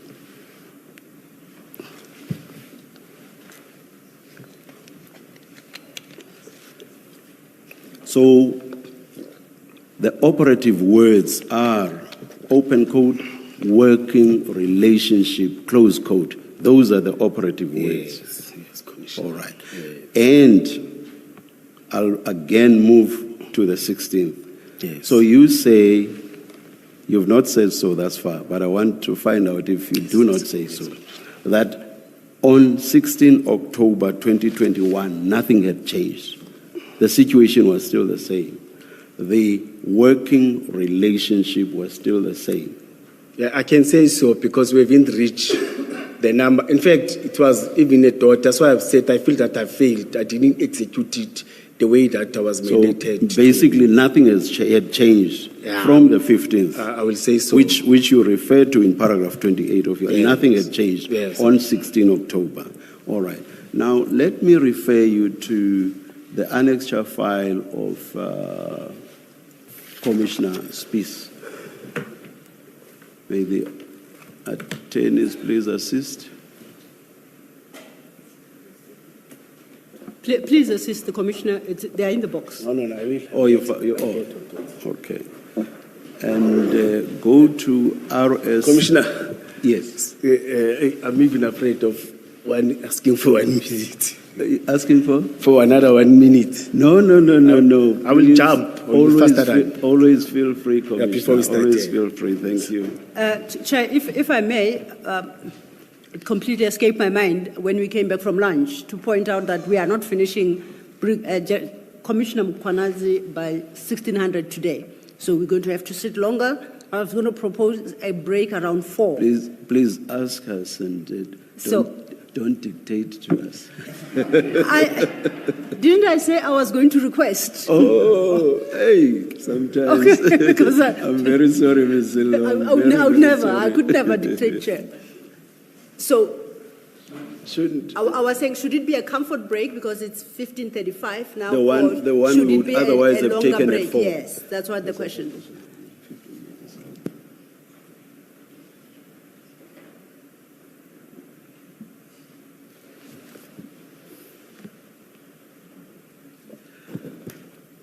Commissioner, by all means, we come back at 10 to.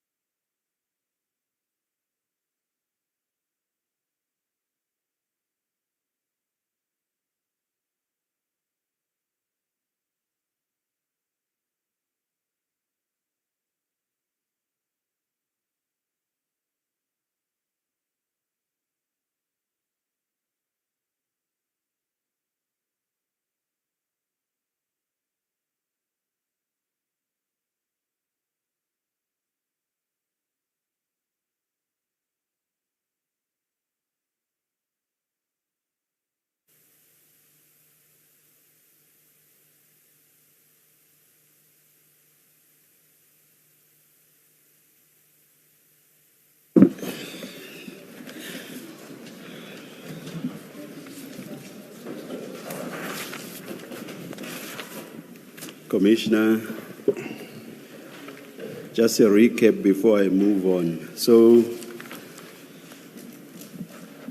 on 15 October 2021, there is no open quote working relationship, formal working relationship between the Metro and security or companies that provide security, No, which are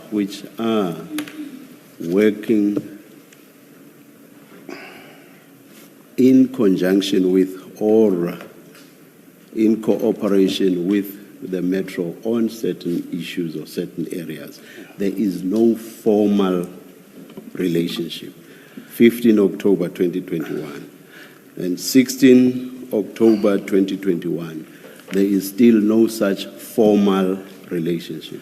no, I'm not saying providing security to the Metro. You made a point of making that clear. So I'm not talking about providing security to the Metro. I will prefer the way that you used it when nothing has changed dramatically, All right. because All right. there was something, but they didn't. As I'm saying that it didn't make any impact. I feel that I didn't execute to my best because of elections, and I was disturbed. You see. Right. So nothing formal. And what you were asked to do was to formalize the situation as I understand it. Correct? Commissioner, you're changing it now. All right, okay, let me move on. You answered me earlier, and it's clear what your answer was. Now, let me take you to, or rather, before I do that, let me find this out and just be clear in my mind. What exactly would the arrangement that you were being asked by your superiors to put in place, what form exactly would it have taken? What form would it exactly have taken? Is to formalize a standard operational procedures with all those security companies that we feel, or all those security companies that are there, that we are executing different duties and providing it to our citizens, to our communities, to our area, or to those that we are servicing, you see. Not the one of those that we contract. There are those that we contracted that are only doing static. They are paid by this, is a different thing. But those that are providing services to different business people, communities, whoever that approach, just to work with. Would I be wrong to say it was to formalize the working relationship that was in existence, but which was not formal? Oh, yes. I'm correct to say I understand you. Yes. Thank you. Thank you very much. Thank you for being patient and putting me along. Thank you. I'm Yes. happy. Now I'll take you to the file that I referred you to, the annexures of Commissioner Revo's piece. And I'm referring you particularly to RS2, small Roman numeral 2, which is at page 4. Page 4 of the annexures bundle. Page 4 of RS. That's RS2, 2 small Roman 2. Page 4.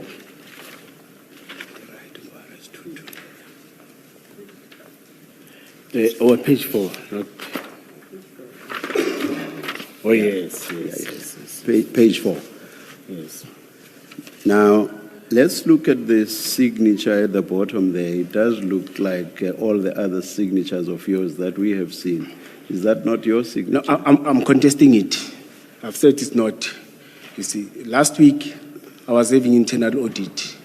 I contested. I said, no. This is not my signature. It's having, it's like a big head. You see, it's JD. You see, this one, no. And I got this on social media too. There's the one that I've signed.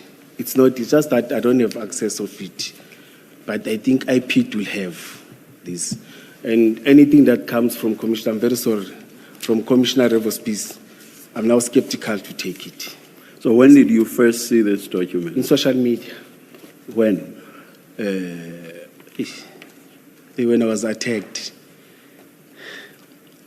2023, I think 2022, 2023.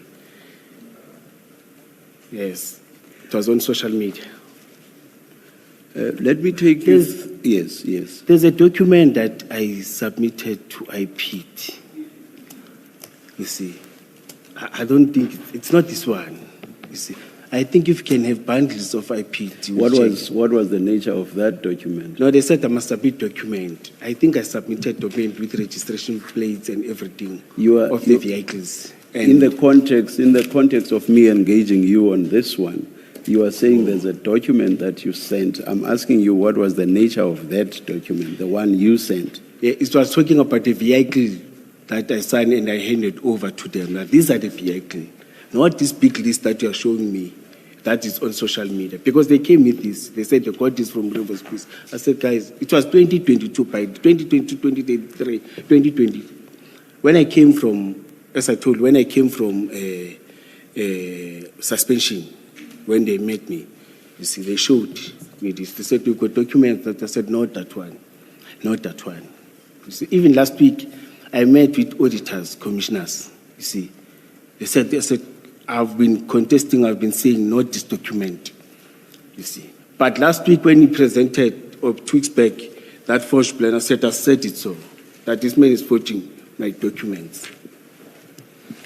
I will take you through it in case down the line the question of the authenticity of the document is addressed. So I'll still take you through the document.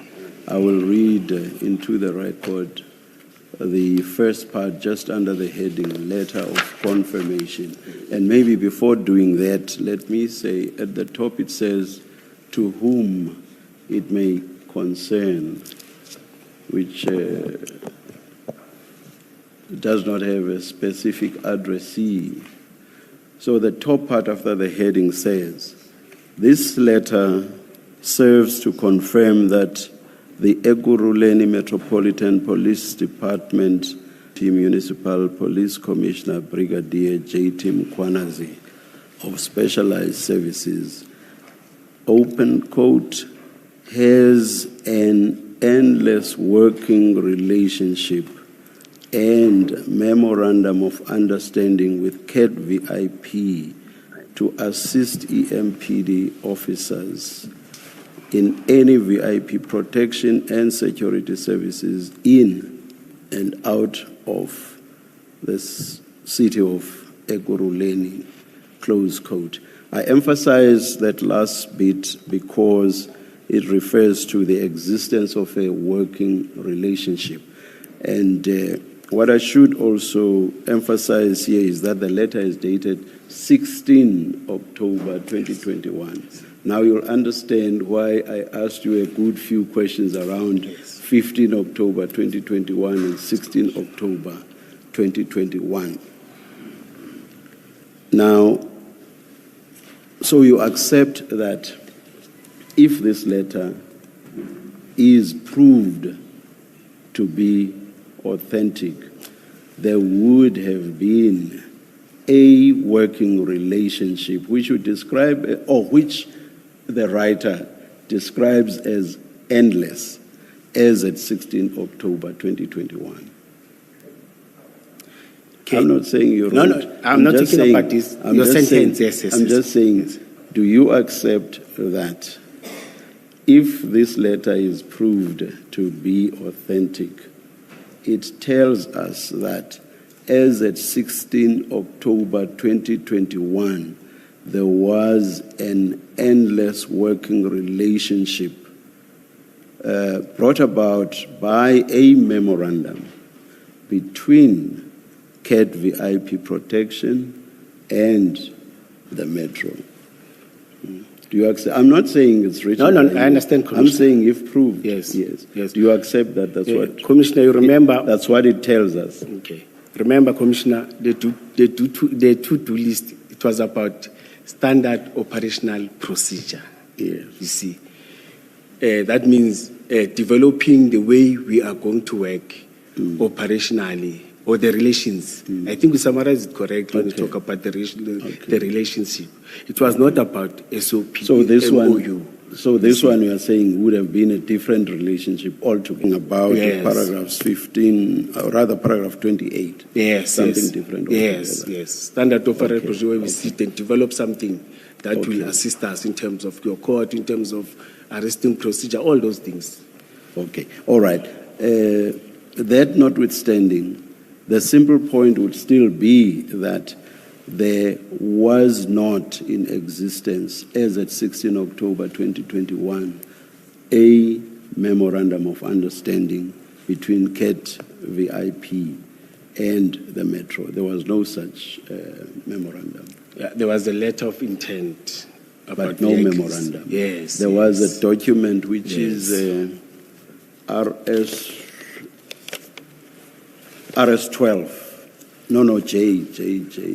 JM12, JM12, in the annexures of Commissioner Mapie, starting at page 62. So all there was at that stage was a document signed again only by you, and it's headed Memorandum of Agreement.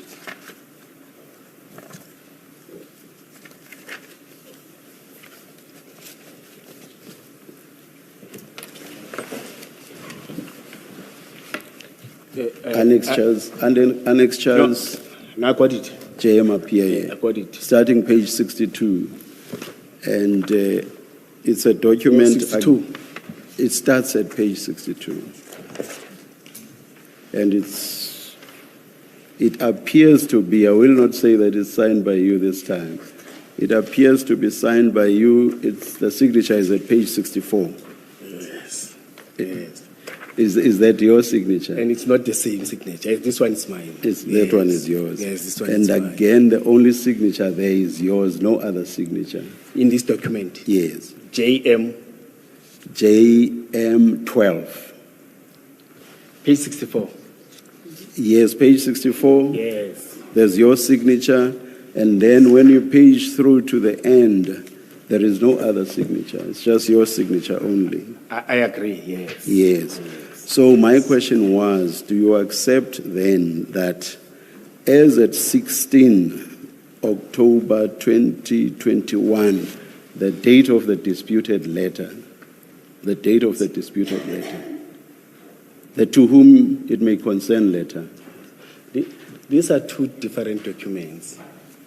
Please, can you listen to me, Commissioner? Yes. Can you please listen to me? I'm saying, as a date of this disputed letter, and I'm using disputed advisedly. Yes. As at the date of this disputed letter, which is 16 October 2021, there was no memorandum of understanding with CAT VIP. As at 16 October 2021, do you accept that? Accept it, yes. Yes, I accept it. Is that simple question? So that if this letter is proved to be authentic, its contents are therefore a lie. Do you accept that? If proved to be authentic. I'm not saying it has been. I'm saying if proved to be, its contents would be a lie. I agree, Commissioner. Both in terms of the existence of the Memorandum of Agreement and also in terms of the many listed motor vehicles that are said to be used by CAT VIP in assisting the Metro with protection services. All of that would be a lie. No, Commissioner. In the letter of intent, there are registration plates. I'm not talking about a letter of intent. No, I'm talking about registration plate, the cars. I'm not talking about, let me look at this. That we work with.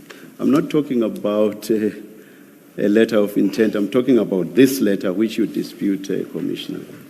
So I'm saying its contents would therefore be a lie if this letter is proved to be authentic. It will be a lie that there is in existence an endless working relationship with CAT-VIP. Yes. It will also be a lie that the CAT-VIP motor vehicles that the Metro works with are the 7 vehicles listed in this disputed letter. Do you accept that as well? Yes, because when they donated, when the letter of intent, it was 4 vehicles. No. This one is not about the donation. This one here, the letter, let me take you through what I read in full. The next part, please also have a look at the disputed letter. The very next part says, these are the following vehicles that we work with. That has nothing to do with a donation, with the 4 vehicles that you say were to be donated. So this has nothing to do with it. These are totally different vehicles, and there are 7 in number. And this letter says that those are the vehicles belonging to CAT-VIP which I used to work with the Metro. Do you get me now? Yes, do you get that? Yes, Commissioner. And do you get that? Do you get it that this has nothing to do with the 4 vehicles that were to be donated? Do you follow that? But they are part of these vehicles. Sorry? But some are part of these vehicles. Some are part of. But the point, though, the point in here is not about the donation. Do you see that? I agree on that. The point here is that these vehicles are used by CAT-VIP when it works with the Metro. That's what this says. Do you see that? Yes. I see that. On So the I'll 16th. go back to my point, which was, so if this letter is proved to be true, even this part of the content of the letter will be a lie. That's my second point. Do you accept that? Yes, Commissioner, because there's the letter that is circulated. It's just that I don't have this video. I think you are having it. You play it with blue lights, and there's a registration plate that is appearing there. That's why I said I don't know. Maybe we don't even need to go there. We don't even need to go there. I'm saying to the extent that this disputed letter says that these vehicles work with the Metro or are used in working with the Metro, if this letter is proven to be true, that too will be a lie. Yes, simple. I agree. You understand? I agree. Thank you. Now, assuming that I'm not stating it as a fact, I'm just what I'm saying now, I'm not stating it as a fact. Oh, yes. But I just want us to assume for a moment, or for purposes of engagement, I hope you'll understand that approach. Assuming that the contents of this letter were true, and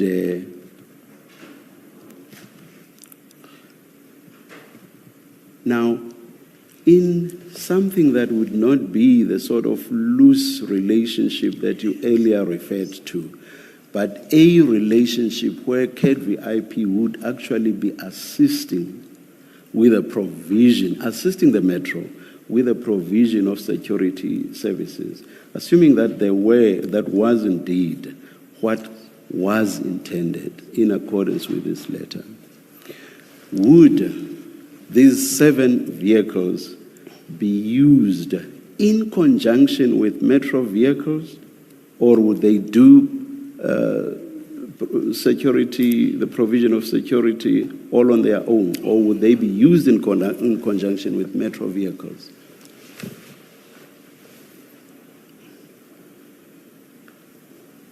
And bear in mind, this is not just security services, it actually refers even to VIP protection. Would these CAT-VIP motor vehicles be used in conjunction with Metro vehicles? Yes or no? In conjunction, I agree with you, Commissioner. In conjunction. Yes. Now let's single out in the broad idea of the provision of security. Let's zoom in on VIP protection. Now, if these vehicles were to be used in conjunction with metro vehicles that provide VIP protection. Would it make practical sense for them not to have blue lights, or would they also have to have blue lights? We are still proceeding from an assumption. Yes. Would they also have to have blue lights? No, they are using, security companies are using amber lights, white light. They're using amber lights. All security companies are driving. Whilst providing VIP protection yes. in conjunction with metro vehicles? Yes, they're using amber lights. Okay. Amber lights, yes. Everywhere when you see a security company, there are those naughty ones, but the law allows them to use amber lights. But Commissioner, I want to read something. I'm not diverting. You get an amber light at the flea market for 150. It's a practical that is happening. Just like you can buy blue lights as well. No, it's simple. From ordinary shops, but of course the legal installation is something in fact, put together. in fact, I was going there. It's 100 rand, 150. You just put what is that to put when you do a vehicle? You put the blue one, it becomes blue lights. It's very simple, it's everywhere. But I'm not diverting. I want to say, but they're using amber lights. Okay, maybe let me ask my question differently. For someone who wanted to involve a private entity in the provision of VIP protection, one cannot discount the possibility, and I'm putting it no higher, one cannot discount the possibility that they, that is the person, they might be tempted to install blue lamps even in the private motor vehicles. You know, Commissioner, in these ones, because of the highly trained tactical former SAPS discipline members, I don't think they will be attempted to do that. In fact, they are disciplined. Even if you see them, you see, they are. You can tell, even though there's this noise. I'm actually thinking more about someone within the municipality than someone outside of the municipality. Would they not be tempted to use blue lights? It's human being, I can't confirm them. But those ones, I still have a trust because I happen to engage, see them, you see. You even feel that I can be and work like them. You could see that they are from a task force, you see. It's a pity we're working on the basis of assumptions because the letter is disputed, but we will see whether or not it's possible to get to the bottom of who might have authored the letter. Yes. I will stop here. Mr. But on that one, it's human beings. Human beings, they will be tempted. You know, when you want to get money as a business, you will do everything to make sure that, you see, you attract. They believe and trust in you, and you see, you may sit with me, but behind my back, you may do something different, you see. That one, I can't contest it. I agree with you 100%, Commissioner. Thank you. So, Commissioner, just to make sure that I heard you properly, and if it becomes a subject of discussion later, did you just say to the chair that you know and you interacted with the Madlanga Cat VIP people, and so you know that they will not do what the chair is suggesting? Did you just say you interact with them? You know them and you interact with them? Yes, you remember I've said we worked with them in the state of the city. Then I was able to talk to them. Okay, so in when the chambers and outside perimeters, yes. Okay. Yes. So when you say you interact, you know them, it's from that one I don't know engagement. Yes, I don't know all of them, but those that I talked, 2 or 3 of them, especially that supervisor and the 2 of them, you see, I know. And the way they raise issues of, so you could see that they come from the police service. They understand no police service. Okay, it's just that but you say you know only that 3, and you know them just from that day. You interacted with them just on that day. No, That's what you're saying. Even the day when I went there in their offices, I saw the same supervisor and one, but the 3 of them. The other one I saw him twice. Then the other one I saw once. Okay, thank you. Yes. Thank you, Mr. Commissioner, afternoon. Afternoon, You Commissioner. are on page 64, I think, so I don't want to have to come back. That's why I want to deal with this now. You were on 64 of Chief Mapia's lectures. That's where the chair started with you. Remember, we were talking about your signature. Yes, sir. And you confirmed that this is your signature. Yes, I'm confirming again. Yes. Yes. Now, the document starts on page 62, and it is a memorandum of agreement. You've already said it is proposed. I don't have any issue with that. Now, are you authorized in your position, or were you authorized then in your position as Director Specialized Services to sign memoranda of agreement on behalf of Ekurhuleni municipality? As I've said, this is the Ekurhuleni Metropolitan Police Department. Were you authorized, yes or no? no, at that time, no. As a You were not director, no. authorized? Yes, as a director, no. That's why I was supporting raising it. If I was authorized, it was going to be my one and only signature. That's why it is not my one and only signature. That's why here it say support, then it say approved by Mr. Mzolo, approved by the Chief of Police. No, I'm not. That means my powers are limited. I'm not asking you that. Oh, no. Commissioner, Let I'm me say no. asking you whether you were authorized, and your answer is no. Let me say no. Yes. And then on page 64 of this document, there's your signature there. Yes. Yes. Yes. Now, this document only contemplates the signing by two people, which is yourself and Vusimusi Matlala, and you see that on page 65. Do you see that on 65? There's space there for signature by Vusimusi Matlala.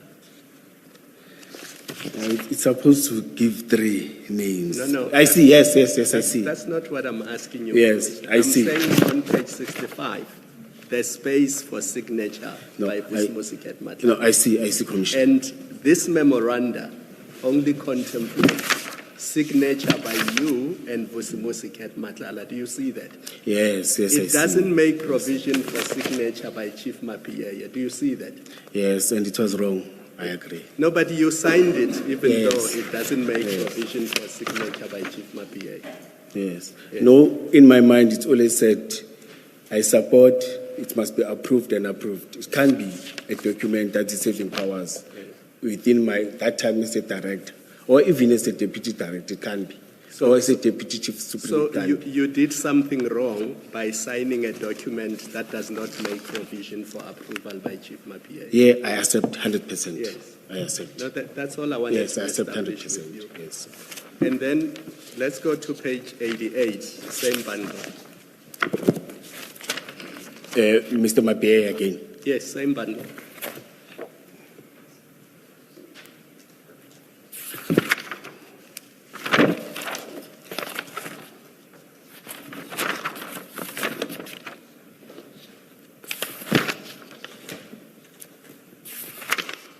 Oh, yes. Page 88. Yes. And because we are now fighting over whether signatures are authentic, on page 90,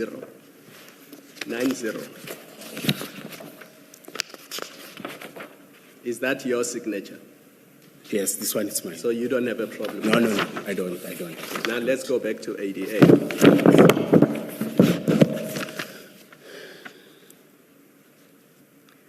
But Chair, I don't remember me getting this document, you know? Now, come on, Commissioner. No, I want to be honest to you. Come on, Commissioner. No, I must be honest to you. Yes, I don't want to buy your face. I don't remember getting a communique around. As I've said that we never communicated formally about Vusimusi Matlala. No, but on page 90, that's your signature. So you signed the document. You've confirmed that already. No. There was nothing that came from the Chief of Police to me. It's not from Chief of Police. It's you to Chief of Police. Let me read it. Oh, yes. Now I get it. I thought I think I'm getting tired. Humble apologies. I will accept the apology for now. Humble apologies. So this is your document. You signed it. Can I read it? Yes. Take some time.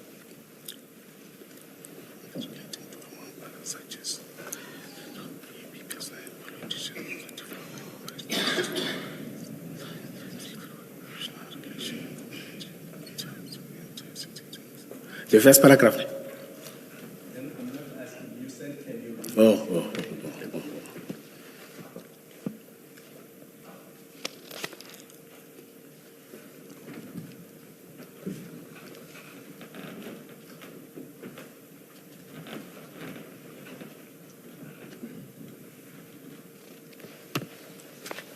Yes, the first paragraph. Yes. Yes.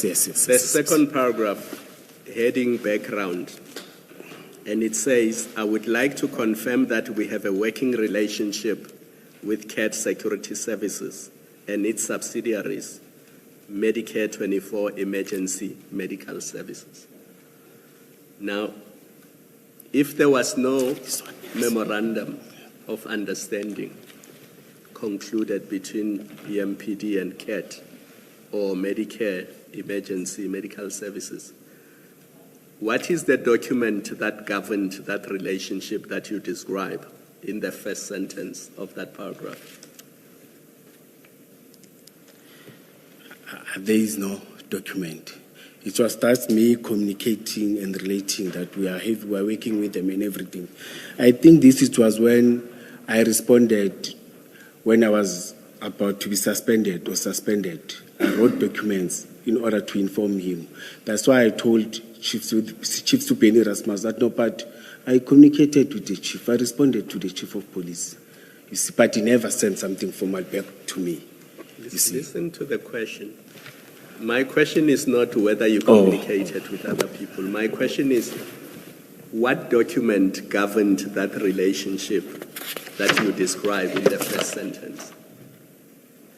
From the city, there is no document. So there was no document? Yes, there's no document. So there was the working relationship with CAT Security Services and its subsidiary, Medicare 24 Emergency Medical Services, without a written document?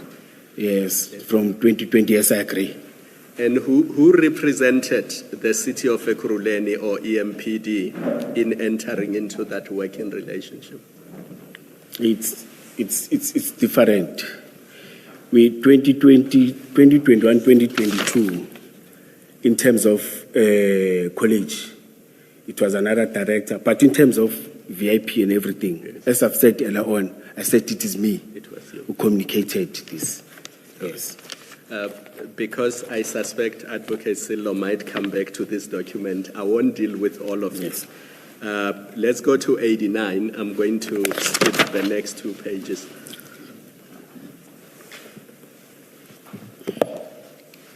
Do you see paragraph 3 on page 89? Submissions. No, where it says crime combating operations. Oh, yes. It says, we are also involved in crime combating operations with CAT Security Services, together with other security services that are committed in crime fighting around the city. Now, what document governed that relationship which allowed you to be involved in crime combating operations with CAT services? There's no document, but I've said, Commissioner, operational on the ground members are working with these members and everything. But there's no formal document. There's no formal document. Yes. And then on the next page, you continue. You say CAT Security Services is assisting EMPD. It's page 90. Yes. Oh, yes. By providing additional technology. What is that technology that CAT Protection Services was providing to EMPD? It was not yet implemented, you see, but we were promised that they will assist us in terms of tracking and tracing the wanted suspects.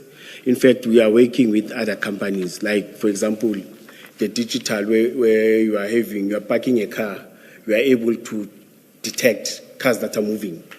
and it tells you, no, this is a stolen. Commissioner, my That's question was technology. what document? Either there's a document or there's no document. So what document governed that relationship? I've said there's no document. There's no document. Yes. And then my next question was, what is the technology that was being provided? And you can say there was no technology Yeah. that was being Or there was provided. no technology yet, yes. So why do you say that CAT Security is providing technology? No, Why no. do you not say in the future they might do so? I think it's my English. No, it bothers me. It bothers me Yes. because you were asked to give reasons why you should not be suspended in 2023. And you were asked to explain EMPD's relationship with CAT services, CAT security services, which means in this document, you were describing the relationship that was existing. You were not talking about things that were to happen or might happen in the future. And what you are describing here is quite serious because it suggests that although there was no written document between EMPD and CAT security services, CAT was in fact doing crime fighting together with EMPD. And the only way they could have done that is because you gave them permission to do so, because you are the one who brought them to EMPD. On that, I agree. I agree. That worries me. Yes. That worries me. Because forget all the other things that we have been debating, whether MOUs were entered into or not. Here you are confirming, and you've signed this document, and I will read to you. They are assisting EMPD by providing additional technology of monitoring the actions and movements of criminals, tracking suspects. Yes. They have no business tracking suspects, and other resources we use. So you're not saying resources that we may need in the future. You're saying the resources you are using at the time. When engaging, chasing, and arresting of these highly trained, skilled, and repeat offenders that are not afraid to fight back with the police when cornered. I agree. So these are the things that EMPD was doing with CAT security services. No, we have not yet worked with them on this. We have not yet. But this is what your letter says. Yes, yes. In fact, it was supposed to say we are intending in future. You are correct when you say I was supposed to say. Now, where is that intent recorded? Yes, that's what I'm saying. You are correct when you say it was supposed to say. But now it's saying we are working. I'm saying you are correct, Commissioner.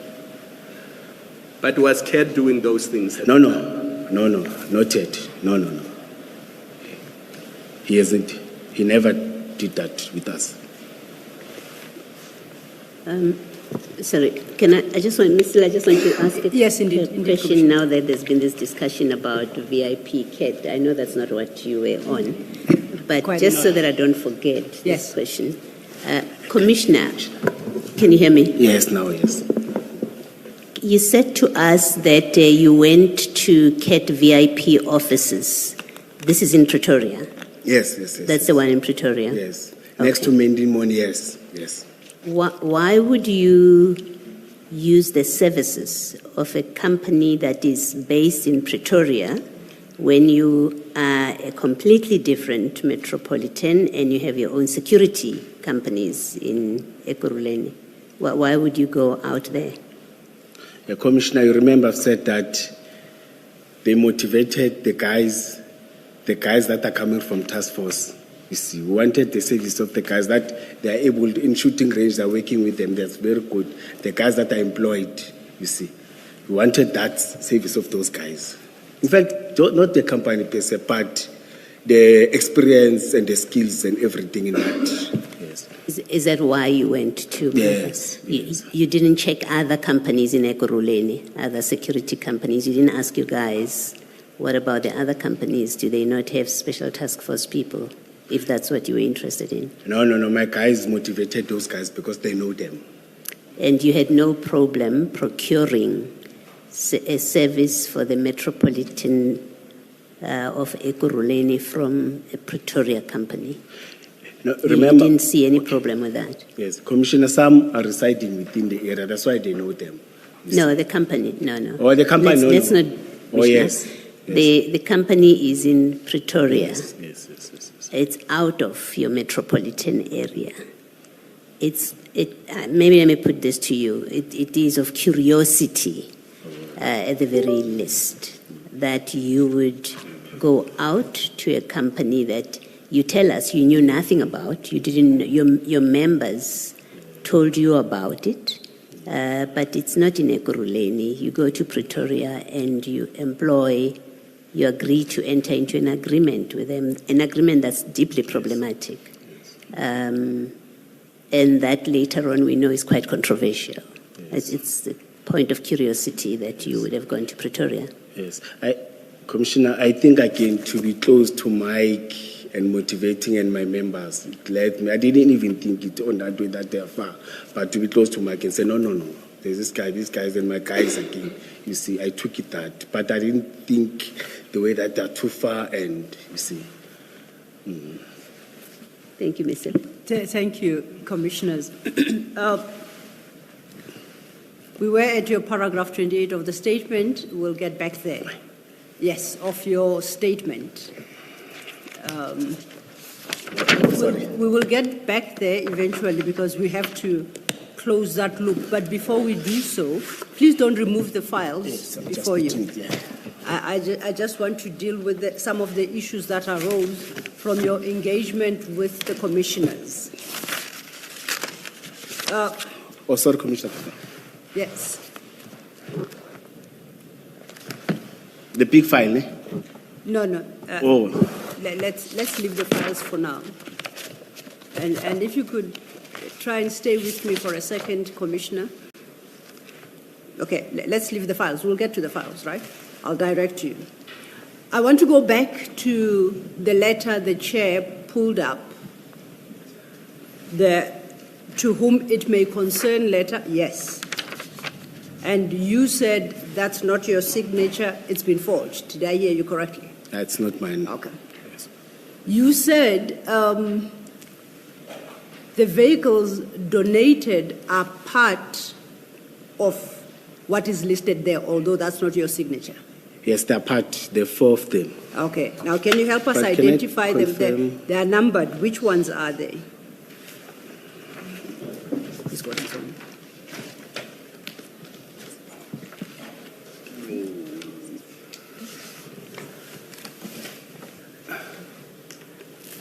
Oh, I understand that there is a challenge in that.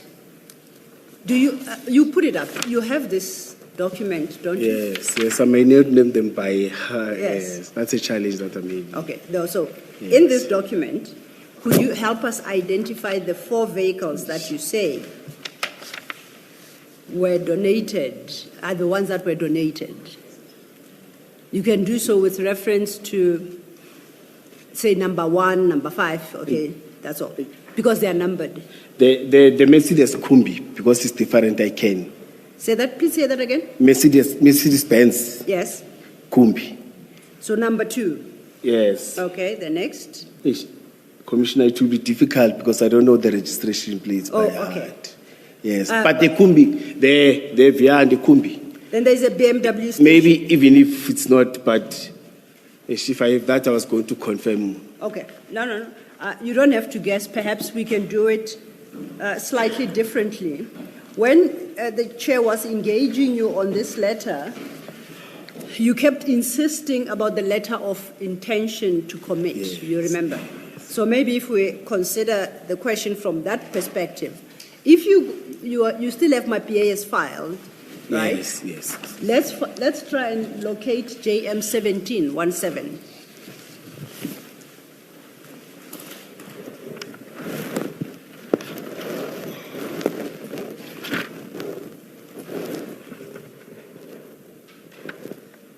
Page 92.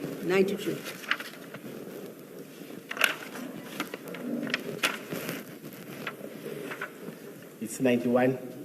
It starts at 91. Yes, the mark is at 91, but the actual document starts at 92, right? No. JM 17. 17. No, it's only one. It's this one. Now, Please assist. And you should not wait for us to indicate that you should please assist. please. Are you looking at Mapia annexures? Annexures, yes. Chief Mapia annexes DRJ on 352 of 2. We're looking for JM17? Page 92. Yes. Oh, yes. It's 92, yes, Yes. not 91. Yes. So that is the letter of intent you kept referring to and you wanted to refer the chair to, correct? Yes, if you'll assist me. So I want us to then, if you, the board, item 3 of that letter, to the bottom, it lists some vehicles. Would that help you determine whether it's these 2 BMWs, 1 Mercedes-Benz, 1 Golf, and then we check to see which of these are, because It will not, because it must specify registration plate. I thought it's saving registration plate. It doesn't. It's not going to assist me. Because I'll end up pointing wrong cars, then I must dance for that. it's because you kept insisting that to the chair that you go to this letter. We are No, in this I- letter now. Yes, No, I it thought, doesn't work. Yes, no, but I thought it's saving registration plate. Okay, let's stay with this letter. 2 BMWs, 1 Mercedes-Benz, 1 VW Golf. Yes. I look at the letter you say, on which you say your signature was forged. I see a BMW Mercedes-Benz Kumbi, that one you have recognized immediately, we have marked it. BMW station wagon, VW, another BMW, a BMW, and a VW. So they sort of correspond in a sense that none of the 2 lists speak of, I don't know, Suzuki or something. So they may potentially be in that list, but you can't confirm. I may get this letter and say that 2 BMW and add registration plate. Hence I'm saying, Doesn't assist me. because Yes. it doesn't have registration numbers, you can't Yes. confirm. Yes, Okay, yes, we'll yes, accept yes. that. Yes. You earlier in the morning to a question. Sorry, Ms. Silla, can I Yes. just check something about this letter? I think when you were referring to a letter of intention to commit, Yes. this is the letter you were referring to? Yes, yes, yes. Okay, so this letter did get to the municipality, whether to you or somebody?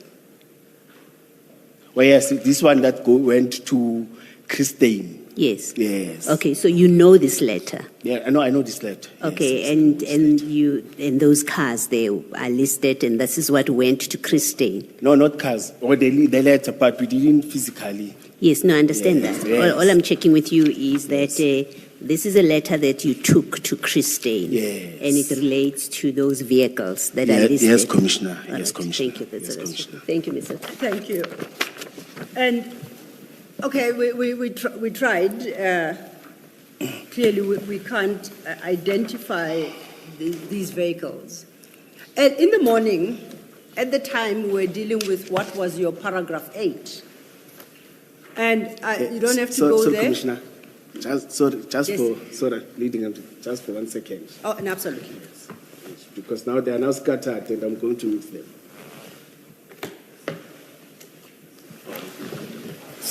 You recall in the Yes. morning when we were dealing with the Medicare 24 MOU in the morning. You remember that? Yes, when I was talking. Yes, Yes. yes. And then you mentioned that your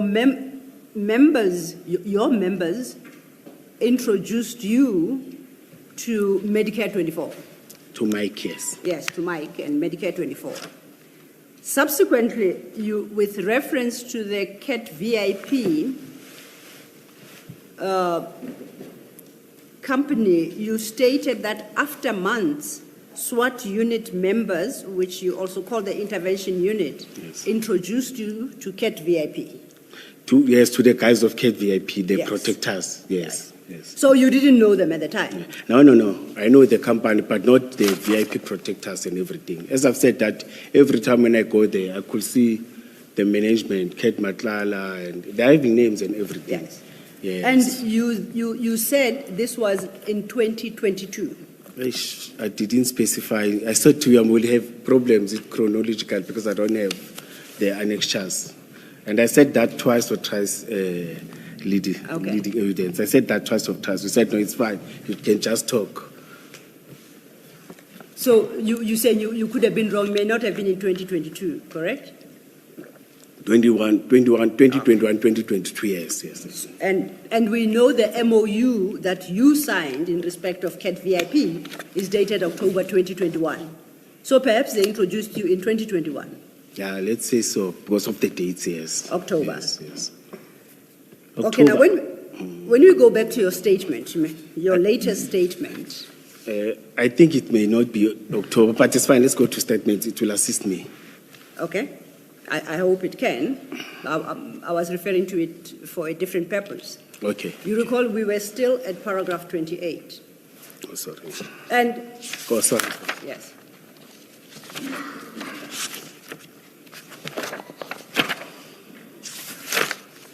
Oh, yes. Formal instructions. Please say that again. Page 9. Yes. Yes. Yes, you're at the right place. Yes. The question really was, you also referred us to SMT September-October minutes. I take it it's 2021, where you say you were formally authorized to go develop relationships with these security companies, I think for provision of security services within Ekurhuleni. I'm paraphrasing. No, let's put it. That's why I was having a problem when the commissioner was saying that for working relations, not providing services. Okay, what does that phrase mean? When they authorize you to form working relations, what does that mean? What are you being asked to do? No, to formalize an SOP in terms of working relations. How do we work with these different companies in terms of securing our communities, like I explained, in terms of working them when you respond to different things, not different things, different crimes. It may be securities, it may be your illegal mining. So I mean to say illegal mining or hijacking, because they've got best technology. No, I appreciate it. I just want to understand. It's about that, yes. In that relationship, who does what between EMPD and these companies? In this SOP, who does what? Yes. My question is, between EMPD and these private security companies, what is the role of each? Remember, as EMPD, we are regulated. We can't change the regulation that we are appointed to do. Yes. You see, but some of them they contracted to do. They're working in illegal mining. Some of them, they are contracted to patrol within their houses. Some of them, they are doing escort, protecting companies' cars, companies' products. It differs. With them, they've got different and specific tasking or the way they form companies, you see, in terms of the job that they want to provide to their customers. Yeah. Ours is to do traffic law enforcement, crime prevention, and bylaws.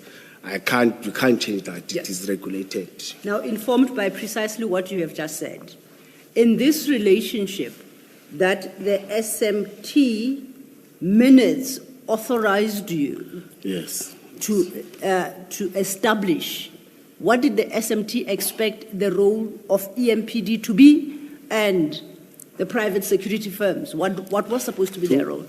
To come up with a standard operational procedure that will talk the working relations with what they are providing in that different field or in that specific area or in that specific field. No, let me not say area, in that specific field that they are doing. For example, I like to put illegal mining.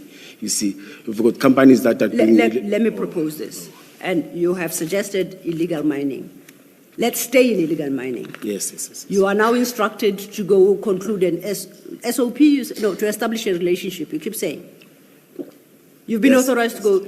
Now, what did EMPD expect the force of EMPD, what role did they expect them to play? And what role did they anticipate the security forces would be playing in this illegal mining activity? Yes, currently what is happening, you respond, there are guys that are doing static, that are contracted to company. There are guys that are responding during the day and at night. But when there are shootings and everything, we respond as EMPD. You find them there. Some are wearing uniform, some are not wearing uniform. Number one, it's difficult to identify who's the suspect, who's not the suspect. You see, then your relation must start there and say, first of all, let's start there. How do we identify each other when we are working, so that they can't be or they won't be shooting amongst each other? Secondly, it's a question of our arresting procedure.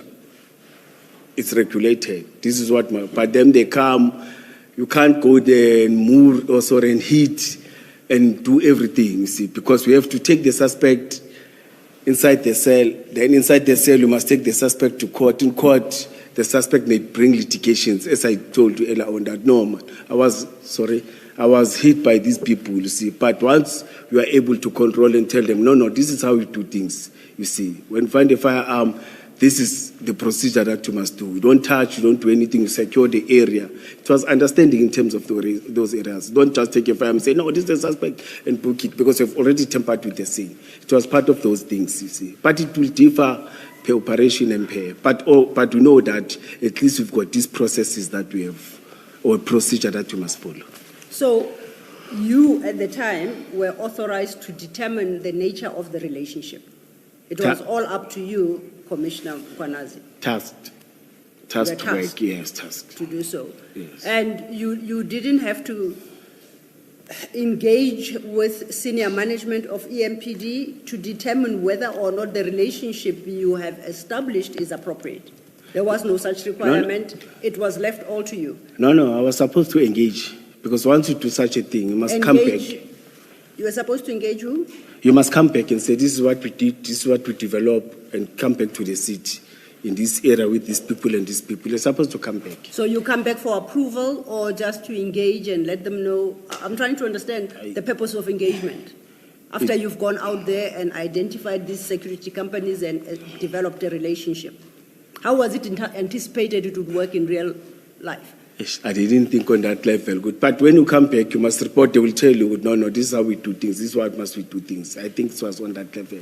Now, if we cannot establish these SMT September-October minutes that you so heavily rely on, what do you say the commissioners should do with your evidence in this regard? No, commissioners, I even wrote it here. You'll get them. You'll get them.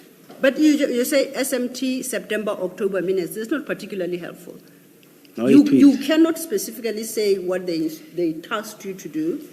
You cannot specifically say the process you were to follow and whether or not the SMT, if it's a grouping, what measures were to be put in place to ensure appropriate levels of accountability. You cannot even say what we can expect to find in those minutes, but you want to send us in search of minutes. No, you will get. I think you'll get. You'll come up with something out of that. Definitely sure you'll get. Okay. Our minutes are recorded.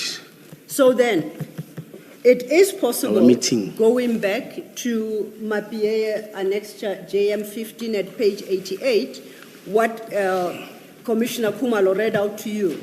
It is possible, therefore, that you develop that relationship described there under crime combating operations. So it is possible that's the relationship you developed with CAT Security. You wrote this. You were authorized, according to you, by SMT to go conclude relationships. No, I agreed that this is written by me. Yes. There I agreed. And you highlighted it in defense of why you should not be suspended in 2023. Oh, this yes, document yes, you produced there. Yes. And you were describing this particular relationship with CAT VIP. Yes, when the chief asked that, what are you doing there? Yes. I wrote this, yes. So, in fact, you did establish that kind of relationship with CAT VIP at the time. You know, as you said, tasked by the SMT in September, October 2021 to do? Well, commissioners, I even said to Commissioner, it may be the English part of it. I even accepted, you see, that we were not yet operational. That's why I explained it and I accepted to him. There is one thing, establishing a relationship and being operational. Yeah, I agree. Okay, I'm distinguishing between the two. Can we accept that the relationship was in place? The only issue you highlight is that you hadn't operationalized it, if ever you could. Is that the distinction you seek to draw? No, there was no relationship. Oh, there was no relationship? Yes, it was not yet in place. It was not yet in place. It was not yet. Same document, please go to page 88.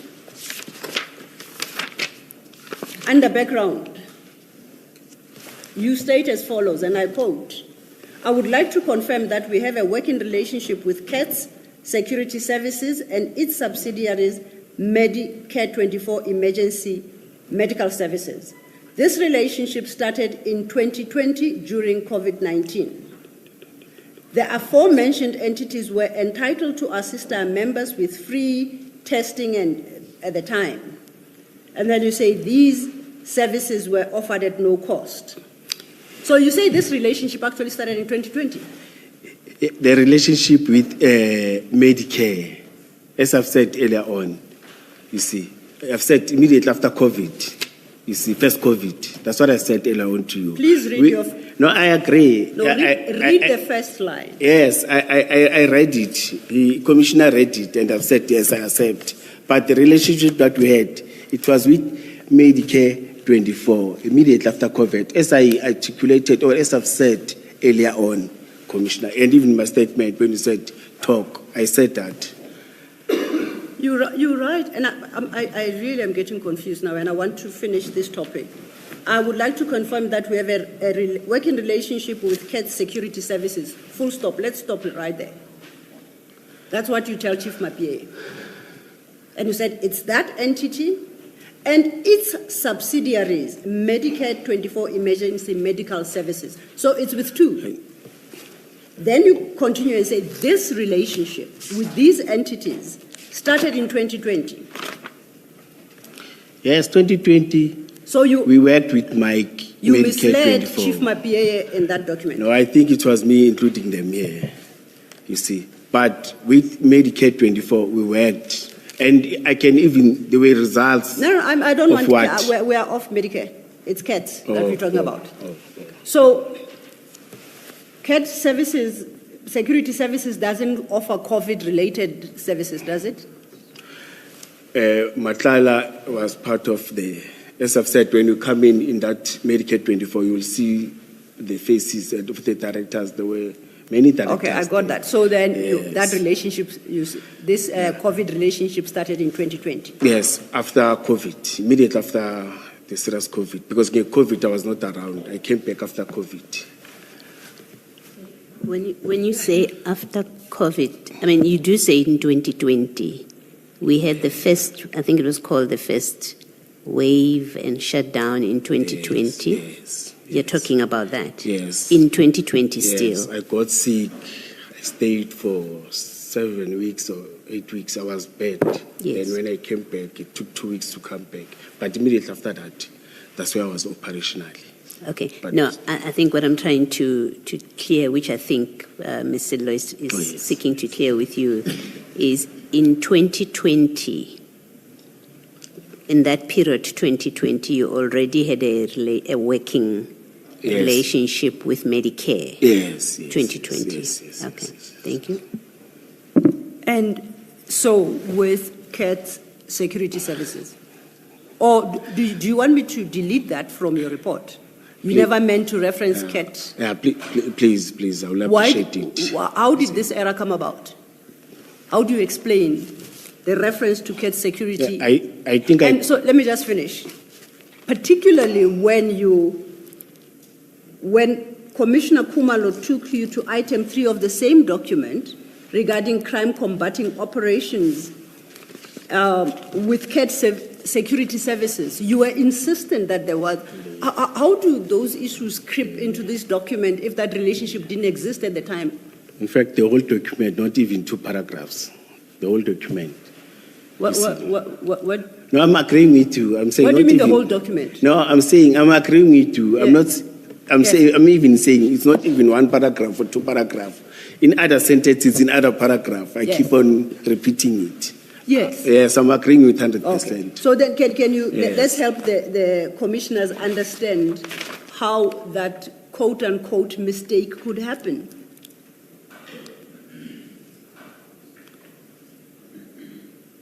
I think it's the engagement. As I've said that I worked with Mike, you see. When I responded, it was just to respond with no, we're having relations with Medicare, and I included them many times, and I agreed to that. And I can't give another reason which is better than what I've said. Mine is to accept and say, yes, I accept. I made a mistake, you see. I'm here at the commission. When I'm wrong, I must accept. But I was wrong, you see. Okay, so we're staying with the same document at page 90, the last paragraph. Before your signature, you state, I hope and believe the Chief will understand the initiative we are taking as his subordinates in advancing private partnership towards fighting crime and protecting the city while also skilling our own as mentioned in this report. End of quote. Do you see where I'm reading? Yes. Why doesn't that read, I hope and believe the Chief will remember the task that I was entrusted with during September-October 2021 by the SMT to establish this public-private relationship. Why do you call it an initiative of his subordinates to establish that relationship? As I've said, it may be Is that English again? Yes. No. In this document, I've accepted. What was happening with the English when it came to writing this document? I can't even tell, you know. I can't. I must accept. You see, when we are wrong, you must accept. You can't even defend a wrong thing. No. And this is the document you hoped would persuade Chief Mapie and your seniors not to suspend you? No, I was suspended. When you submitted it, you were hoping it will stop the suspension. No, this was the first one, yes. Then they continued with the pre-suspension because he engaged before pre-suspension. Then I submitted this, said no, write the intention with the unions, wrote the other one, but and I'm saying you submitted it because you were hoping they wouldn't suspend you once they read it. Yes. So you are suggesting then this is why you said the English that you did. I'm just checking. I don't want to misunderstand you. Okay. Lastly, let's I'm dead. You are continuing to kill me whilst I'm dead. I have no such intention, I promise you. I don't. Okay. Let's go to page 89, same document, just for clarity. You list specifically 3 projects undertaken with CAT. The same document? Yes, at page 89. Yes. You say projects undertaken with CAT, you list them there. I'm interested in the first. You call it cartels examination at the college. What's that? No, it's supposed to say cadets, not cartels. Cadets, it's students. You see. Why did cartels cross your mind incidentally? No, Commissioner. I'm sure you wouldn't remember. But I'm taking the responsibility. Yes. When I tapped, I was having my PA and said, no, man, just do this. I'm taking that responsibility. You were not being prophetic, were you? No, I was weak. I was not that yet energetic, and you see. Okay. Oh, Commissioner, no. No, I was not. No, I was not, Commissioner. Yes. No, you're not as tired as he thought you are. Okay, let's get back to your statement then, just to complete on this point. Okay, Silo, I want to deal with page 92. I wonder if you're going to be coming back to it. Just the relationship, nothing else. The relationship between CAT and EMP. No, I was going to come back to it, but we might as well because we are dealing with both MOUs at this juncture. The chair made sure that we do so. So, to be appropriate, thank you. And Chair and I had left our page 92 open in the hope that we would ask a few questions. Commissioner, please go to page 92 of that same bundle. The letter intent. Yes. The Mapieye one, yes. Yeah. Yes. And you say this is the document you gave to Christine because he wanted to know whether he can register the 4 vehicles. No, I gave this document because he said previously, when the processes was happening, they gave the same letter to EMPD. This is the same document that they gave it. Who did This you is give what it he to? wanted. Who Sorry? did you give this document To Chris. And Stein. where did you get it from? No, from Busmatlala. You got it from Ket Yes, Matlala. yes, And yes, before yes. you gave it to Chris, you read the document. Yes. Yes. Now, in paragraph 2 of that document, Vusi Matlala says, Ket VIP Protection under his leadership has signed a memorandum of agreement with EMPD. Do you see that? Yes. Now, which memorandum of agreement is Ket Matlala referring to in paragraph 2 of that letter? He was confused by that memorandum, the one that you raised, the one who started to say, I don't have powers to do that. But You as see. far as he But was concerned, he didn't sign it. yes, as far as he was concerned, according to this letter, he had signed No. that memorandum. No, That's it is what not. the letter says. No, it's not signed. It's that one. See, Chris, at least what you wanted to say. Commissioner, do you see the things you do when you are excited? Yes, no, I agree. Gets you I into trouble. agree. Sick, excited. Relying on this document to persuade Christine Yes. to register vehicles. Yes. Yes. And what Christine would have read looking at this letter is that there is a signed memorandum of agreement between EMPD and Ket, because that's what the letter says. Yes, that's why he even came and said, no, there are problems now. We are not continuing. And I'm assuming that when you were making representations to Chief Mapieye and Erasmus and who were the other people who were investigating you? IPID. So it was Erasmus, it was Mapieye, it was IPID. Did you give them this letter? Yes, I gave them everything. No, I'm not sure about the letter, but whatever documents that I'm having, I submitted. It's just that some were not with me. I didn't have access. That's why I said hello, and I'm not sure about the document that they're having. Why have you not corrected this impression created by Ket Matlala? Why have you not corrected this impression? It's the same. That's why I agreed to that. It was this excitement of making sure that they were going to get those vehicles. You see, we'll have. Because you see, but now I detect something, that the objectives are not the same. It's out of this, I'm learning something. Out of the engagement that we had earlier on from the chairperson and the question, this takes me somewhere now. You see, takes me somewhere now. You see, and the persistence, no, now I'm opening another eye. Now I don't know how to say it. But it's opened my mind, it's opened my eyes now. You see, with objective of business and objective of, they're not the same. can I leave it there? I know you. You can either leave it or you deal with it, because we're under pressure of time. So if we don't have to go back to issues, it would assist a great deal. We're back to your paragraph 28.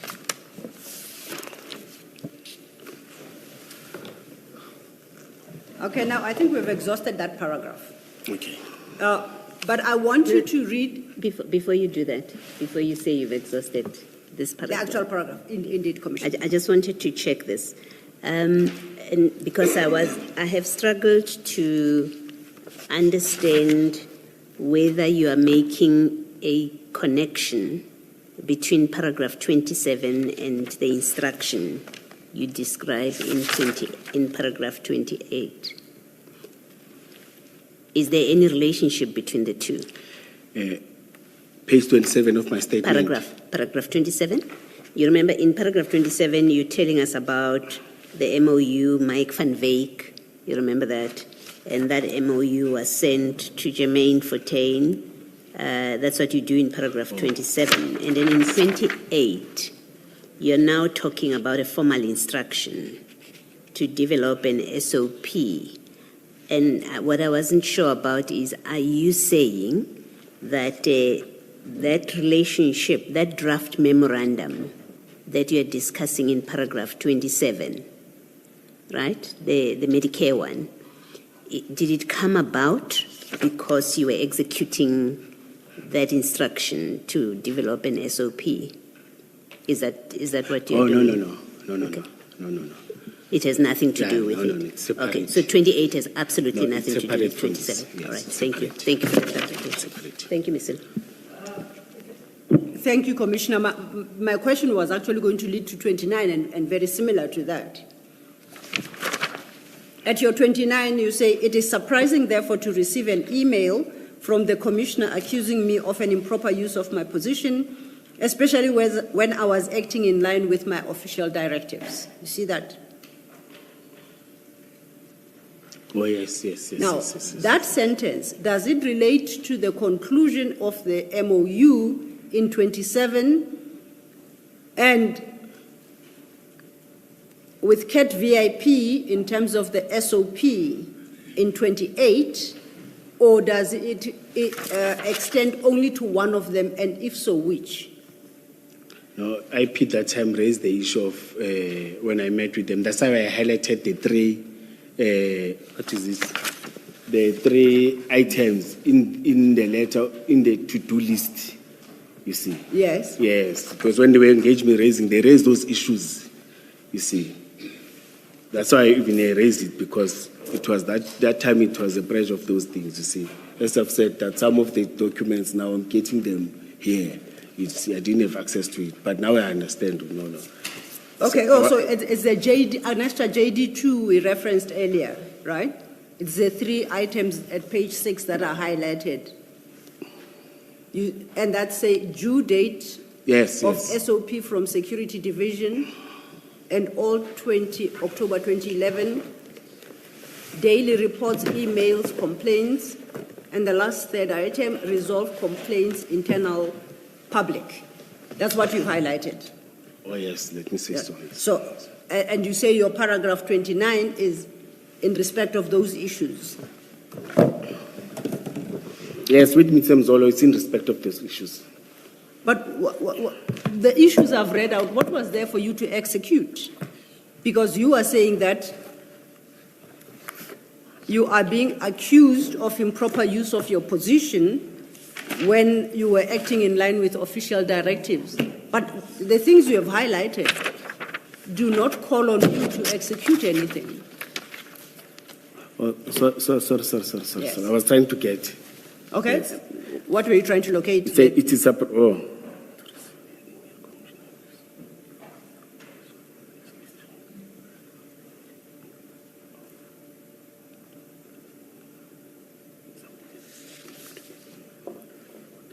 No, it was accusation against this, and Mr. Mzolo didn't. What is this? No, that to-do list. Okay. It was that to-do list. I don't think that is so, because on your own version, if we read the paragraph furthermore, Mr. Mzolo has never submitted a statement to either support or refute the content of my statement. No, Commissioner, let me correct it. It was about the commitment. You see, because you spoke about... Remind us again, what commitment? Yes, the commitment, the letter to commit and to do. Yes, the statement talks about that. Let's finish and see whether you are correct still. Yes. Because I think you are wrong once again. And has never submitted a statement to support or refute of my statement. Additionally, there is a document from Corporate and Legal to IPIT challenging the letter intention to commit. This is two of them. Okay, you are summarizing. Let's read it verbatim.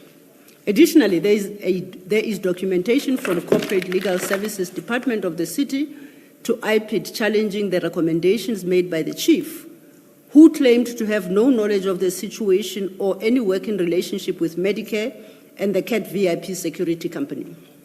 So the statement that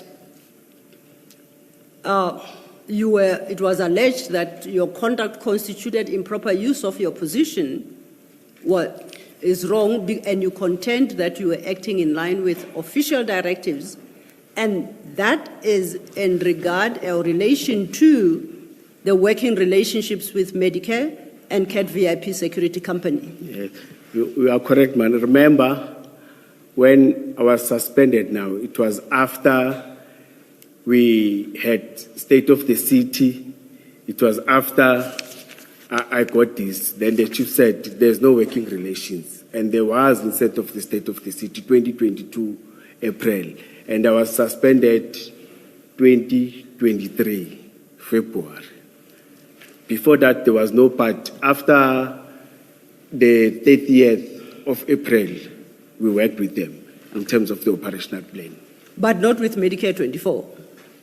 Medicare No, 24 we didn't worked play with any role in the state of the city. No, Medicare 24, we worked with them before the state of the city. You see, in terms of the cadets. In fact, let me come, I'm confusing you now, I see. You are confusing me. Yes, I see. That's what I'm saying. That's what I'm saying. Medicare 24, we worked with in terms of the cadet, in terms of 2020. It's out. Then 2022, the 30th of April, we worked with the CAT VIP security. Okay. Then suspension I got 23. the coming year, Yes. February, after we have worked with the two. Now I can recall now. Okay. You see, now I can recall. All right, I think I've Now I can about record. caught the order of things from your perspective, yeah. which then leads us, I guess, naturally to your paragraph 30. Sorry, before you do that, I think what we cleared in my last question was that paragraph 28 has nothing to do with the Medicare in paragraph 27, right? That MOU. Or 28, not 29. I need to 28 is about SOP, that instruction. And then you agreed that 28, that instruction has nothing to do with Medicare. Now, in your paragraph 20... Can I finish doing like this? Please, You're at the page. Please repeat again. Okay. Say 27, eh? Yeah, now I started off by saying you have said to us that paragraph 28, the instruction in paragraph 28 to go and develop an SOP for Operational Security Division has nothing to do with the Medicare MOU. You remember that discussion between us? Or Medicare, yes. Has nothing to do with the Medicare. Yes. I'm talking about Medicare, Yes, not VIP. Oh, yes, yes, Medicare. So yes, we've yes, agreed yes. it has nothing to do with that. Yes. And then but then in 28, in that paragraph 28, you talk about the SOP instruction, and then at 29, you say you are surprised. You were surprised when Chief claimed to have no knowledge of the situation or any working relationship with Medicare. Let's say that. Yeah, correct. Why do you say he had knowledge of the working relationship with Medicare? Yes, Madam. Sorry, Commissioner. Remember, Commissioner, when there were cadets that were registered or that were assisted with photocopying and everything, you see, he had a briefing on that. That no, the student they assisted with photocopying. I briefed, and Kwabe, I think he briefed that the Medicare assisted us with